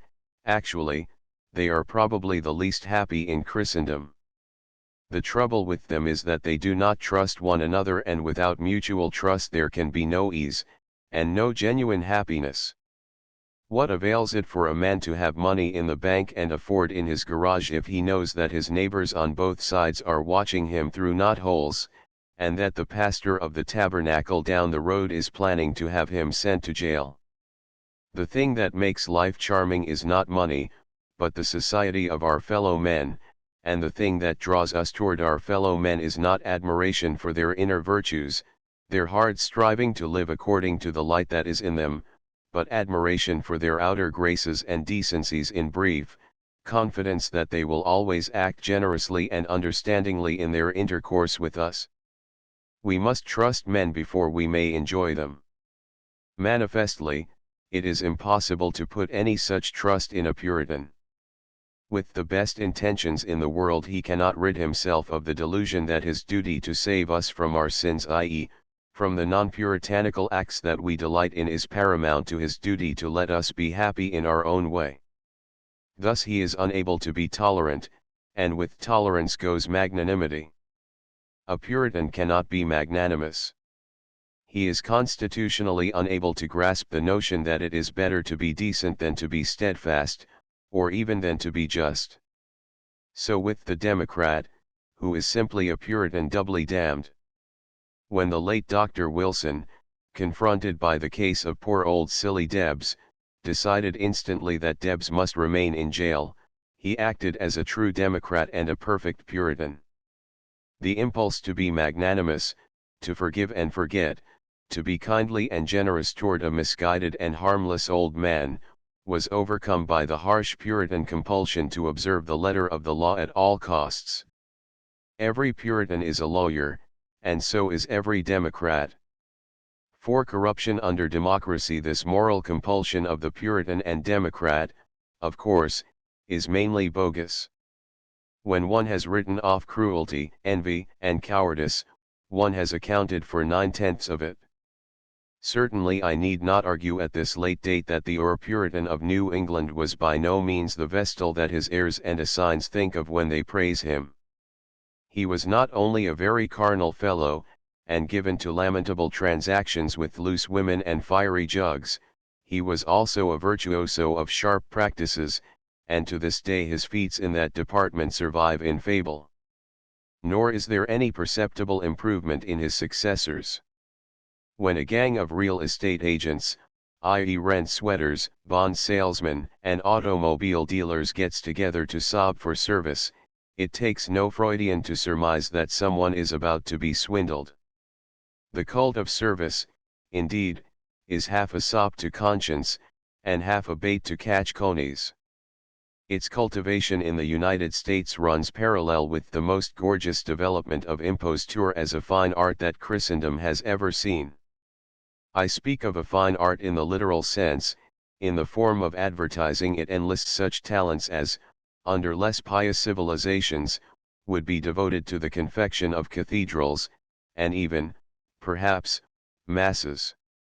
A sixth of the Americano's income is rooked out of him by rogues who have at him officially, and in the name of the government. Half the remainder goes to sharpers who prefer the greater risks and greater profits of private enterprise. All schemes to save him from such victimizations have failed in the past, and all of them, I believe, are bound to fail in the future. Most of the more gaudy of them are simply devices to facilitate fresh victimizations. For democratic man, dreaming eternally of utopias, is ever a prey to shibboleths, and those that fetch him in his political capacity are more than matched by those that fetch him in his role of private citizen. His normal and natural situation, held through all the vicissitudes of his brief history, has been that of one who, at great cost and effort, has sneaked home a jug of contraband whiskey, sworn to have issued out of a padlocked distillery, and then finds, on uncorking it, that it is a compound of pepper, prune juice, and wood alcohol. This, in a sentence, is the history of democracy. It is, in detail, the history of all such characteristically democratic masterpieces as Bryanism, Ku Kluxery, and the War to End War. They are full of virtuous pretenses, and they are unmitigated swindles. All observers of democracy, from Tocqueville to the Adams brothers and Wilfred Scawen Blunt, have marveled at its corruptions on the political side, and speculated heavily as to the causes thereof. The fact was noted in the earliest days of the democratic movement, and Friedrich von Gentz, who began life as an Anglomaniac, was using it as an argument against the parliamentary system so early as 1809. Gentz, who served Metternich as the current Washington correspondents serve whatever dullard happens to be president, contended that the introduction of democracy on the continent would bring in a reign of bribery, and thus destroy the integrity and authority of the state. The proofs that he was right were already piling up, in his day, in the United States. They were destined to be greatly reinforced when the Third Republic got underway in France in 1870, and to be given impressive support when the German Republic set up shop in 1918. In 1919, for the first time since the coronation of Henry the Fowler, a German cabinet minister crossed the border between days, his lute under his arm. The historians, immersed in their closets, marvel that such things happen, and marvel even more that democracy takes them calmly, and even lightly. Somewhere in the Education of Henry Adams you will find an account of the gigantic peculations that went on during the Second Grant administration, and melancholy reflections upon the populace's philosophic acceptance of them as inevitable, and even natural. In our own time we have seen the English mob embrace and elevate to higher office the Democratic statesmen caught in the Marconi scandal, and the American mob condone almost automatically the Herculean raids upon the Treasury that marked the Wilson administration, and the less spectacular but even more deliberate thievings that went on under the martyred Harding. In the latter case it turned upon the small body of specialists in rectitude who ventured to protest, and in the end they found themselves far more unpopular than the thieves. Such phenomena, as I say, puzzle the more academic pathologists of democracy, but as for me, I only say that they seem to be in strict accord with God's invariable laws. Why should democracy rise against bribery? It is itself a form of wholesale bribery. In place of a government with a fixed purpose and a visible goal, it sets up a government that is a mere function of the mob's vagaries, and that maintains itself by constantly bargaining with those vagaries. Its security depends wholly upon providing satisfactory bribes for the prehensile minorities that constitute the mob, or that have managed to deceive and inflame the mob.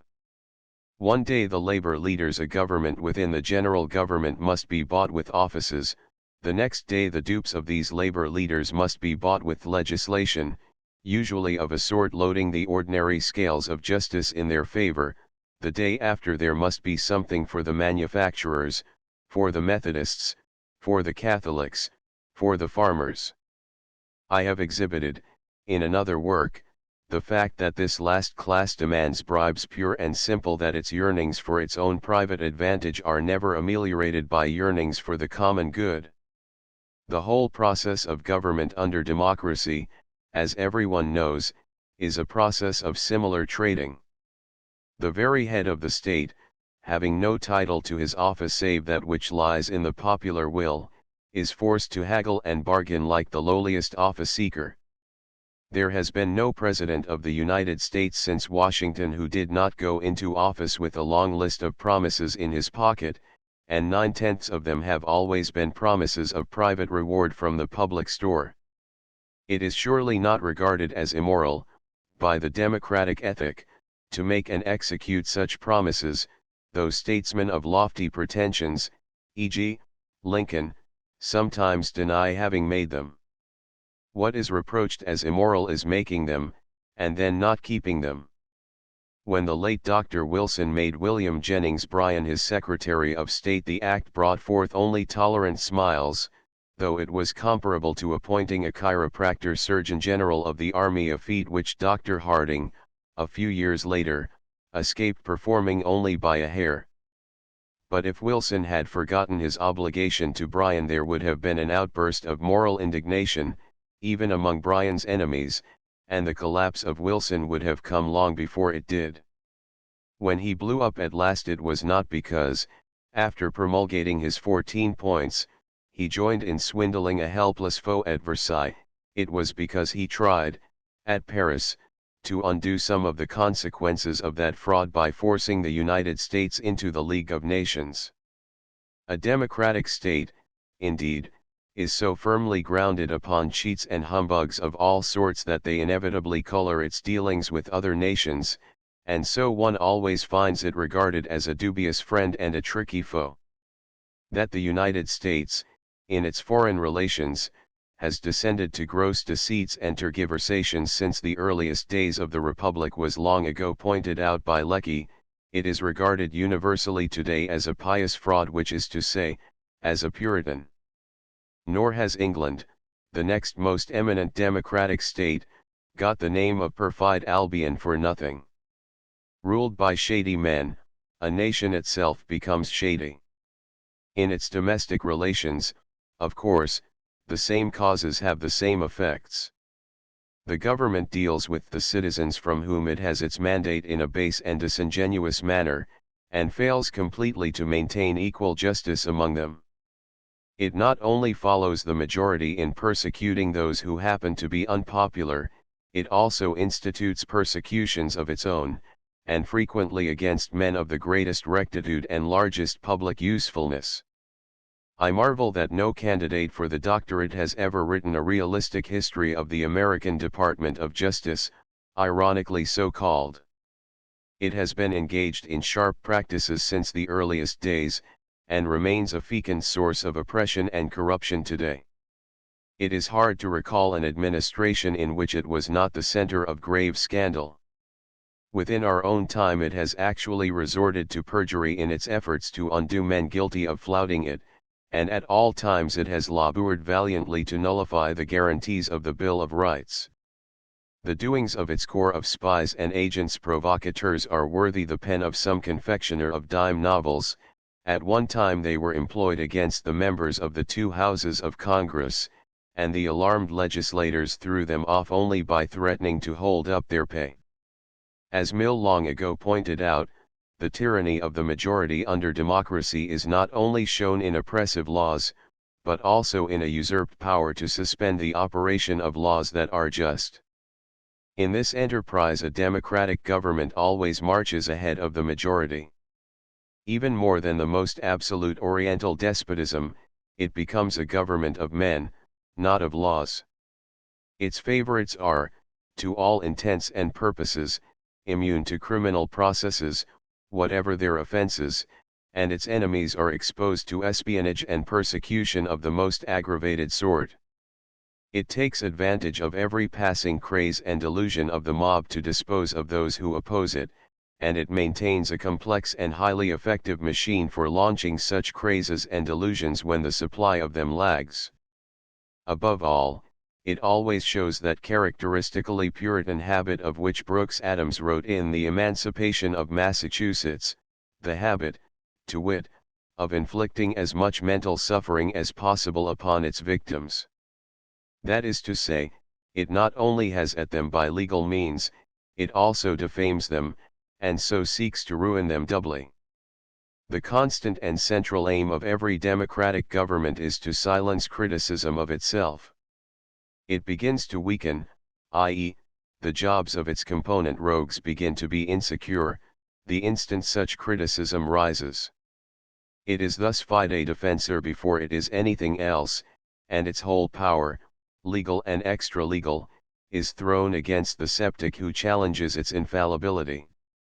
Constitutional checks have little effect upon its operations, for the only machinery for putting them into effect is under its control. No ruler, indeed, ever wants to be a constitutional ruler, and least of all the ruler whose reign has a term, and who must make hay, in consequence, while the sun shines. Under republics, as under constitutional monarchies, the history of government is a history of successive usurpations. I avoid the banality of pointing to the cases of Lincoln and Wilson. No man would want to be President of the United States in strict accordance with the Constitution. There is no sense of power in merely executing laws, it comes from evading or augmenting them. I incline to think that this view of government as a group of men struggling for power and profit, in the face and at the expense of the generality of men, has its place somewhere in the dark recesses of the popular mind, and that it accounts, at least in large part, for the toleration with which public corruption is regarded in democratic states. Democratic man, to begin with, is corrupt himself, he will take whatever he can safely get, law or no law. He assumes, naturally and accurately, that the knaves and mountebanks who govern him are of the same kidney in his own phrase, that they are in public life for what there is in it. It thus does not shock him to find them running true to the ordinances of their nature. If, indeed, any individual among them shows an unusual rectitude, and refuses spectacularly to take what might be his for the grabbing, Homo Bubians sets him down as either a liar or an idiot, and refuses to admire him. So with private rogues who tap the communal till. Democratic man is stupid, but he is not so stupid that he does not see the government as a group of men devoted to his exploitation, that is, as a group external to his own group, and with antagonistic interests. He believes that its central aim is to squeeze as much out of him as he can be forced to yield, and so he sees no immorality in attempting a contrary squeeze when the opportunity offers. Beating the government thus becomes a transaction devoid of moral turpitude. If, when it is achieved on an heroic scale by scoundrels of high tone, a storm of public indignation follows, the springs of that indignation are to be found, not in virtue, but in envy. In point of fact, it seldom follows. As I have said, there was little if any public fury over the colossal stealings that went on during the Wilson administration, and there was still less over the smaller but perhaps even more cynical stealings that glorified the short reign of Harding. In the latter case, in fact, most of the odium settled upon the specialists in righteousness who laid the thieves by the heels. The soldiers coming home from the war for democracy did not demand that the war profiteers be jailed, they simply demanded that they themselves be paid enough to make up the difference between what they got for fighting for their country and what they might have stolen had they escaped the draft. Their chief indignation was lavished, not upon the airship contractors who made off with $1 billion, but upon their brothers who were paid $10 a day in the shipyards. The feats of the former were beyond their grasp, but those of the latter they could imagine and envy. This fellow feeling for thieves is probably what makes capitalism so secure in democratic societies. Under absolutism it is always in danger, and not infrequently, as history teaches, it is exploited and undone, but under democracy it is safe. Democratic man can understand the aims and aspirations of capitalism. They are, greatly magnified, simply his own aims and aspirations. Thus he tends to be friendly to it, and to view with suspicion those who propose to overthrow it. The new system, whatever its nature, would force him to invent a whole new outfit of dreams, and that is always a difficult and unpleasant business, to workers in the ditch as to philosophers in the learned grove. Capitalism under democracy has a further advantage: its enemies, even when it is attacked, are scattered and weak, and it is usually easily able to array one half of them against the other half, and thus dispose of both. That is precisely what happened in the United States after the late war. The danger that confronted capitalism was then a double one. On the one side there was the tall talk that the returning conscripts, once they got out of uniform, would demand the punishment of the patriots who had looted the public treasury while they were away. On the other side there was an uneasy rumor that a war katzenjammer was heavily upon them, and that they would demand a scientific inquiry into the true causes and aims of the war, and into the manner and purposes of their own uncomfortable exploitation. This double danger was quickly met and turned off, and by the simple device of diverting the bile of the conscripts against those of their own class who had escaped servitude, to wit, the small group of draft dodgers and conscientious objectors and the larger group of political radicals, who were represented to be slackers in theory if not in fact. Thus one group of victims was set upon the other, and the fact that both had a grievance against their joint exploiters was concealed and forgotten. Mob fears, easily aroused, aided in the achievement of the coup. Within a few weeks gallant bands of American legionaries were hunting Reds down all the back alleys of the land, and gaudily butchering them, when found, at odds of 100 to 1. I know of nothing more indicative of the strength of capitalism under democracy than this melodramatic and extremely amusing business. The scheme succeeded admirably, and it deserved to succeed, for it was managed with laudable virtuosity, and it was based upon a shrewd understanding of democratic psychology. I believe that every other emergency that is likely to arise, at least in the United States, will be dealt with in the same adroit and effective manner. The same thing has been done in other democratic states.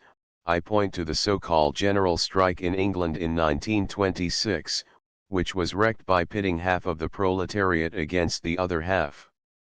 The capitalistic system now enlists the best brains in all the democratic nations, including France and Germany, and I believe that, instead of losing such support hereafter, it will get more and more of it.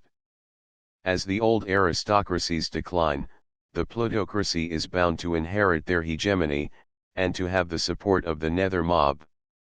An aristocratic society may hold that a soldier or a man of learning is superior to a rich manufacturer or banker, but in a democratic society the latter are inevitably put higher, if only because their achievement is more readily comprehended by the inferior man, and he can more easily imagine himself, by some favor of God, duplicating it.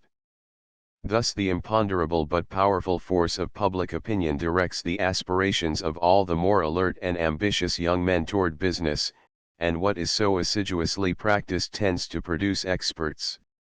E.W. Howe, I incline to think, is quite right when he argues that the average American banker or businessman, whatever his demerits otherwise, is at least more competent professionally than the average American statesman, musician, painter, author, labor leader, scholar, theologian, or politician. Think of the best American poet of our time, or the best soldier, or the best violoncellist, and then ask yourself if his rank among his fellows in the world is seriously to be compared with that of the late J. Pierpont Morgan among financial manipulators, or that of John D. Rockefeller among traders. The capitalists, in fact, run the country, as they run all democracies. They emerged in Germany, after the Republic arose from the ruins of the late war, like Anadyomene from the sea. They organize and control the minorities that struggle eternally for power, and so get a gradually firmer grip upon the government. One by one they dispose of such demagogues as Bryan and Roosevelt, and put the helm of state into the hands of trusted and reliable men McKinley, Harding, Coolidge. In England, Germany, and France they patronize, in a somewhat wistful way, what remains of the old aristocracies. In the United States, through such agents as the late Gompers, they keep demos penned in a gilt and glittering cage. Public opinion? Walter Lippmann, searching for it, could not find it. A century before him Fichte said es gar nicht existiert. Public opinion, in its raw state, gushes out in the immemorial form of the mob's fears. It is piped to central factories, and there it is flavored and colored, and put into cans. Coda 4 Coda 1.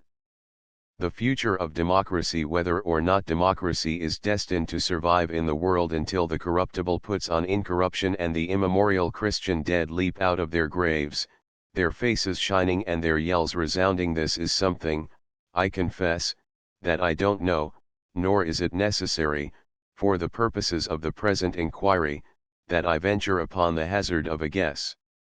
My business is not prognosis, but diagnosis. I am not engaged in therapeutics, but in pathology. That simple statement of fact, I dare say, will be accepted as a confession, condemning me out of hand as unfit for my task, and even throwing a certain doubt upon my bona fides. For it is one of the peculiar intellectual accompaniments of democracy that the concept of the insoluble becomes unfashionable, nay, almost infamous. To lack a remedy is to lack the very license to discuss disease. The causes of this are to be sought, without question, in the nature of democracy itself. It came into the world as a cure-all, and it remains primarily a cure-all to this day.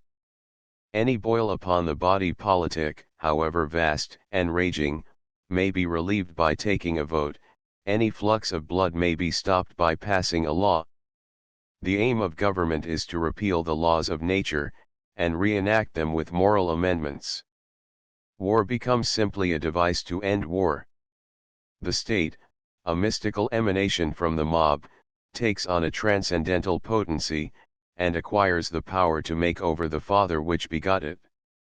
Nothing remains inscrutable and beyond remedy, not even the way of a man with a maid.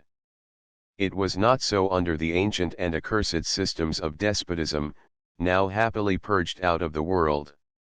They, too, I grant you, had certain pretensions of an Homeric gaudiness, but they at least refrained from attempts to abolish sin, poverty, stupidity, cowardice, and other such immutable realities. Medieval Christianity, which was a theological and philosophical apologia for those systems, actually erected belief in that immutability into a cardinal article of faith. The evils of the world were incurable, one put off the quest for a perfect moral order until one got to heaven, post-mortem. There arose, in consequence, a scheme of checks and balances that was consummate and completely satisfactory, for it could not be put to a test, and the logical holes in it were chinked with miracles. But no more. Today the holy saints are deposed. Now each and every human problem swings into the range of practical politics. The worst and oldest of them may be solved facilely by traveling bands of lady PhDs, each bearing the mandate of a legislature of kept men, all unfaithful to their protectors. Democracy becomes a substitute for the old religion, and the antithesis of it, the Ku Kluxers, though their reasoning may be faulty, are not far off the facts in their conclusion that Holy Church is its enemy. It shows all the magical potency of the great systems of faith. It has the power to enchant and disarm, it is not vulnerable to logical attack. I point for proof to the appalling gyrations and contortions of its chief exponents. Read, for example, the late James Bryce's Modern Democracies. Observe how he amasses incontrovertible evidence that democracy doesn't work and then concludes with a stout declaration that it does. Or, if his 2 fat volumes are too much for you, turn to some school reader and give a judicious perusal to Lincoln's Gettysburg Address, with its argument that the North fought the Civil War to save self-government to the world, a thesis echoed in falsetto, and by feebler men, 50 years later. It is impossible, by any device known to philosophers, to meet doctrines of that sort, they obviously lie outside the range of logical ideas. There is, in the human mind, a natural taste for such hocus-pocus. It greatly simplifies the process of ratiocination, which is unbearably painful to the great majority of men. What dulls and baffles the teeth may be got down conveniently by an heroic gulp. No doubt there is an explanation here of the long-continued popularity of the dogma of the Trinity, which remains unstated in plain terms after 2,000 years. And no doubt the dogma of transubstantiation came under fire in the Reformation because it had grown too simple and comprehensible, because even the scholastic philosophy had been unable to convert its plain propositions into something that could be believed without being understood. Democracy is shot through with this delight in the incredible, this banal mysticism. One cannot discuss it without colliding with preposterous postulates, all of them cherished like authentic hairs from the whiskers of Moses himself. I have alluded to its touching acceptance of the faith that progress is illimitable and ordained of God, that every human problem, in the very nature of things, may be solved.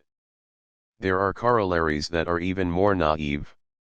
One, for example, is to the general effect that optimism is a virtue in itself, that there is a mysterious merit in being hopeful and of glad heart, even in the presence of adverse and immovable facts.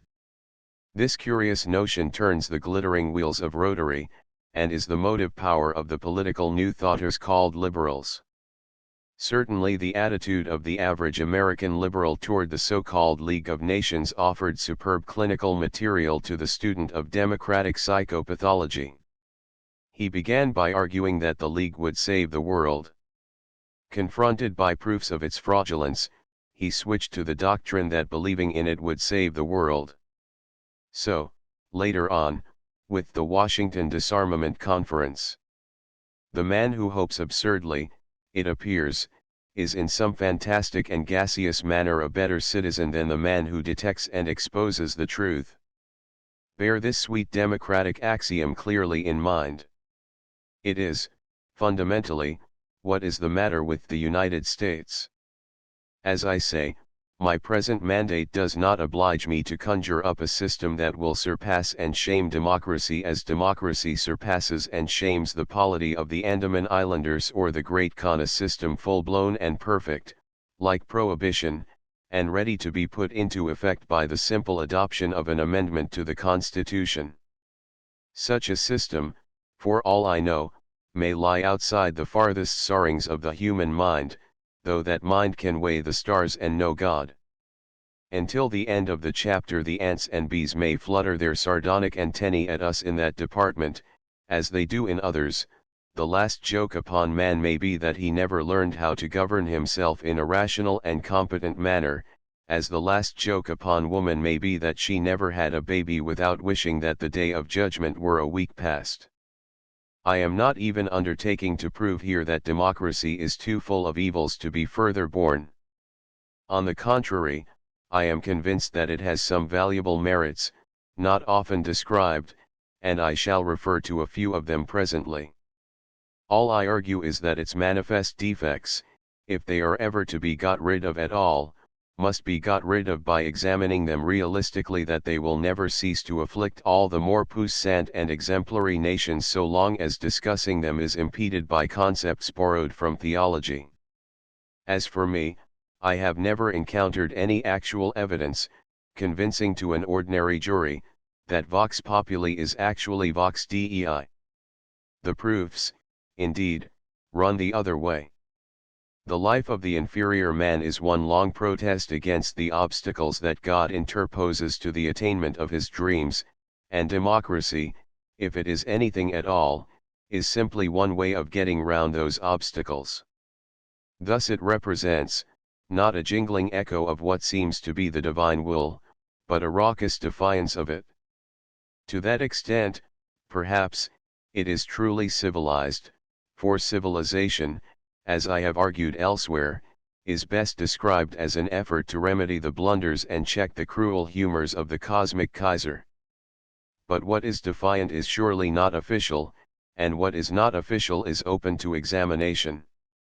For all I know, democracy may be a self-limiting disease, as civilization itself seems to be. There are obvious paradoxes in its philosophy, and some of them have a suicidal smack. It offers John Doe a means to rise above his place beside Richard Roe, and then, by making Roe his equal, it takes away the chief usufructs of the rising. I here attempt no pretty logical gymnastics. The history of democratic states is a history of disingenuous efforts to get rid of the second half of that dilemma. There is not only the natural yearning of Doe to use and enjoy the superiority that he has won, there is also the natural tendency of Roe, as an inferior man, to acknowledge it. Democracy, in fact, is always inventing class distinctions, despite its theoretical abhorrence of them. The Baron has departed, but in his place stand the Grand Goblin, the supreme worthy Archon, the sovereign Grand Commander. Democratic man, as I have remarked, is quite unable to think of himself as a free individual. He must belong to a group, or shake with fear and loneliness, and the group, of course, must have its leaders. It would be hard to find a country in which such brummagem serene highnesses are revered with more passionate devotion than they get in the United States. The distinction that goes with mere office runs far ahead of the distinction that goes with actual achievement. A Harding is regarded as genuinely superior to a Halsted, no doubt because his doings are better understood. But there is a form of human striving that is understood by democratic man even better than Harding's, and that is the striving for money. Thus the plutocracy, in a democratic state, tends to take the place of the missing aristocracy, and even to be mistaken for it. It is, of course, something quite different. It lacks all the essential characters of a true aristocracy, a clean tradition, culture, public spirit, honesty, honor, courage above all, courage. It stands under no bond of obligation to the state, it has no public duty, it is transient and lacks a goal. Its most puissant dignitaries of today came out of the mob only yesterday, and from the mob they bring all its peculiar ignobilities. As practically encountered, the plutocracy stands quite as far from the Hanat as it stands from the holy saints. Its main character is its incurable timorousness, it is forever grasping at the straws held out by demagogues. Half a dozen gabby Jewish youths, meeting in a back room to plan a revolution, in other words, half a dozen kittens preparing to upset the Matterhorn, are enough to scare it half to death. Its dreams are of banshees, hobgoblins, bugaboos. The honest, untroubled snores of a Percy or a Hohenstaufen are quite beyond it. The plutocracy, as I say, is comprehensible to the mob because its aspirations are essentially those of inferior men. It is not by accident that Christianity, a mob religion, paves heaven with gold and precious stones, i.e., with money. There are, of course, reactions against this ignoble ideal among men of more civilized tastes, even in democratic states, and sometimes they arouse the mob to a transient distrust of certain of the plutocratic pretensions. But that distrust seldom arises above mere envy, and the polemic which engenders it is seldom sound in logic or impeccable in motive. What it lacks is aristocratic disinterestedness, born of aristocratic security. There is no body of opinion behind it that is, in the strictest sense, a free opinion. Its chief exponents, by some divine irony, are pedagogues of one sort or another, which is to say, men chiefly marked by their haunting fear of losing their jobs. Living under such terrors, with the plutocracy policing them harshly on one side and the mob congenitally suspicious of them on the other, it is no wonder that their revolt usually peters out in metaphysics, and that they tend to abandon it as their families grow up, and the costs of heresy become prohibitive. The pedagogue, in the long run, shows the virtues of the congressman, the newspaper editorial writer or the butler, not those of the aristocrat. When, by any chance, he persists in contumacy beyond 30, it is only too commonly a sign, not that he is heroic, but simply that he is pathological. So with most of his brethren of the utopian fife and drum corps, whether they issue out of his own seminary or out of the wilderness. They are fanatics, not statesmen. Thus politics, under democracy, resolves itself into impossible alternatives. Whatever the label on the parties, or the war cries issuing from the demagogues who lead them, the practical choice is between the plutocracy on the one side and a rabble of preposterous impossibilists on the other. One must either follow the New York Times, or one must be prepared to swallow Bryan and the Bolsheviki. It is a pity that this is so. For what democracy needs most of all is a party that will separate the good that is in it theoretically from the evils that beset it practically, and then try to erect that good into a workable system. What it needs beyond everything is a party of liberty. It produces, true enough, occasional libertarians, just as despotism produces occasional regicides, but it treats them in the same drumhead way. It will never have a party of them until it invents and installs a genuine aristocracy, to breed them and secure them.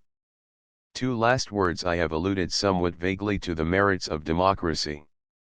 One of them is quite obvious, it is, perhaps, the most charming form of government ever devised by man. The reason is not far to seek. It is based upon propositions that are palpably not true, and what is not true, as everyone knows, is always immensely more fascinating and satisfying to the vast majority of men than what is true. Truth has a harshness that alarms them, and an air of finality that collides with their incurable romanticism. They turn, in all the great emergencies of life, to the ancient promises, transparently false but immensely comforting, and of all those ancient promises there is none more comforting than the one to the effect that the lowly shall inherit the earth. It is at the bottom of the dominant religious system of the modern world, and it is at the bottom of the dominant political system. The latter, which is democracy, gives it an even higher credit and authority than the former, which is Christianity. More, democracy gives it a certain appearance of objective and demonstrable truth. The mob man, functioning as citizen, gets a feeling that he is really important to the world, that he is genuinely running things.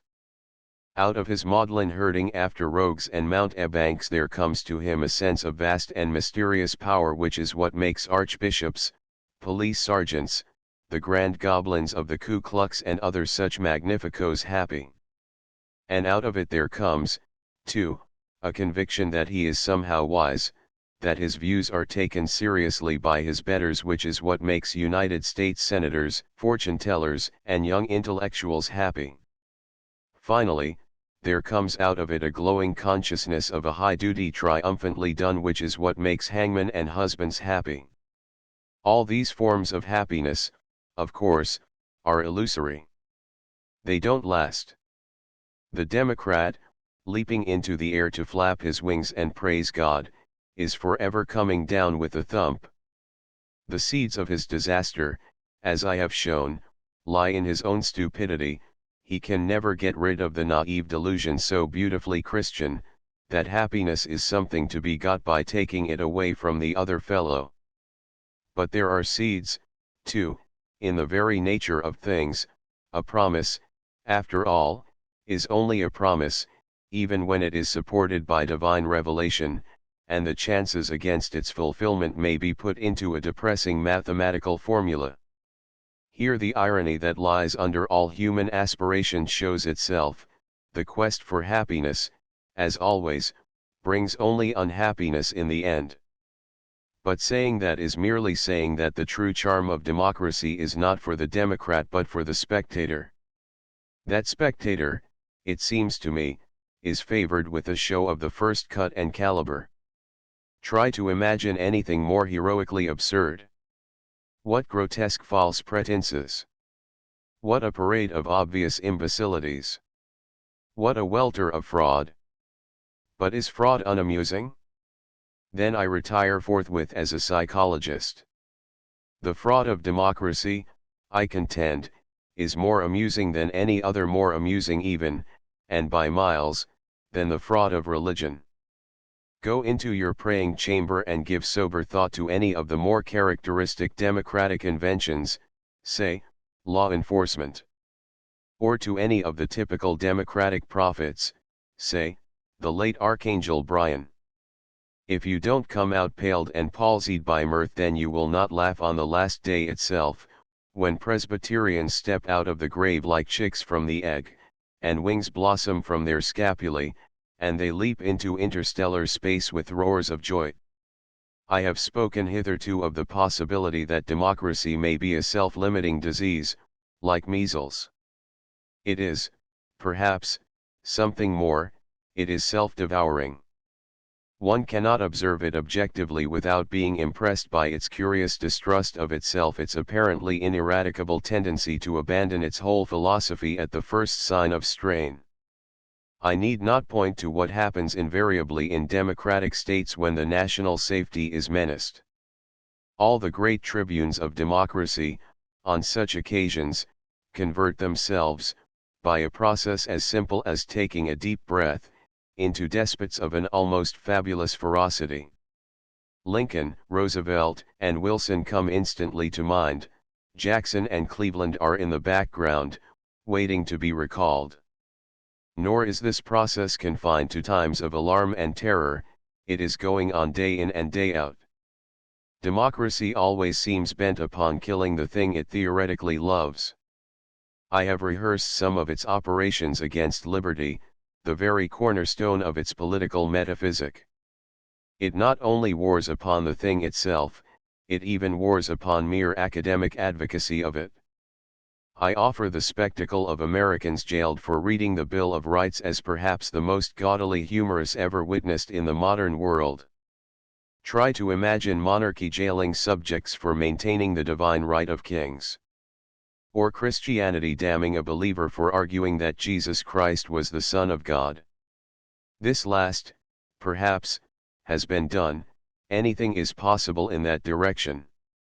But under democracy the remotest and most fantastic possibility is a commonplace of every day. All the axioms resolve themselves into thundering paradoxes, many amounting to downright contradictions in terms. The mob is competent to rule the rest of us, but it must be rigorously policed itself. There is a government, not of men, but of laws, but men are set upon benches to decide finally what the law is and may be. The highest function of the citizen is to serve the state, but the first assumption that meets him, when he essays to discharge it, is an assumption of his disingenuousness and disiannure. Is that assumption commonly sound? Then the farce only grows the more glorious. I confess, for my part, that it greatly delights me. I enjoy democracy immensely. It is incomparably idiotic, and hence incomparably amusing. Does it exalt dunderheads, cowards, trimmers, frauds, cads? Then the pain of seeing them go up is balanced and obliterated by the joy of seeing them come down. Is it inordinately wasteful, extravagant, dishonest? Then so is every other form of government. All alike are enemies to laborious and virtuous men. Is rascality at the very heart of it? Well, we have borne that rascality since 1776, and continue to survive. In the long run, it may turn out that rascality is necessary to human government, and even to civilization itself, that civilization, at bottom, is nothing but a colossal swindle. I do not know. I report only that when the suckers are running well the spectacle is infinitely exhilarating. But I am, it may be, a somewhat malicious man. My sympathies, when it comes to suckers, tend to be coy. What I can't make out is how any man can believe in democracy who feels for and with them, and is pained when they are debauched and made a show of. How can any man be a Democrat who is sincerely a Democrat? The end. A note on the type in which this book is set. This book is composed on the linotype in Bodoni, so called after its designer, Giambattista Bodoni, 1740–1813, a celebrated Italian scholar and printer. Bodoni planned his type especially for use on the more smoothly finished papers that came into vogue late in the 18th century, and drew his letters with a mechanical regularity that is readily apparent on comparison with the less formal old style. Other characteristics that will be noted are the square serifs without fillet and the marked contrast between the light and heavy strokes.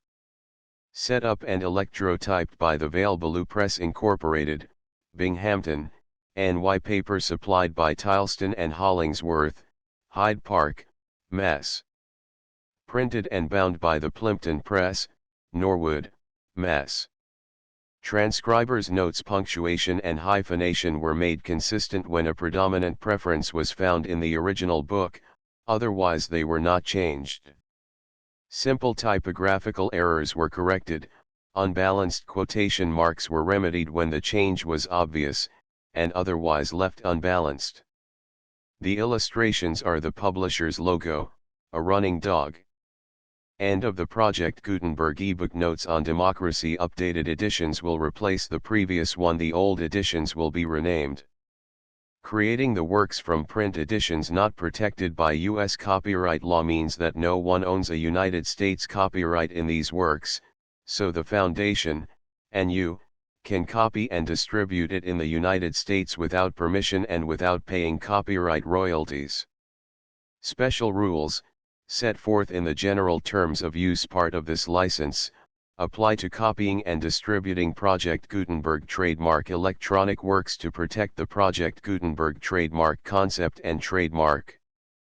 Project Gutenberg is a registered trademark, and may not be used if you charge for an ebook, except by following the terms of the trademark license, including paying royalties for use of the Project Gutenberg trademark.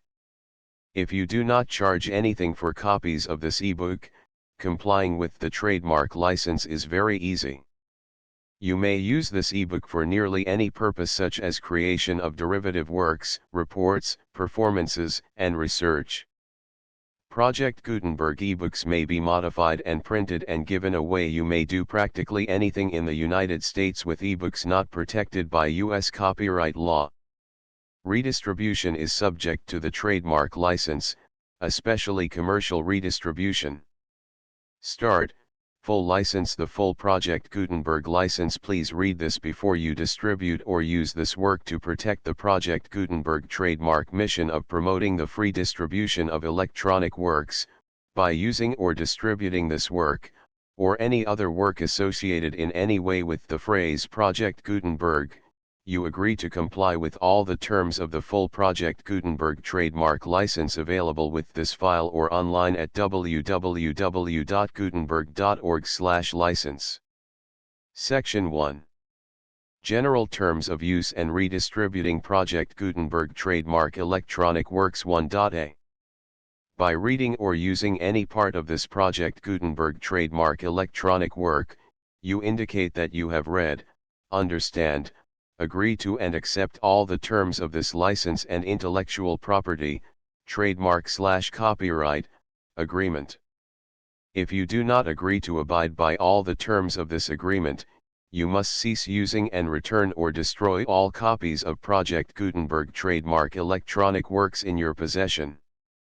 If you paid a fee for obtaining a copy of or access to a Project Gutenberg trademark electronic work and you do not agree to be bound by the terms of this agreement, you may obtain a refund from the person or entity to whom you paid the fee as set forth in paragraph 1.e.8. 1.b. Project Gutenberg is a registered trademark. It may only be used on or associated in any way with an electronic work by people who agree to be bound by the terms of this agreement. There are a few things that you can do with most Project Gutenberg trademark electronic works even without complying with the full terms of this agreement. See paragraph 1.c below. There are a lot of things you can do with Project Gutenberg trademark electronic works if you follow the terms of this agreement and help preserve free future access to Project Gutenberg trademark electronic works. See paragraph 1.e below. 1.c. The Project Gutenberg Literary Archive Foundation, the Foundation or PGLOF, owns a compilation copyright in the collection of Project Gutenberg trademark electronic works. Nearly all the individual works in the collection are in the public domain in the United States. If an individual work is unprotected by copyright law in the United States and you are located in the United States, we do not claim a right to prevent you from copying, distributing, performing, displaying, or creating derivative works based on the work as long as all references to Project Gutenberg are removed. Of course, we hope that you will support the Project Gutenberg trademark mission of promoting free access to electronic works by freely sharing Project Gutenberg trademark works in compliance with the terms of this agreement for keeping the Project Gutenberg trademark name associated with the work. You can easily comply with the terms of this agreement by keeping this work in the same format with its attached full Project Gutenberg trademark license when you share it without charge with others. 1.d. The copyright laws of the place where you are located also govern what you can do with this work. Copyright laws in most countries are in a constant state of change. If you are outside the United States, check the laws of your country in addition to the terms of this agreement before downloading, copying, displaying, performing, distributing or creating derivative works based on this work or any other Project Gutenberg trademark work. The Foundation makes no representations concerning the copyright status of any work in any country other than the United States. 1.e. Unless you have removed all references to Project Gutenberg, 1.e.1. The following sentence, with active links to, or other immediate access to, the full Project Gutenberg trademark license must appear prominently whenever any copy of a Project Gutenberg trademark work, any work on which the phrase Project Gutenberg appears, or with which the phrase Project Gutenberg is associated, is accessed, displayed, performed, viewed, copied or distributed. This ebook is for the use of anyone anywhere in the United States and most other parts of the world at no cost and with almost no restrictions whatsoever. You may copy it, give it away or reuse it under the terms of the Project Gutenberg license included with this ebook or online at www.gutenberg.org. If you are not located in the United States, you will have to check the laws of the country where you are located before using this ebook. 1.e.2 If an individual Project Gutenberg trademark electronic work is derived from texts not protected by U.S. copyright law, does not contain a notice indicating that it is posted with permission of the copyright holder, the work can be copied and distributed to anyone in the United States without paying any fees or charges. If you are redistributing or providing access to a work with the phrase Project Gutenberg associated with or appearing on the work, you must comply either with the requirements of paragraphs 1.e.1 through 1.e.7 or obtain permission for the use of the work and the Project Gutenberg trademark as set forth in paragraphs 1.e.8 or 1.e.9. 1.e.3 If an individual Project Gutenberg trademark electronic work is posted with the permission of the copyright holder, your use and distribution must comply with both paragraphs 1.e.1 through 1.e.7 and any additional terms imposed by the copyright holder. Additional terms will be linked to the Project Gutenberg trademark license for all works posted with the permission of the copyright holder found at the beginning of this work. 1.e.4 Do not unlink or detach or remove the full Project Gutenberg trademark license terms from this work, or any files containing a part of this work or any other work associated with Project Gutenberg trademark. 1.e.5 Do not copy, display, perform, distribute or redistribute this electronic work, or any part of this electronic work, without prominently displaying the sentence set forth in paragraph 1.e.1 with active links or immediate access to the full terms of the Project Gutenberg trademark license. 1.e.6 You may convert to and distribute this work in any binary, compressed, marked up, non-proprietary or proprietary form, including any word processing or hypertext form. However, if you provide access to or distribute copies of a Project Gutenberg trademark work in a format other than plain vanilla ASCII or other format used in the official version posted on the official Project Gutenberg trademark website, www.gutenberg.org, you must, at no additional cost, fee, or expense to the user, provide a copy, a means of exporting a copy, or a means of obtaining a copy upon request, of the work in its original plain vanilla ASCII or other form. Any alternate format must include the full Project Gutenberg trademark license as specified in paragraph 1.e.1. 1.e.7 Do not charge a fee for access to, viewing, displaying, performing, copying or distributing any Project Gutenberg trademark works unless you comply with paragraph 1.e.8 or 1.e.9. 1.e.8 You may charge a reasonable fee for copies of or providing access to or distributing Project Gutenberg trademark electronic works provided that, you pay a royalty fee of 20% of the gross profits you derive from the use of Project Gutenberg trademark works calculated using the method you already use to calculate your applicable taxes.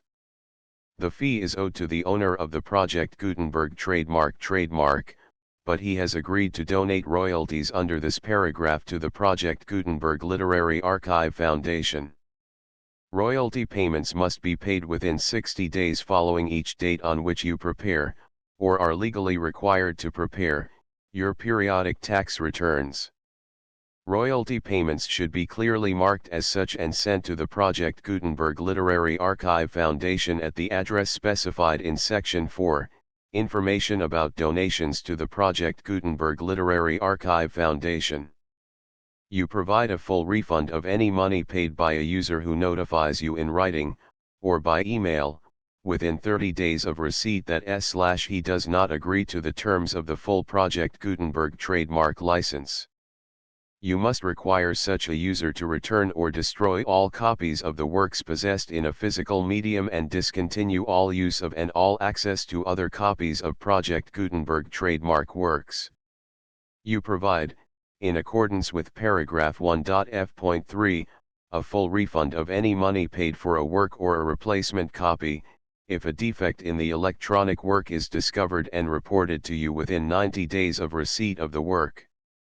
You comply with all other terms of this agreement for free distribution of Project Gutenberg trademark works. 1.e.9.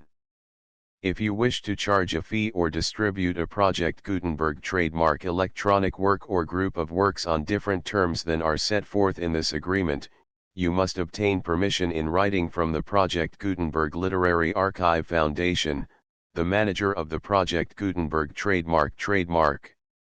Contact the Foundation as set forth in Section 3 below. 1.f1.f.1. Project Gutenberg volunteers and employees expend considerable effort to identify, do copyright research on, transcribe and proofread works not protected by U.S. copyright law in creating the Project Gutenberg trademark collection.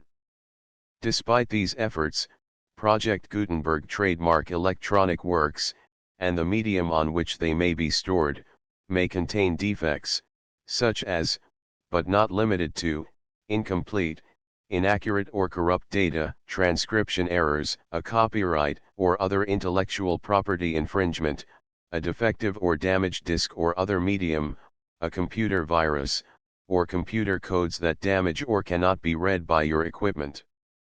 1.f.2.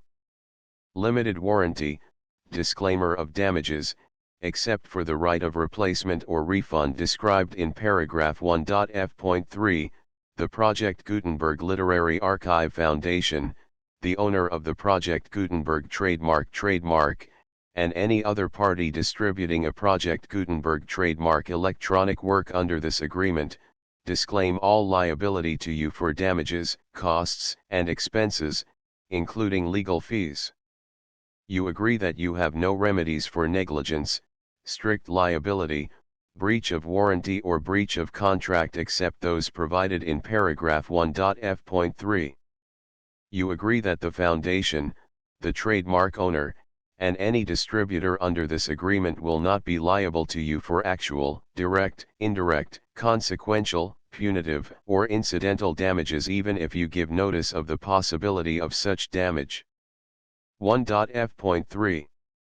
Limited right of replacement or refund. If you discover a defect in this electronic work within 90 days of receiving it, you can receive a refund of the money, if any, you paid for it by sending a written explanation to the person you received the work from. If you received the work on a physical medium, you must return the medium with your written explanation. The person or entity that provided you with the defective work may elect to provide a replacement copy in lieu of a refund. If you received the work electronically, the person or entity providing it to you may choose to give you a second opportunity to receive the work electronically in lieu of a refund. If the second copy is also defective, you may demand a refund in writing without further opportunities to fix the problem. 1.f.4. Except for the limited right of replacement or refund set forth in paragraph 1.f.3, this work is provided to you as is, with no other warranties of any kind, express or implied, including but not limited to warranties of merchantability or fitness for any purpose. 1.f.5.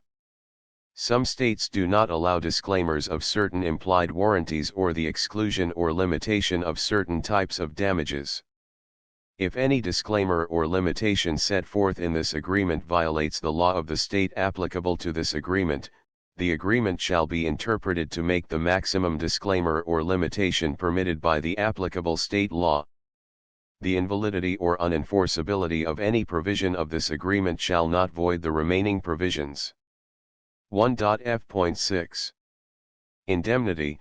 You agree to indemnify and hold the foundation, the trademark owner, any agent or employee of the foundation, anyone providing copies of Project Gutenberg trademark electronic works in accordance with this agreement, and any volunteers associated with the production, promotion, and distribution of Project Gutenberg trademark electronic works, harmless from all liability, costs, and expenses, including legal fees, that arise directly or indirectly from any of the following which you do or cause to occur.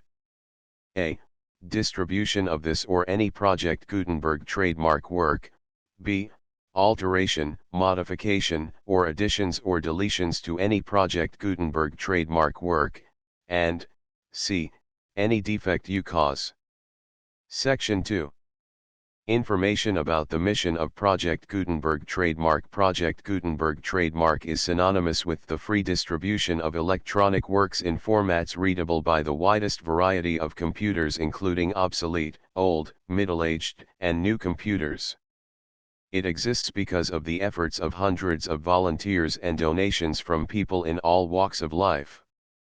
Volunteers and financial support to provide volunteers with the assistance they need are critical to reaching Project Gutenberg trademark's goals and ensuring that the Project Gutenberg trademark collection will remain freely available for generations to come. In 2001, the Project Gutenberg Literary Archive Foundation was created to provide a secure and permanent future for Project Gutenberg trademark and future generations. To learn more about the Project Gutenberg Literary Archive Foundation and how your efforts and donations can help, see sections 3 and 4 and the Foundation information page at www.gutenberg.org. Section 3. Information about the Project Gutenberg Literary Archive Foundation. The Project Gutenberg Literary Archive Foundation is a non-profit 501(c)(3) educational corporation organized under the laws of the state of Mississippi and granted tax-exempt status by the Internal Revenue Service. The Foundation's IN or Federal Tax Identification Number is 64-6221541. Contributions to the Project Gutenberg Literary Archive Foundation are tax-deductible to the full extent permitted by U.S. federal laws and your state's laws. The Foundation's business office is located at 809 North 1500 West, Salt Lake City, Utah 841-16801-596-1887. Email contact links and up-to-date contact information can be found at the Foundation's website and official page at www.gutenberg.org/contact. Section 4. Information about donations to the Project Gutenberg Literary Archive Foundation. Project Gutenberg trademark depends upon and cannot survive without widespread public support and donations to carry out its mission of increasing the number of public domain and licensed works that can be freely distributed in machine-readable form accessible by the widest array of equipment, including outdated equipment. Many small donations, $1 to $5,000, are particularly important to maintaining tax-exempt status with the IRS. The Foundation is committed to complying with the laws regulating charities and charitable donations in all 50 states of the United States. Compliance requirements are not uniform and it takes a considerable effort, much paperwork, and many fees to meet and keep up with these requirements. We do not solicit donations in locations where we have not received written confirmation of compliance.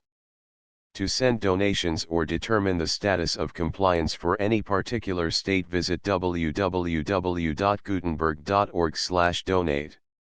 While we cannot and do not solicit contributions from states where we have not met the solicitation requirements, we know of no prohibition against accepting unsolicited donations from donors in such states who approach us with offers to donate.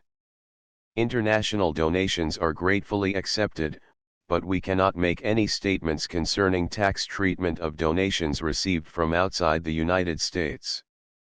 U.S. laws alone swamp our small staff. Please check the Project Gutenberg web pages for current donation methods and addresses. Donations are accepted in a number of other ways, including checks, online payments, and credit card donations. To donate, please visit www.gutenberg.org/donate. Section 5. General information about Project Gutenberg trademark electronic works. Professor Michael S. Hart was the originator of the Project Gutenberg trademark concept of a library of electronic works that could be freely shared with anyone. For 40 years, he produced and distributed Project Gutenberg trademark ebooks with only a loose network of volunteer support. Project Gutenberg trademark ebooks are often created from several printed editions, all of which are confirmed as not protected by copyright in the US unless a copyright notice is included. Thus, we do not necessarily keep ebooks in compliance with any particular paper edition. Most people start at our website, which has the main PG search facility, www.gutenberg.org. This website includes information about Project Gutenberg trademark, including how to make donations to the Project Gutenberg Literary Archive Foundation, how to help produce our new ebooks, and how to subscribe to our email newsletter to hear about new ebooks. Notes on Democracy. Contents: Democratic Man. I Democratic Man 1, 2, 3, 4, 5, 6, 7, 8, 9. The Democratic State 2. The Democratic State 1, 2, 3, 4, 5, 6, 7, 8, 9.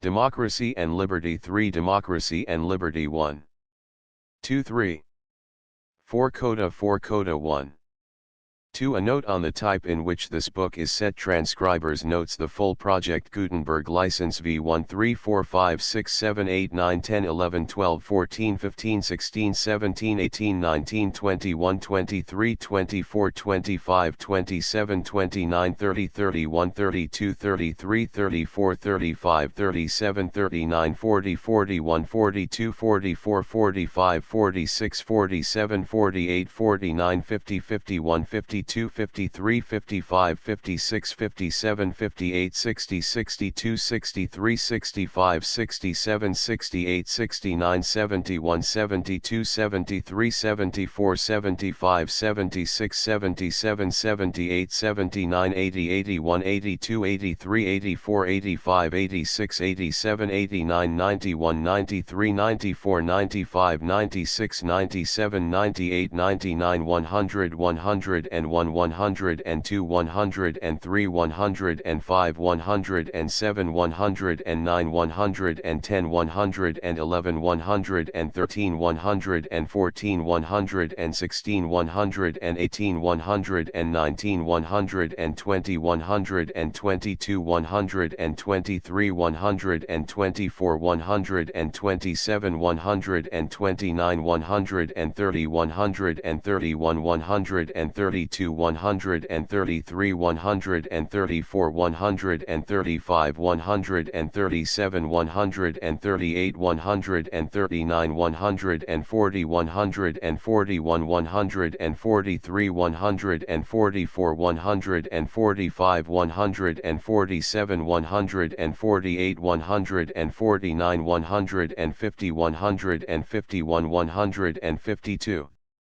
153 155 156 157 158 159 160 163 165 167 168 170 173 175 176 177 179 180 180, 182, 183, 184, 185, 186, 187, 188, 189, 190, 193, 195, 196, 197, 198, 201, 202, 203, 204, 205, 206, 207, 209, 210, 212, 213.